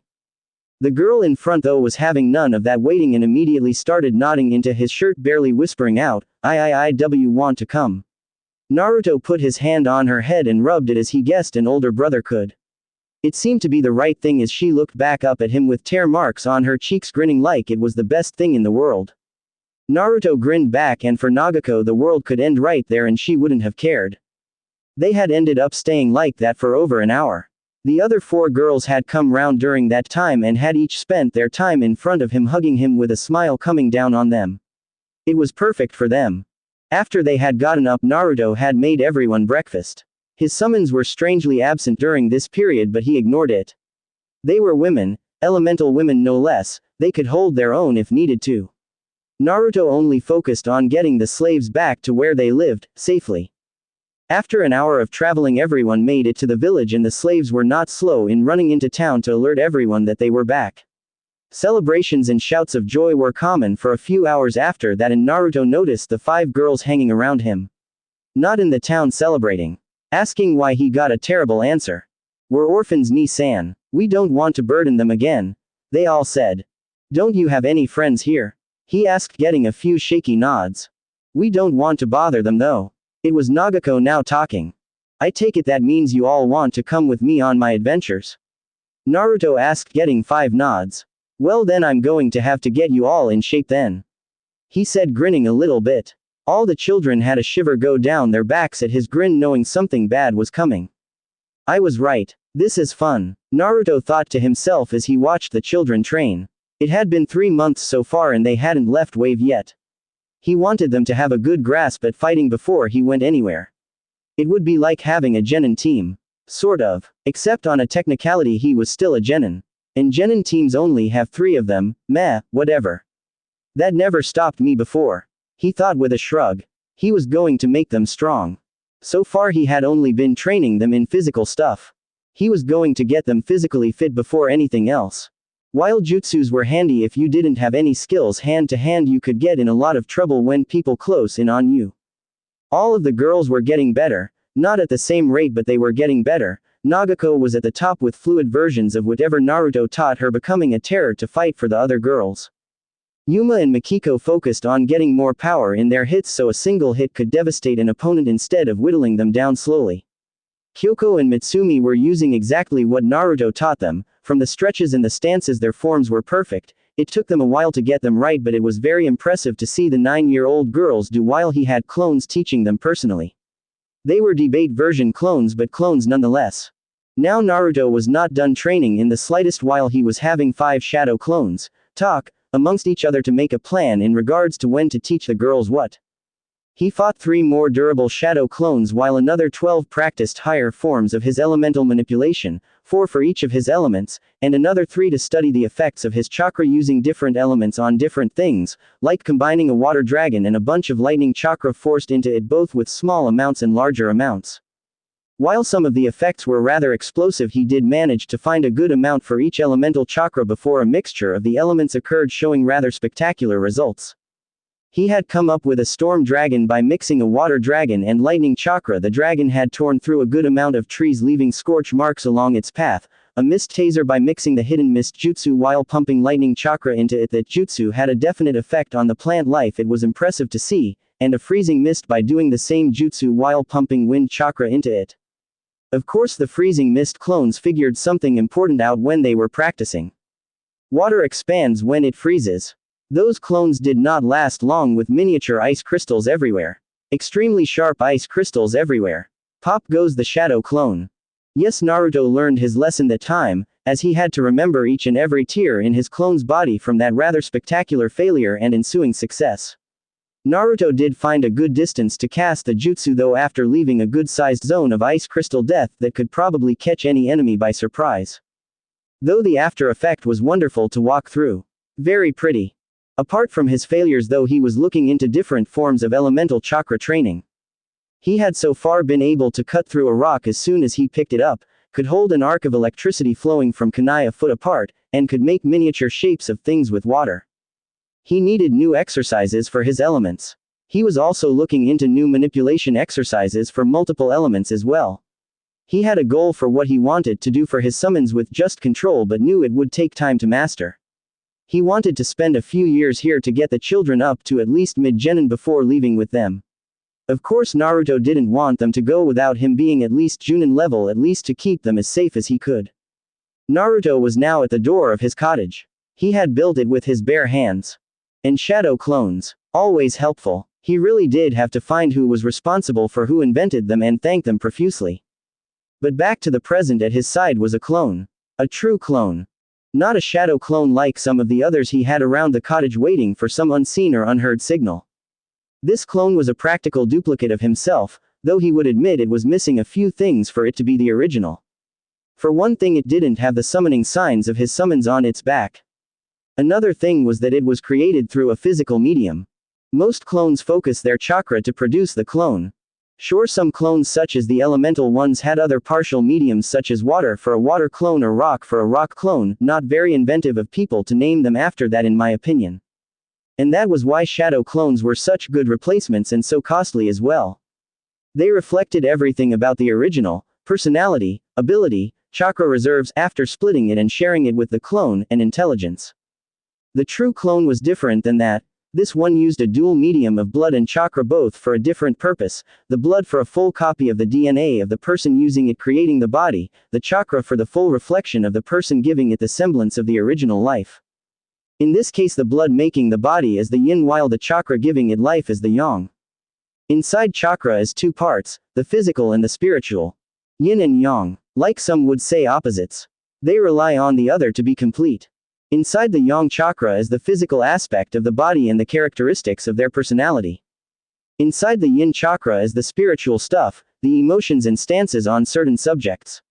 Chakra in Naruto's opinion was like a planet, the yin chakra giving it the body of the planet or country or the very land itself, while the yang chakra gave life to the otherwise dead planet. Overpower one and the other withers, become balanced with both and you have a good chance at achieving what monks could call enlightenment with a little effort. Complete attunement with oneself. Keep them training. I am going to scout out places for future study and to find out what had them so scared of our clan. Naruto said to his duplicate. I should be back in a few years. Since you were created to be me, I should get memories of when you dispel, but I will keep in contact though the message seal. Plus I want to visit the shrines of each of the elemental clans so that we don't have to go there with the kids later. He continued. Don't worry, I know what we have planned for them. They will be ready, and they will be safe. Besides, it's not like an elemental dragon doesn't live nearby to help if things get hairy. You don't have to worry about their safety. They will live safely with me here. His duplicate said, calming the original. Closing his eyes, Naruto raised his face to the sky. For a moment nothing moved and no sounds were heard. Nature itself was waiting for something. After a moment Naruto continued, those kids brought me a belief. They believe in me, a ghost child. They can see me and they believe in me. If anything harms them, call me and I will come running, flying if I have to get here quickly. They gave me something incredible: acceptance. Naruto said the last word quietly as a true small smile filled his eyes and his face shone for a moment with true joy unseen on his face since his early years. Only after so long it seemed to have condensed into a shining beacon of joy. Tears were trying to come. It was hard to leave them right now. He had grown attached to them. How could he not? They had helped him find something he thought was lost, a long-forgotten joy inside the small kids' hearts. It had led to a spark of sunshine on his barren wasteland of depression-filled mind. After all, why wouldn't he be a depressed person? His parents pretty much ignored him, and he was persecuted because of a false rumor started by someone in the shadows of civilization. He was going to make sure his adventures with the kids in the future were incredible. He was going to find hidden places and knowledge, add it to his already amassed library of what he could show them so he could fill their life with adventures until they were ready to retire. They would have a full life, he would train them, love them, bring them up when they were down, and help them through everything that stood in their way. That might be a bit much, but he wasn't about to let them be satisfied with a mediocre life after being imprisoned by some lame bandits. He would show them amazing things, sights, tastes, sounds, everything he could and more. He owed them that much. Are Shuaha, Awai and Arashi coming with you? The duplicate asked, breaking him from his thoughts. Yes, their contract isn't on your back, so they will stick with me. And help me find new places to take them, he replied. But first, to Uzu. Walking to where he had first fought the bandits, he went down to where the docks should have been. Seeing nothing there, he nodded at his clone's job well done. Running through a few hand seals, he slammed his hand on the ground and waited. A moment later, a rippling happened in front of him. Like a heat wave was happening, but no flame was near. As the rippling raised, Naruto saw black lines and curves on the ground. A few moments later, his objective was in view, the ship that the bandits had most likely used to move around the island. It was in a little disrepair, but nothing truly bad. A few hours with shadow clones and it would be good as new. Going through a few more seals, Naruto put his hands down on the ground and whispered, summoning jutsu. Soon all three of his summons stood in front of him, though much to his annoyance Awai first looked around confused for a moment before looking down, blushing and looking away a little sheepishly as if she couldn't see him from where she stood. Damn it. It was only a foot difference. Damn it. We are leaving, he said with a slight twitch that was gone after a moment. We are going to Uzushiogakure to look for anything that the old Uzumaki clan left behind. The kids aren't coming with. Shuaha said a little sadly. She, Awai and Arashi had bonded with them over the few months they had stayed there. No, I can't bring them with when I know they aren't ready yet. They have a true clone at the moment helping them with training, so when we come back they will be ready. I will not endanger those kids by bringing them somewhere that I need to visit. He said with conviction. He could not bring them somewhere he didn't know was extremely dangerous, or not, he would not. Not without them being able to fend for themselves at least and keep each other safe. Sigh. Okay then, Naru-tan. How are we getting there? Uzu is surrounded by natural whirlpools, it won't be easy to get there. Especially on such a boat. Awai said, gesturing to the boat they were next to. Have you been there before? He asked curiously. If they had been there before, then they might know where everything he wanted to look for is. Not me, but Shu-tan has. She went with her mother a few years back. It was so much fun. Their architecture is truly impressive, and to survive and thrive on an island surrounded by whirlpools, they truly were a great clan. She said, remembering the time she had been there with her mother. How did you get to the island? Naruto asked. We walked through the whirlpools. She said helpfully. Naruto only deadpanned. If only. No need to get annoyed at the girl. Do you know of a way to get people not from the Enkai clan there? He asked as his twitch came back for a moment. Yeah, I remember taking one path that is open. Do you know how to walk on water, Naruto-sama? She asked. Yes, I do, he said, trying to keep his twitch back when he had fought her mother on the water. Then we need to set sail. I don't suppose you have a crew that knows how to sail, do you, Naruto-sama? Shuaha said, turning to him. Do you know how to sail? Getting a nod, Naruto then replied with, then yes, I will be able to get a crew and set sail. As long as you man the wheel and tell me and some clones what to do. After thinking for a few moments, Shuaha smiled and then nodded. All right, that will work. Good to hear. I don't want to rely on your mother if I don't have to. She must have problems and other responsibilities of her own to deal with than her daughter's summoner. He said, shaking his head slightly as he walked to the ship. Actually, I think she would love to help you out some more to look at your cuteness, Naruto-sama. Shuaha thought with a sweat drop at her mother's behavior. As they got on the ship, Naruto immediately made 20 clones and they all lined up in front of Shuaha, including the original that held a scroll and a brush behind them. After blinking a few times, Shuaha made 5 water clones that rose up out of the water and then climbed up the ship's side to her side. Not long after they joined, she started handing out their jobs on the ship as some were on food, the sails, securing everything that was on the ship, which wasn't much to begin with. I have no idea how to sail a ship, so don't ask for many details here, as I have no idea other than what I've seen during movies, which I didn't look for sailing details to begin with. 10 minutes later they set sail after Naruto disabled the genjutsu seal he had placed around the ship, allowing it to be seen. The water was smooth, so they had an easy time to hear what exactly Shuhei was telling his clones as Naruto was speeding his brush along the scroll, writing everything down that he could. It seemed that Naruto liked to accumulate knowledge. The trip was quiet mostly as Naruto kept writing furiously on his scroll as he watched his clones and Shuhei's clones go about their jobs on the ship. How long did you suffer, Oni-chan? That was the thought of one Narumi Uzumaki Namikaze as she walked through the now empty streets. It had been a few months since she had discovered Naruto's personal scroll. She had found many enlightening things in that scroll. Many surprises as well. She now stood at a proud 5 feet 2 inches with her red hair flowing down to her shoulders. She wore a dark t-shirt with belts with writing on it wrapped around her torso. On her legs were dark anbu pants with a kunai holster on her thigh and shinobi sandals on her feet. She stood proudly as she walked through the village to her house. Over the months a few changes had happened with the Uzumaki Namikaze in her village. For one, Kushina had gone back into service and had destroyed the person that had tested her for her fitness. She had also taken to training Narumi more, saying that no one would take another one from her again. Minato had taken to secluding himself in his office for a while before he bounced back, trying to fix everything that had been destroyed because of the favoritism and neglect. Though Narumi knew the truth, the real truth about her, Oni-chan, she only truly called him that because despite some of his treatment of her he was helping her the entire time. Even if she was a little bratty about it most of the time. Other than her and her family, others had changed a bit as well. Hinata had stayed the kind-hearted person, as always, though she was scarier now. She toyed with most of her opponents before destroying them. Like her little sister, Narumi had been present as a guest to a fight as a favor for Hinata.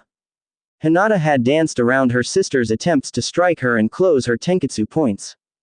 Except now, instead of being beaten because of her reluctance of fighting, she destroyed the elders' logic with her own straight afterward because of their trying to ruffle her newfound confidence. Several of them had almost called her out on trying to challenge their authority and battle her to put her down when she merely dismissed them as they had been trying to get her to do her entire life. Coldly, cruelly, as if talking about the weather, not really paying attention to them, as if their existence didn't matter. It was humiliating to the elders. They had brought it to Hiyashi's attention, though from what Narumi had heard he had nearly laughed at their complaints of getting Hinata to finally do what they had been trying to get her to do her entire life. Only to the wrong people. It must have been terrible to be on the opposite end of the stoic Hyuga act. After hearing the story, Narumi had debated showing her the scroll Naruto had left but decided to wait. It would wait until the absolute best time to be unveiled for it to be shown. She still remembered what she had found in that scroll. It had not been what she thought it was. Flashback. Staring her in the face as she held the scroll open was Naruto's personal journal and a few papers that showed different lines and words that she didn't care about at the moment. She was frozen. How could she not be? She was staring at something that could shed more light upon what was possible the biggest secret in her life. What were her Oni-chan's thoughts? Tenderly grabbing a chair, she pulled it behind her and held the small book in her hand. Shakily she opened the first page. On the page was a chart that she could only widen her eyes at. It showed the numbers of everything that had happened to him. The teachers dismissing him, parents dismissing him, mobs beating him, teachers refusing to give him help, and a column with a much smaller number was titled, Friends. It showed the lowly number of 5. How did he manage with only 5 friends? She thought. Flipping a few pages forward, she saw a date marked December 10th. Hinata-san's birthday is coming soon. I need to get her a gift. Despite if they let me inside of the compound or not, I can still give her a gift. On the other hand, starting this journal has proved helpful in keeping track of projects and theories. Though Taira-san has been most helpful in teaching me how to read and giving me a safe place to learn. I should get her a gift of appreciation to show how much I appreciate her assistance. Minato-sama and Kushina-sama still train Narumi-san. She is progressing nicely as well. She just learned to walk on water in the pond in the backyard. I must admit I feel proud that she learned it in such a short time. Narumi could feel her cheeks heat up at her brother complimenting her in his journal but pushed it back to learn what else he might have in here. I overheard that they plan to teach her the Rasengan soon. I must admit I am tempted to watch and see if I can reverse engineer it somehow from just seeing it. It must be the fact that I still feel I should learn beside her. But my recent discovery of who I am blows any chance of that out of the water completely. What? I must again get a gift for Tyra-san to show my thanks in helping me find out exactly who I am. That equipment was hard to find. I stuck the proof next to my journal. I do wonder though what someone was feeling at replacing me in the form of Narumi-san's twin. What? I found it quite both okay and upset at the fact that I am only so much as a cousin to Narumi-san in blood. What the hell? It was quite amusing to find out that I am as much a part of the Uzumaki as Narumi is though. Only half an Uzumaki, though I wish I had the red hair, it truly is a lovely color. Well, my day is done and I am tired so I must rest. Tomorrow is sparring. Forgive me if I don't sound as excited as I should. Finding my identity can be such an exhausting experience sometimes. Oh well, it should surprise Minato-sama when he learns that I am not Narumi's sister. Oh, what a face he would make. Signing off for the night. Naruto Uzumaki Senju. What the hell? Flashback end. Well, that went well, Shuaha stated looking at the wreck that was the ship they came in on. With a slight twitch Naruto looked at her. And how exactly did that go well for us? We're now stuck here. Because we are still alive, Naruto-sama. Shuaha stated looking down at him a little that caused his twitch to increase a bit. 4 feet 10 and 9 inches shorter than his summon. They had made it to the island, barely. They had traveled through the whirlpools according to where Shuaha said would be safe. Apparently it wasn't exactly safe as they had nearly been pulled under a number of times and only gotten out because of Shuaha's interference in her manipulation of the water around the ship that she had learned from her mother. Anyway, they had made it to the island and once they were on the land Shuaha navigated it onto a reef. The ship didn't exactly play well with rocks. The giant holes in the side were testament to that. The island itself was rather large for just one big family living on it from what Naruto had learned from history. Walking through the now untamed woods with animals racing away from the newcomers, they were awed by the height of some of the trees. For an island nation, Naruto didn't think the flora could get so big. He had found a fern that was much larger than what he saw back in Konoha when he went for walks. The fauna was also a bit larger as he had seen some deer that were also larger than average and a few bears that they had ran away from. Not that they couldn't have killed it, but they didn't know much about it. The fact that it stood at a colossal 15 feet when it got up had nothing to do with it. So what's for dinner, Naru-tan? Awai asked as they traveled through the forest. She refused to look down at him and increase his eye twitch. Being a foot taller than her summoner was a bit of a curse for the woman, as she couldn't always find him when she looked for him. It didn't help that she had to look down a full foot to see his eyes, as she really liked looking at his eyes. They reminded her of a clear still pond. Clear and crystal pools of amazingness. Naruto stilled for a moment, halting their movement forward. They were about to ask what he was doing before he spoke softly, "Don't move and be quiet." Not a moment later he vanished. They still followed his order even when they couldn't find him for a minute. So they stayed there. They had shifted to a more comfortable stance to stay at than the position they were in but remained quiet. Not long after they heard a thud off in the distance. Looking towards it, they saw Naruto coming back dragging a rather large deer. The deer was quite dead as it had a small and precise hole going in through the head and out the back directly between its eyes. When he got to where they were, he heaved the deer forward and simply said, "Dinner," he said as he looked around a bit for a clearing in the woods. "Dang, what did you do to the poor beast?" Awai said looking at the small hole through its head. "Wind style. Sniper bullet. It's a smaller and more condensed version of the common air bullet." Kushina-sama's training in chakra density piqued my curiosity on what its effects could do on other jutsu instead of pure chakra manipulation. This is the result. A smaller and longer range attack with more power behind it. Naruto said as he pulled the deer towards a rock for him to sit on as he brought out a knife. Skinning and cleaning the deer took quite a while for the blonde as he sent out Shuaha and Arashi for water, so only Awai stayed behind to make small talk with him as she set up a pit for a small fire to cook the deer in. Again, I have no details on skinning animals, so don't ask. After skinning and cleaning the poor beast, Naruto made a few clones to hang up the skin to dry while he got the deer stuck through to hang over the pit that Awai had made. Awai-san, do you have any fire-style jutsu or any lightning jutsu to start a fire? Naruto asked the tall girl sitting next to the pit with a bunch of kindling. Nodding her head, she dumped her load in the pit and put 2 of her fingers in the kindling. Making a half-hand sign, sparks started to appear on her fingers in the fire. The sparks collided with the kindling and reacted with a proper flame. Lightning manipulation to create sparks to start the fire. Naruto asked the tall woman, who smirked at the genius of her summoner to figure that out from just witnessing it.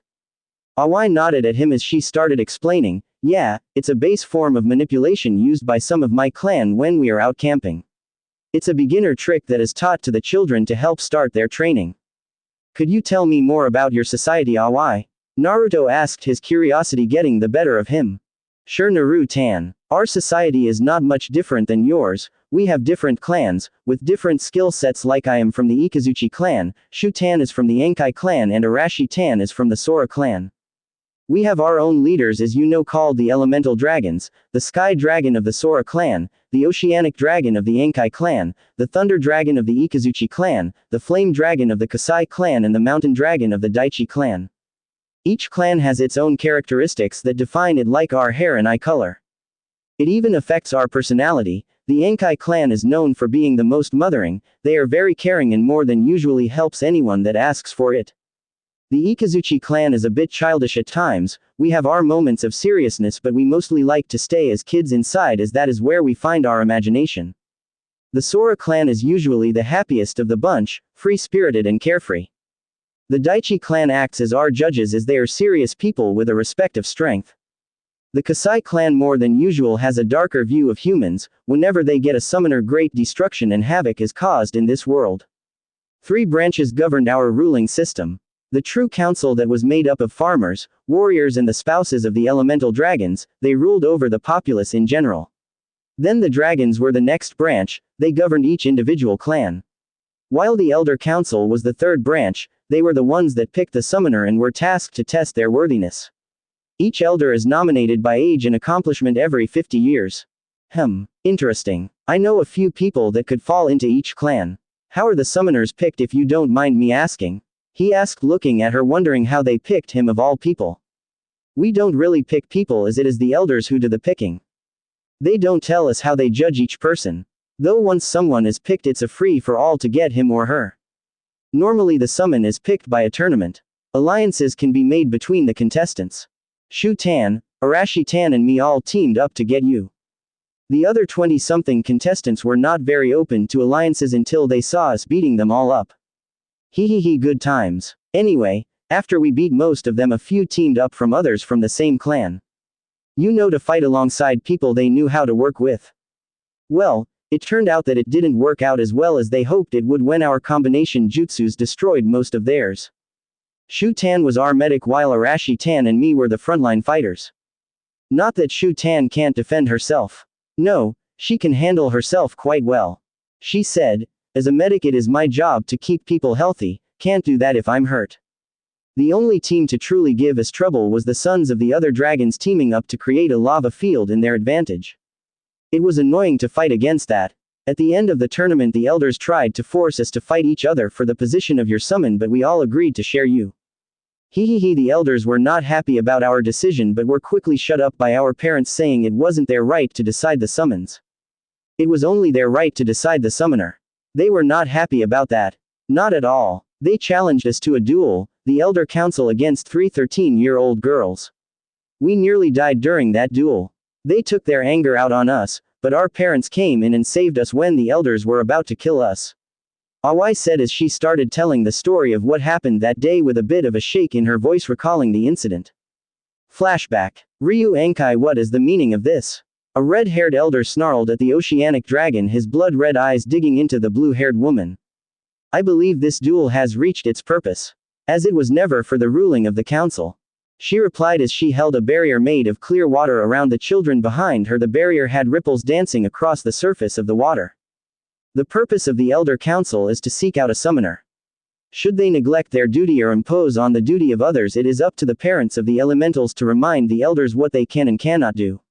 You may have gotten away with being brutal to the children, but do you really think you can get away with killing a dragon's daughter? She asked the question as the elder's eyes widened a bit before snarling again. Do you really believe that a mere human can take on 3 elementals at a time, Enkai-san?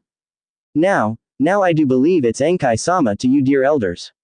And it depends on the human in choice. A new voice said from behind them. Whipping around, they now found their eyes widening again as they now looked at another dragon with yellow hair, sparks flying over his hair. He stood at a colossal 6 feet 10 inches as with his golden hair sparking dangerously and his yellow eyes glinted, he was a terrifying presence to behold. Indeed, Ikazuchi-sama, indeed it is Enkai-sama to them. And the human you so kindly picked has such nice reserves, he could easily supply 3 elementals with his reserves. A third voice said from above them. Looking up, they found themselves paling a small amount as they stared at the floating form of the sky dragon, who happened to be swaying side to side upside down with his head bent to look at them above them. He was a smaller figure than his fellow dragon, standing only at 5 feet 9 inches, but his white eyes and white hair dancing maliciously in the non-existent breeze, he was a terrifying presence to the elders. Hello Ikazuchi-sama, Sora-sama. Thank you for your support. Enkai said, smiling. Shall we show them just what it means to step out of their authority against us? She said as blue light surrounded her. When the light dimmed, she was wearing dark blue samurai armor with wave patterns on them. On her hip was a blue-hilted katana with a large dark blue gem on the bottom of the handle glowing softly.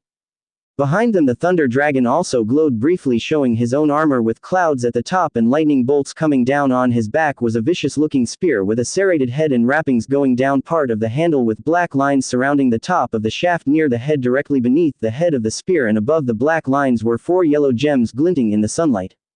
Above them the sky dragon also glowed, showing dark pants and a muscle shirt with twin knives sticking to his waist, all glinting with green gems, and mid-torso a bloodthirsty smile on his face. Flashback end. Hee, it was good to hear their screams of mercy. Our parents were not happy with the elders almost killing us, and so they beat the elders black and blue to return the favor.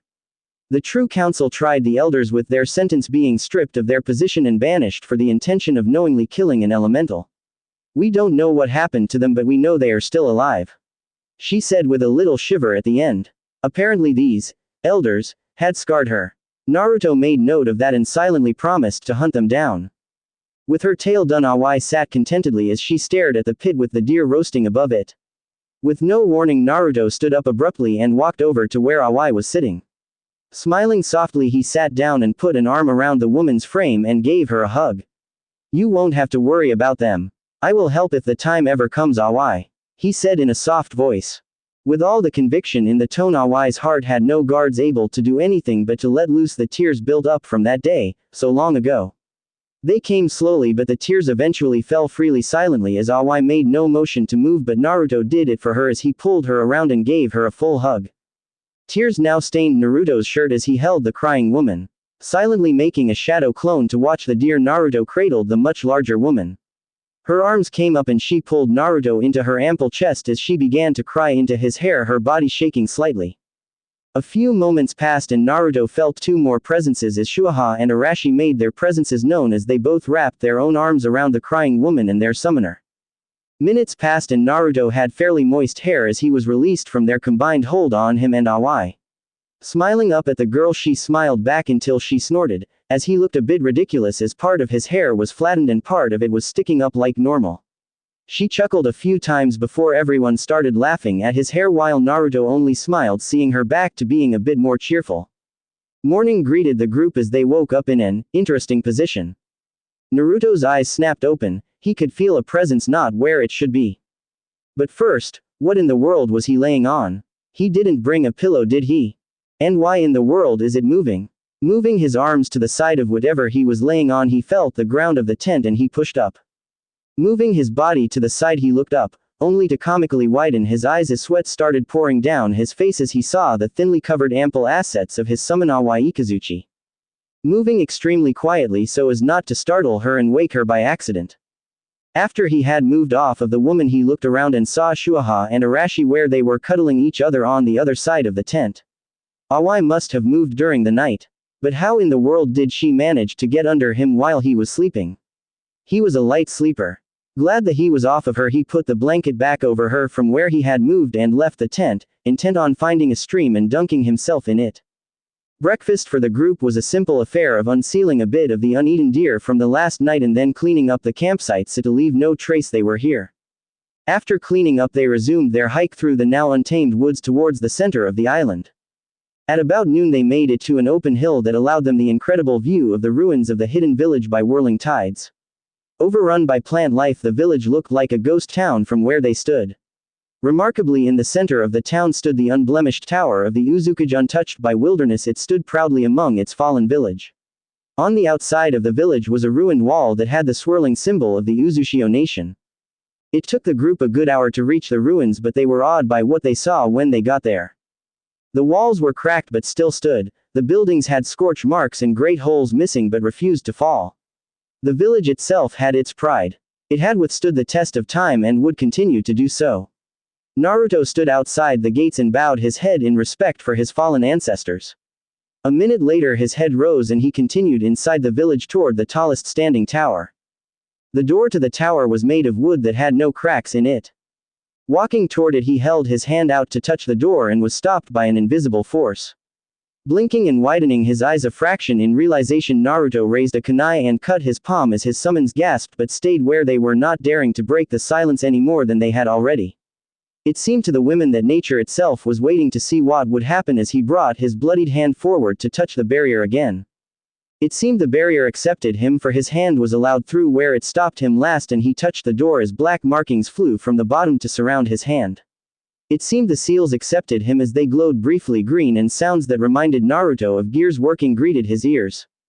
After a moment of the sound of moving gears, an unlocking sound was heard and the door cracked open. "Well, that was dramatic," Arashi said, breaking the stillness. Chuckling was her response from Naruto and Awai, while Shuaha stood to the side with her eyes wide. Seeing Shuaha's reaction, Naruto raised an eyebrow while simultaneously asking, "Something wrong, Shuaha?" "That door. When I was here with Ka-san, she said that only the blood of a royal Uzumaki could open that door. The ones that were to be the next head of the clan. I wasn't aware that we were in the presence of royalty, Naruto-sama," she said, odd at first, then a little teasingly at the end. "And if it changes anything, then I will be beating you up on the head," he said not a beat later with a deadpan stare at all three women. They only snickered at his quick response. Walking inside, Naruto made to look around when he realized he wasn't followed. Turning around, he motioned for them to follow him, but they shook their heads saying, "You deal with your ancestors, Naruto-sama, we'll look around for anything else interesting." And with that they walked off to further explore the ruins of Uzushiogakure. Smiling at their thoughtfulness, Naruto walked up the stairs to where he thought the office of the cage would be. The inside of the tower looked like it had just been left for the night. The carpet was a deep blue, with the walls being blue at the bottom near the ground, while the middle of the wall was green and the top was a white color matching the ceiling. At the top of the stairs he found a forest green door. Opening the door the same way as he did the front door, Naruto moved inside to see a desk where he imagined the cage would have sat at. Moving around the desk to a chair, he sat down in it and looked at the desk. Opening a few drawers on the desk, Naruto found papers that with a brief scan could tell were worthless at the moment. In a moment of curiosity, he channeled some chakra to his hand and reached underneath the desk, seeing if there were any seals there. A poof of smoke and a weight falling into his hand was his answer.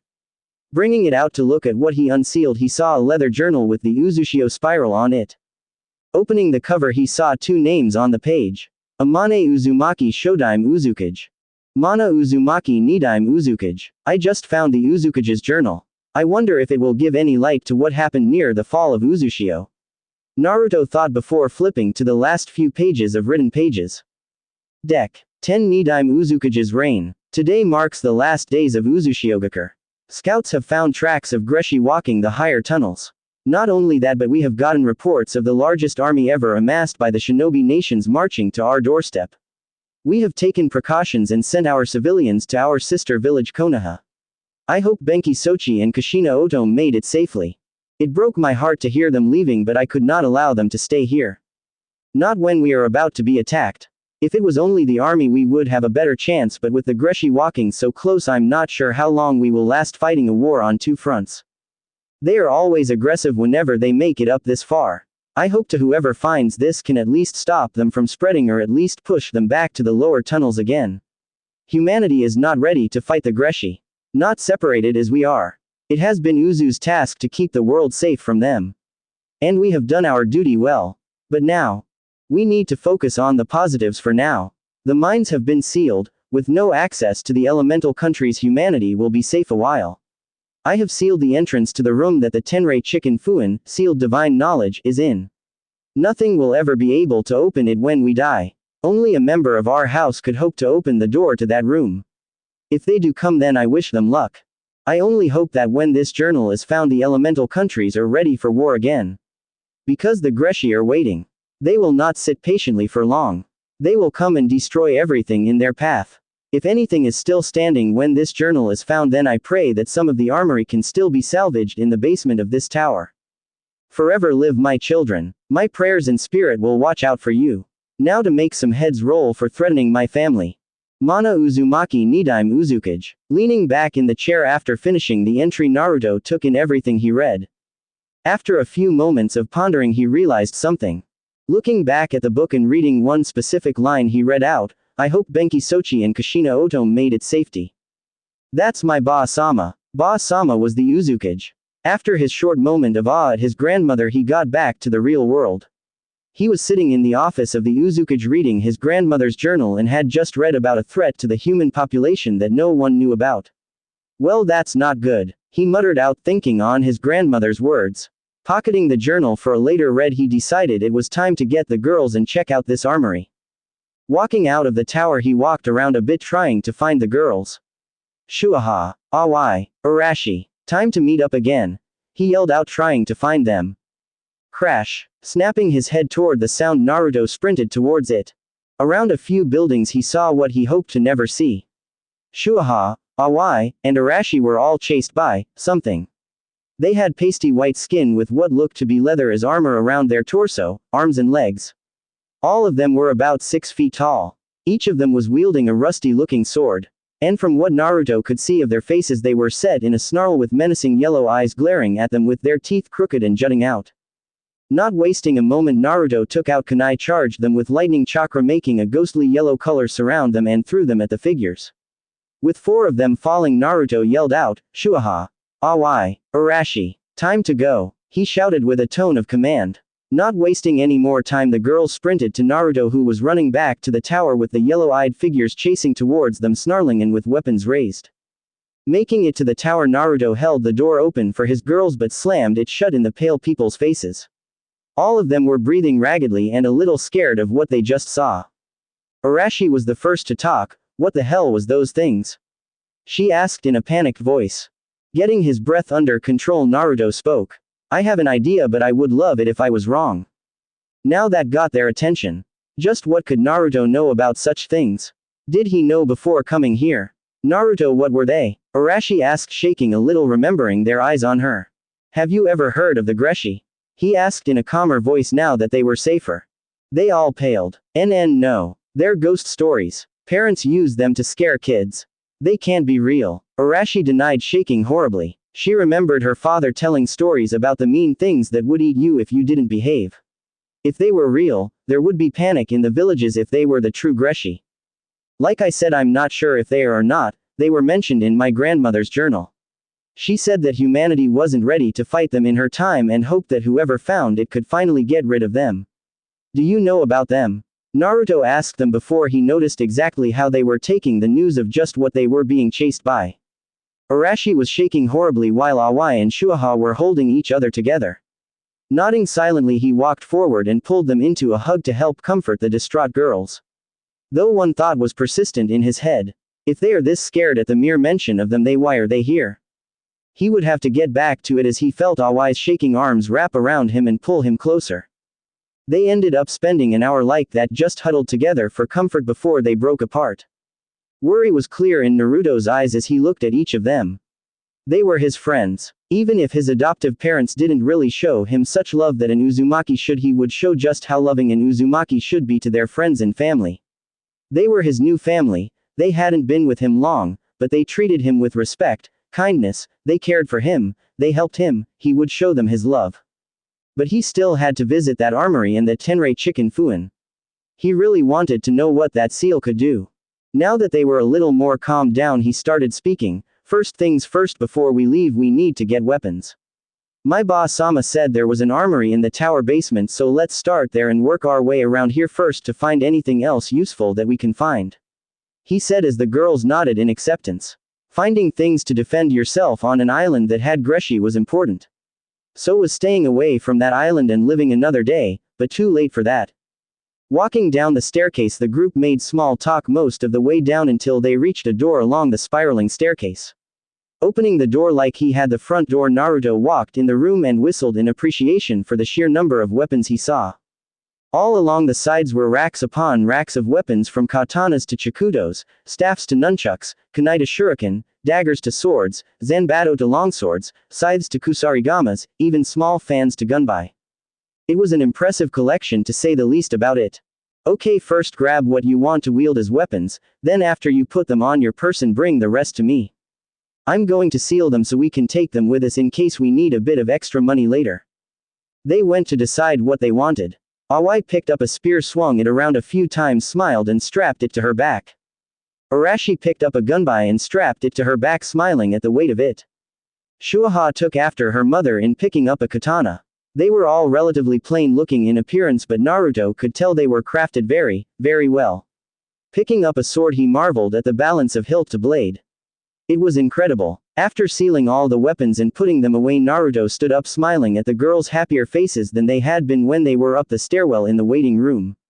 Not many people could rebound so quickly after being scared for their lives. He was one to speak from experience after all. Walking to the door of the armory, he took one look at the empty racks and nodded in content that he had gotten everything he could have. Walking out of the room, Naruto saw that there was more to the basement than he thought there was as the stairs continued going down. He was about to go down when he looked back and saw the girls looking at him weirdly.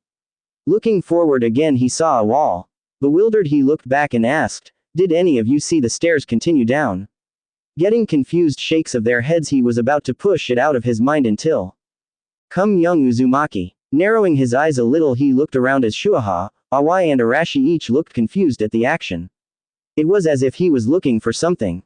Looking around, they didn't notice anything out of the ordinary, so chalked it up to being nerves, as the place had been a little creepy to them, as if they had been watched the entire time they were here.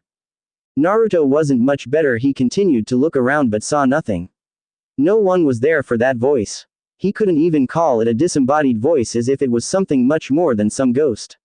Something much greater. He was about to give up when he heard more. Down the stairs. Leave the others. Only Uzumaki are allowed into my chambers.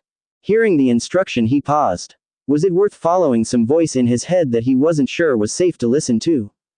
Yet there was a powerful curiosity pushing him forward. How did it know his name? How did it know he was even here? What was it? How in the world did it communicate by telepathy? Even he knew seals like that were beyond him. Pushing thoughts into someone else's head required an intricate knowledge of the brain and lightning chakra to allow the electric charges to pass through the correct nerves. In the end, his curiosity won over his caution, and he motioned for the girls to wait in the armory again as he checked something. Absently making a shadow clone to keep them company as he explored deeper into the tower of the Uzumaki. The girls were less than happy knowing that something had piqued his curiosity for him to leave the girls alone with a clone while he went alone into somewhere they couldn't help him if he got into trouble.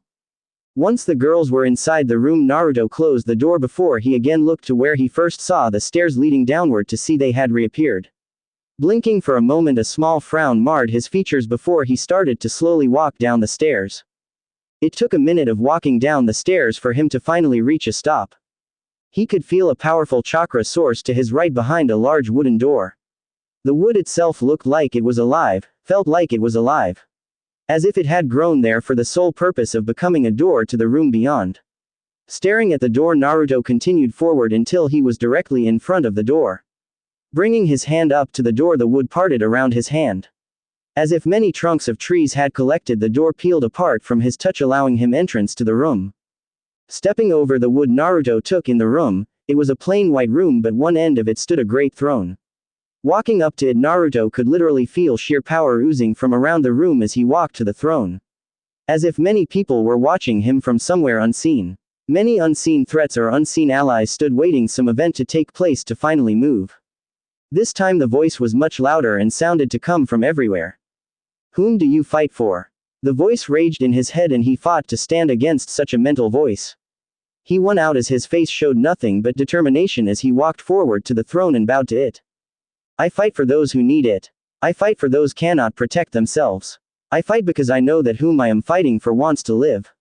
I fight for those I love. I fight for my family. He said before raising his voice as he kept speaking. The voices were quiet now, as if thinking over his answer. It wasn't long before he got an answer. Then welcome child, to the Tenrei chicken fuin. Right as the voice spoke the throne disappeared and an orb took its place glowing golden with its power. No one is ever going to believe this. He muttered barely whispering it out. It seemed as if the orb heard him as it bobbed gently up and down as if laughing. It glowed brighter for a moment before it took the shape of a red-haired female. She stood at 5 feet 8 inches with a royal air about her person as she looked at him in kindness. That royal air dropped after a moment and the woman laughed at him before speaking in a melodious voice. Well, it's about time you got here, grandson. Naruto only had a one-word answer to such an accusation. Huh.